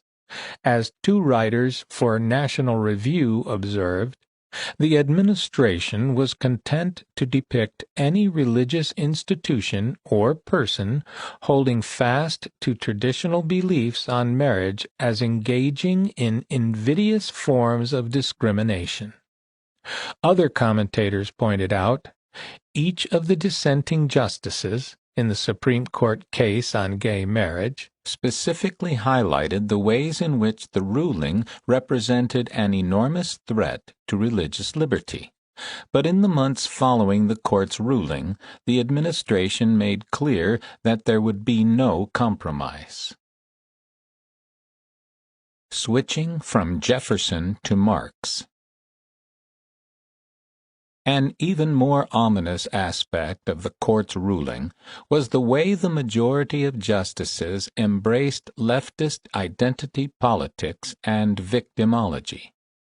Meanwhile, the court's majority completely ignored the threat the decision posed to the pluralistic principle at the heart of America's social contract. Before making same-sex marriage a constitutional right, the court had to void the 1996 Defense of Marriage Act passed by Congress during the Clinton administration. The act had defined marriage, for federal purposes, as only the legal union of one man and one woman as husband and wife. It was overturned in the 2013 United States v. Windsor case, in which the same court majority declared the Defense of Marriage Act discriminatory and unconstitutional. In a scathing dissent, Justice Scalia wrote, "The majority says that the supporters of the Defense of Marriage Act acted with malice, with the purpose to disparage and to injure same-sex couples. It says that the motivation for DOMA was to demean, to impose inequality, to impose a stigma, to deny people equal dignity, to brand gay people as unworthy, and to humiliate their children. I am sure these accusations are quite untrue. To be sure, as the majority points out, the legislation is called the Defense of Marriage Act. But to defend traditional marriage is not to condemn, demean, or humiliate those who would prefer other arrangements, any more than to defend the Constitution of the United States is to condemn, demean, or humiliate other constitutions. To hurl such accusations so casually demeans this institution. In the majority's judgment, any resistance to its holding is beyond the pale of reasoned disagreement. To question its high-handed invalidation of a presumptively valid statute is to act with the purpose to disparage, injure, degrade, demean, and humiliate our fellow human beings, our fellow citizens who are homosexual. All that simply for supporting an act that did no more than codify an aspect of marriage that had been unquestioned in our society for most of its existence. Indeed, had been unquestioned in virtually all societies for virtually all of human history. It is one thing for a society to elect change. It is another for a court of law to impose change by adjudging those who oppose it hostes humani generis, enemies of the human race. Scalia had put the problem in a nutshell. There could hardly be a more precise description of the aggressions of a left that had switched its ideological allegiance from Jefferson to Marx, creating in the process the cavernous divisions in America's political life. In July 2016, alarmed by the assaults on religious liberty and the Obama administration's disregard for freedom of conscience, Congressional Republicans drew up a Conscience Protection Act. The act was designed to protect health care providers that declined to be involved in abortions as a matter of conscience. Speaker Paul Ryan explained that the act was meant to guard against exactly what had already happened in California, where all employers, including churches, are now required to cover abortions. On a straight party line vote, the Conscience Protection Act was quickly passed in the Republican-dominated House. It was opposed by every Democrat on the grounds that it would deny women full access to health care. Justifying the opposition, Colorado Democrat Diana DeJette assumed the victim posture and declared, "Congress needs to stop interfering in women's health decisions once and for all." The Obama White House claimed this act would limit women's health care choices and indicated that the president would probably issue a veto if it passed the Senate. At that moment, the Republican Party was holding its 2016 nominating convention in Cleveland, where its platform committee adopted a plank that read, "Right of conscience is the first freedom to be protected. Religious freedom in the Bill of Rights protects the right of the people to practice their faith in their everyday lives. As George Washington taught, religion and morality are indispensable supports to a free society." Similarly, Thomas Jefferson declared that no provision in our Constitution ought to be dearer to man than that which protects the rights of conscience against the enterprises of the civil authority. When the First Amendment was adopted in 1791, The principle that Congress shall make no law prohibiting the free exercise of religion was plainly understood by every American, including lawmakers and judges. Today, the free exercise of religion has ceased to be a guaranteed right in America. Instead, it has become a battlefield. Chapter 12. Civil War. With the victory of Donald Trump in the 2016 election, the nation's political divisions reached new levels of acrimony and distrust. Before the new president had settled into the Oval Office, congressional Democrats were boycotting his inauguration, calling for his impeachment, and declaring their opposition movement a resistance. The last time Democrats mounted a resistance to a duly elected president was in 1860, when the commander-in-chief was Abraham Lincoln. Commentators quickly began referring to the partisan conflicts that accompanied Trump's victory as America's Second Civil War. Observers on the left were bewildered by Trump's success, particularly his support from evangelicals and religious Americans. According to Pew Research, 81% of evangelicals voted for Trump, a man who seemed anything but a model of Christian morality. Evangelicals still voted for him, and it made leftists apoplectic.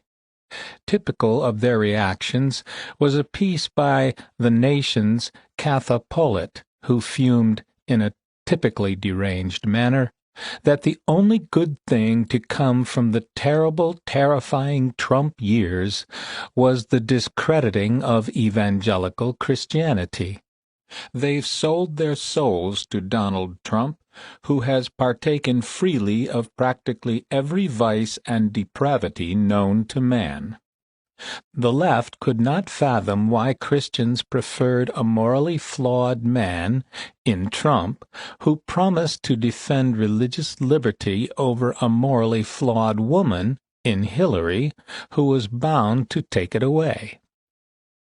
Not only did liberals attack Trump viciously, but they held Trump responsible for the unhinged nature of the attacks on him.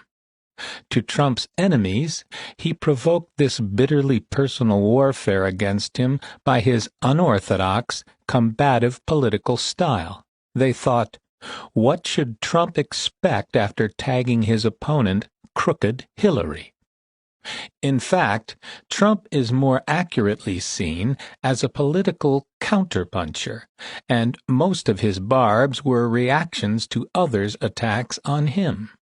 Hillary and her proxies had already called him a racist and deplorable and not fit for office. His survival in the 16-candidate Republican primary had been a clinic in how to throw rivals off balance while responding to their challenges. At the same time, it's safe to say no president in history has been the subject of as many or as vicious verbal assaults, including personal attacks on himself and his family, as Donald Trump.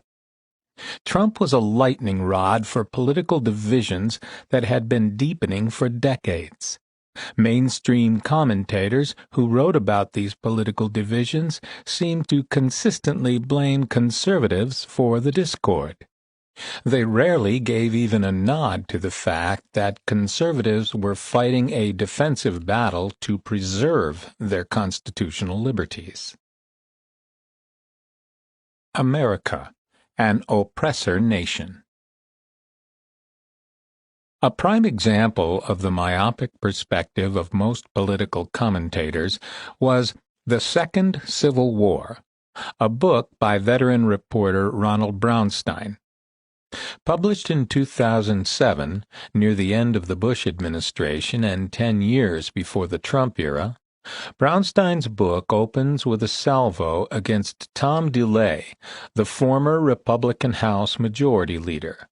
DeLay was forced out of his leadership position and into retirement by a Democrat-engineered criminal prosecution. He was convicted of conspiracy to violate election laws, but the conviction was overturned years later, after his career and reputation had been ruined.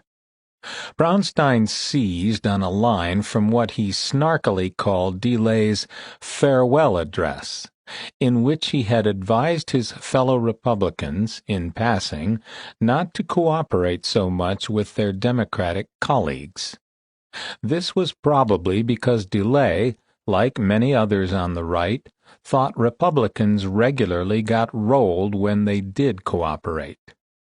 But Brownstein cites DeLay's advice as a symptom of the extreme partisanship that had paralyzed Washington and polarized America. Republicans were, of course, responsible. Nowhere in the 484-page book does Brownstein refer to the 60-year aggression by the left against America's religious communities and America's founding principles. Roe v. Wade is mentioned exactly once, in passing, on page 396.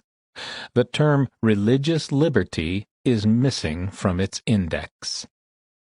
The actual origins of America's current political divisions can be traced to the emergence of the radical left in the 1960s and the riot they staged at the 1968 Democratic Convention in Chicago.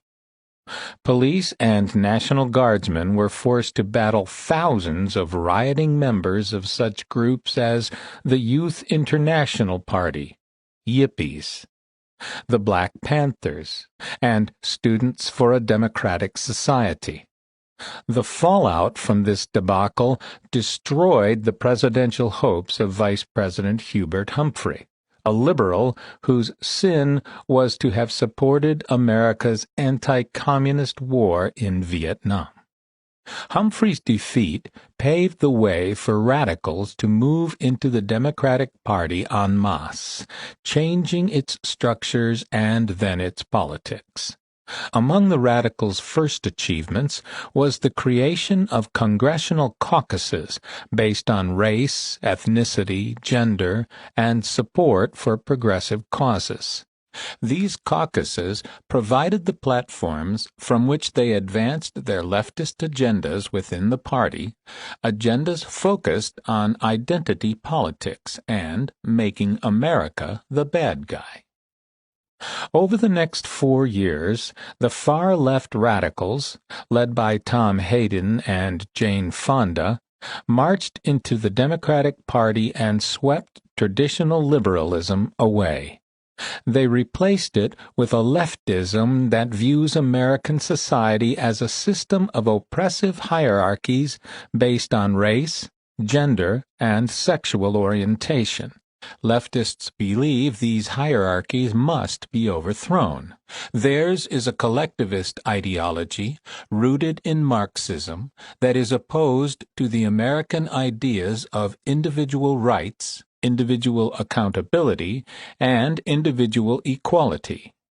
By proposing that America oppresses races and genders, it is a politics that is blind to the opportunities and rights that America actually offers to all its citizens.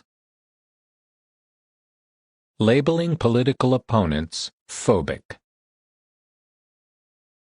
The 2016 Democratic presidential campaign was a classic prosecution of these identity politics. Although the Democratic candidate, Hillary Clinton, had built her entire career on the political shoulders of her presidential husband, she framed her campaign as a movement against an imaginary war on women.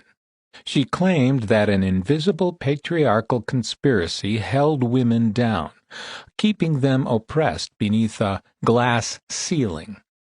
Sexism, not her own shortcomings as a candidate, blocked her way to the top. These views were not exclusive to Hillary Clinton.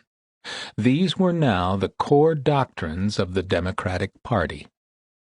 A seminal moment occurred during the 2016 presidential campaign when Hillary addressed an LGBT for Hillary fundraising event. Speaking to the crowd of radical activists, she said, "You know, to just be grossly generalistic, you could put half of Trump's supporters into what I call the basket of deplorables. They are racist, sexist, homophobic, xenophobic, Islamophobic, you name it. Now some of those folks, they are irredeemable, but thankfully they are not America." This is a revealing statement. According to Hillary and her supporters, America is divided into two kinds of people. On the one hand, there are real Americans who care about gay people, minorities, and other victim groups. On the other, there are the Trump supporters, the un-American deplorables who hate and oppress society's victims. This was a frank expression of the Democrats' hatred for their political opponents. It's also a major departure from traditional American values of tolerance, compromise, and respect for dissenting opinions. It exposes how the very language of the Democrats' politics is designed to dehumanize and delegitimize anyone who disagrees with its leftist agendas. Stigmatizing one's opponent is a classic radical tactic. It is the 13th rule of Saul Alinsky's Rules for Radicals. Pick the target, freeze it, personalize it, and polarize it. Attack your opponents personally and cut them off from any possibility of sympathy. That is why radicals paint their political opponents as homophobes, xenophobes, and Islamophobes. They're not just good but misguided people whose religious convictions have led them to a contrasting viewpoint. They are bad people, possessed by irrational fears of the others because they are different. According to the left, in other words, people who oppose abortion and same-sex marriage have a kind of mental illness. They are not reasonable people, and their thoughts are not rational thoughts. These ritualistic indictments of the sanity of political opponents destroy the fabric of America's pluralism, which requires a respect for opposing views and a search for compromise. Calling critics phobic is a rationale for denying their First Amendment rights. Shouts of "no free speech for homophobes or Islamophobes" are already heard from leftists on college campuses.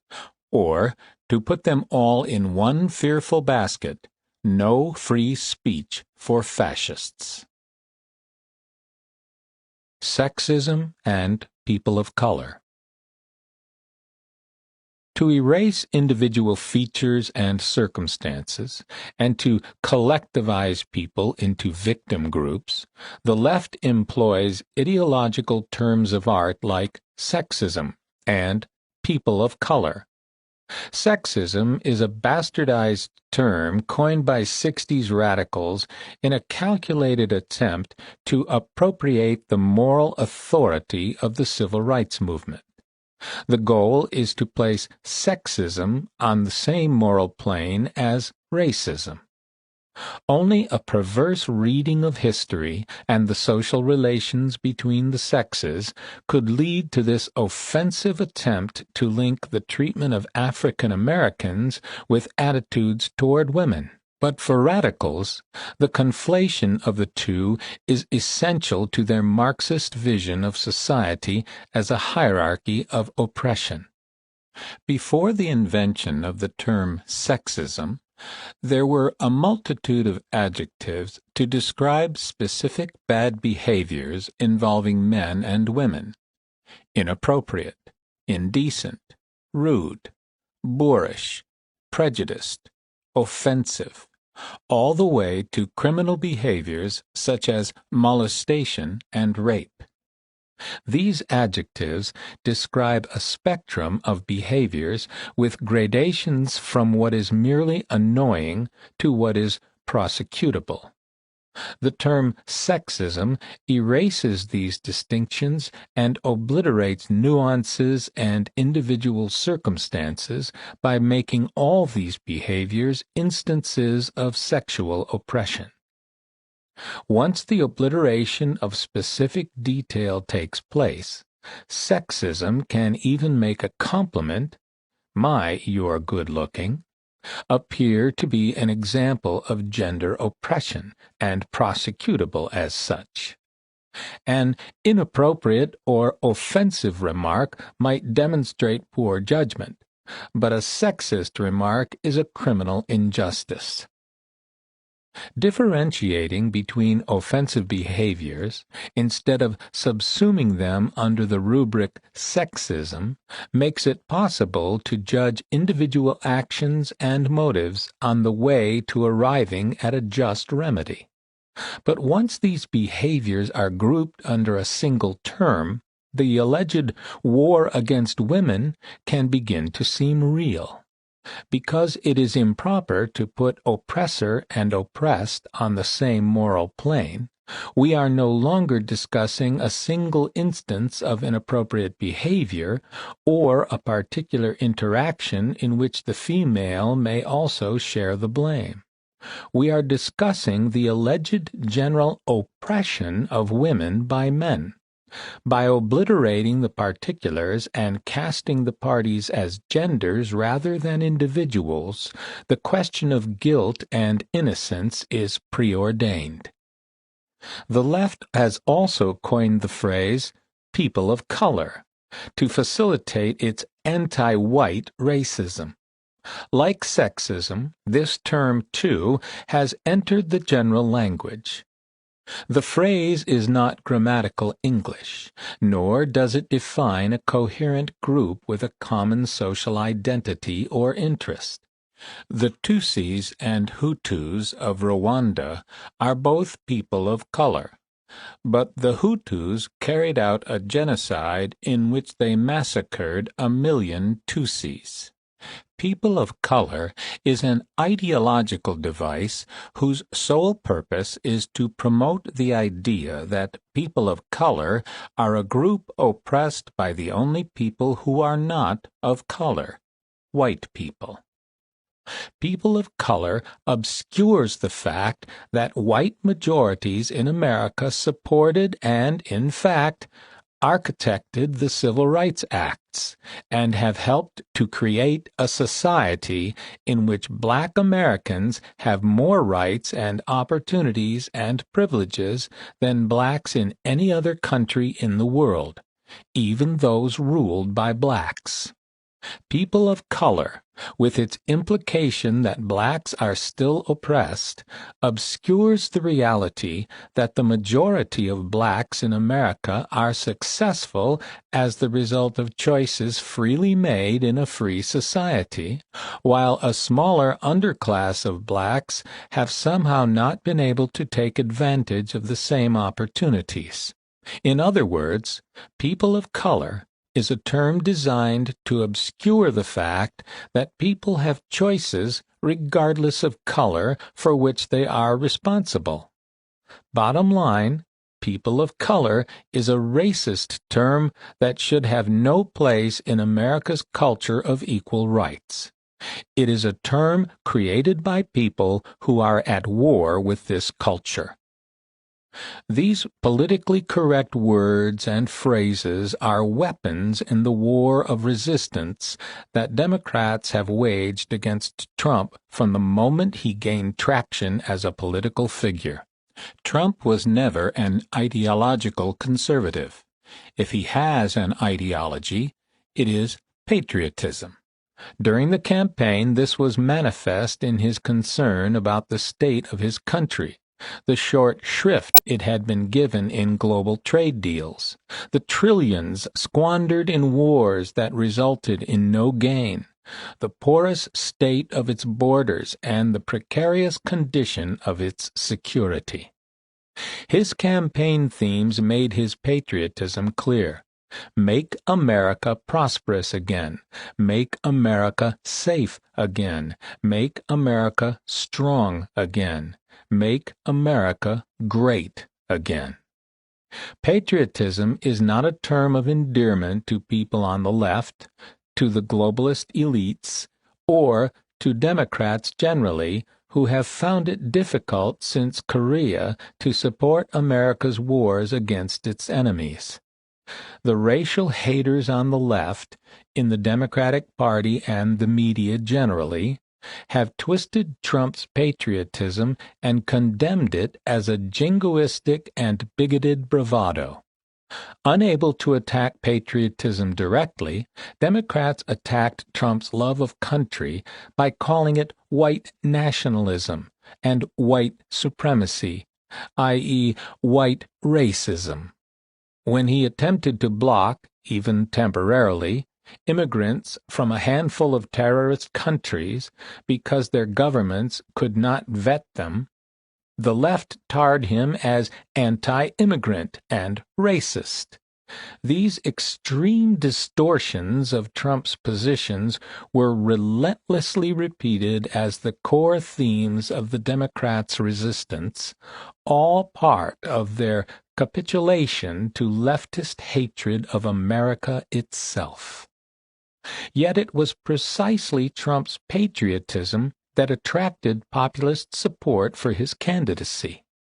His genuine love for his country was a key factor in gaining the crucial support of evangelical Christians and Catholics. This coalition pushed Trump over the top in the Republican primaries, when other factions of the party remained skeptical. The same coalition stood strongly behind him through his victory in the general election. Why the religious right embraced Trump. To the left, the support Trump received from the religious right remained an insoluble mystery. He was thrice married, not particularly religious, and often vulgar and carrying some unsavory sexual baggage. He had supported abortions and gay marriage in the past. Yet evangelicals and Catholics cheered him at rallies, proudly wore Make America Great Again hats, and pulled the lever for him at the polls. The reason liberals didn't understand the religionists was because they had contempt for them, regarding them as bigoted and stupid. But anyone concerned about the half-century of aggression that religious communities had suffered at the hands of the left could understand. Anyone who identified with the fight that conservatives waged in defense of religious liberty could understand. And anyone sympathetic to the unapologetic patriotism of religious people could understand why they were solidly for Trump, despite his flaws. Tony Perkins, head of the Family Research Council, explained this phenomenon succinctly. My support for Trump has never been based upon shared values. It is based upon shared concerns. These shared concerns have made the religious right a crucial support not only for Trump, but for American values and America's constitutional framework, which are under attack from its enemies within. Instead of recognizing the way Trump's patriotic instincts resonated with the religious right, Democrats and their partisan media allies reached for the race card to discredit both. They concluded that evangelicals were attracted to Trump because of racism. The media have been obsessed with white evangelicals' unmovable support for Donald Trump, an opinion piece in the Washington Post reported. As a new poll from the Public Religion Research Institute shows, white evangelicals continue to be dedicated to Trump, His support among this group is at the highest levels ever, despite his alleged moral trespasses and lack of religious orientation. The writer goes on to explain, "My new book, Immigrants, Evangelicals, and Politics in an Era of Demographic Change, shows white evangelicals are more conservative than other whites on policy issues including welfare, climate change, and immigration. Their conservative reaction to demographic change is at the heart of their political agenda and perhaps a response to increasing racial diversity within their own religious community." This last point was a reference to the fact that 24% of the evangelical community is actually composed of minorities whose views the leftist commentator had no intention of exploring. No evidence is given that white evangelicals are racists or that an aversion to demographic change is at the heart of the conservative political agenda. But in the rhetorical lexicon of the left, the only conceivable reason one could have for opposing radical politics, anti-free speech, open borders, anti-business, anti-military, is bigotry. Evangelicals were ready to embrace Trump because he cared about America and the principles behind America's greatness, which are Christian in origin. When Justice Antonin Scalia died in early 2016, and Trump promised to fill the vacancy with an originalist judge from a list provided by the conservative Federalist Society, the alliance between Trump and evangelicals was sealed. This promise reflected both Trump's concern for a community under attack and also his understanding that the same attacks imperiled America's social contract. Trump's determination to secure America's borders and to brave the racist slurs that the No Borders Democrats hurled at him was a sign of the patriotic passion that formed his political core. Christians were also reassured by his combative nature, which indicated to all conservatives that the long night of weak Republican leadership and inadequate defense of the Republic was over. There was a new commander-in-chief at the helm, and he was going to defend their country and Constitution. A nation divided. Trump's bold actions exposed just how extensively the anti-American left's influence had come to shape Democratic Party politics. Senator Kamala Harris is one of a handful of leading contenders for the 2020 Democratic presidential nomination. Like her colleagues, she is a supporter of racial preferences, a practitioner of racial politics, and an advocate of open borders. She opposed Trump's nomination of Neil Gorsuch to the Supreme Court on the grounds that Judge Gorsuch had consistently valued legalisms over real lives.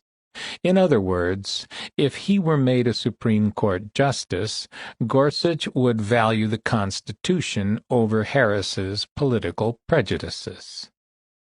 When Justice Anthony Kennedy announced his retirement in Trump's second year, Democrats went into panic mode at the prospect that the new court might overturn Roe v. Wade.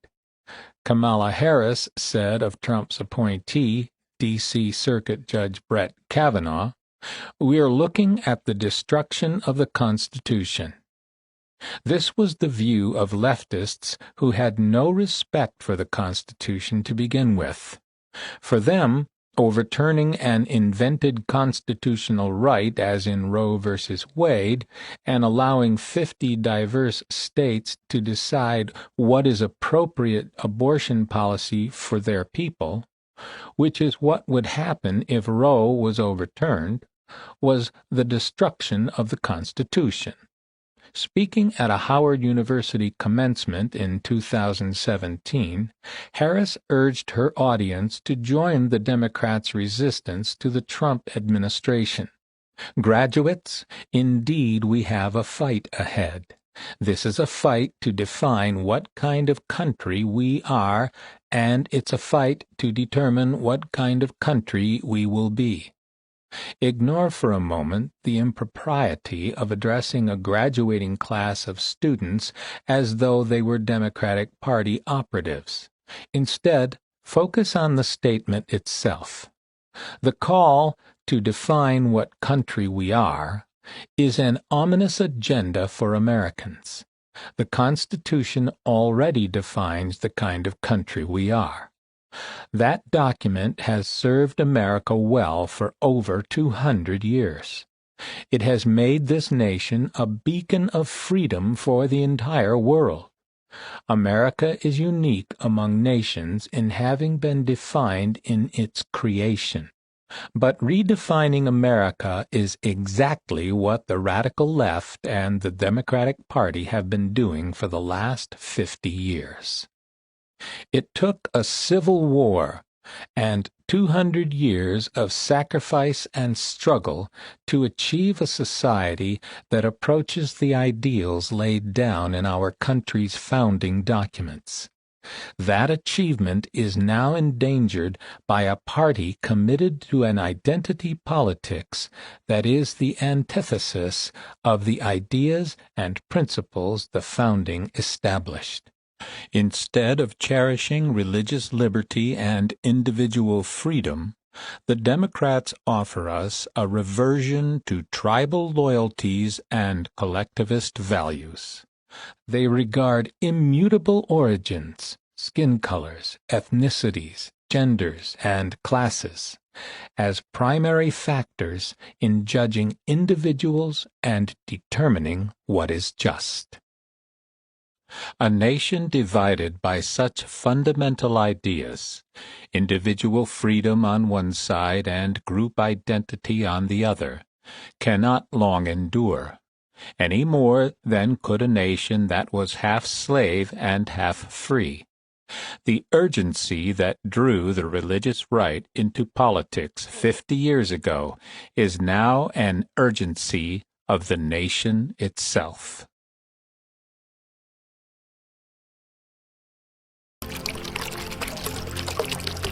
The next day, John saw Jesus coming toward him and said, "Behold, the Lamb of God, who takes away the sins of the world."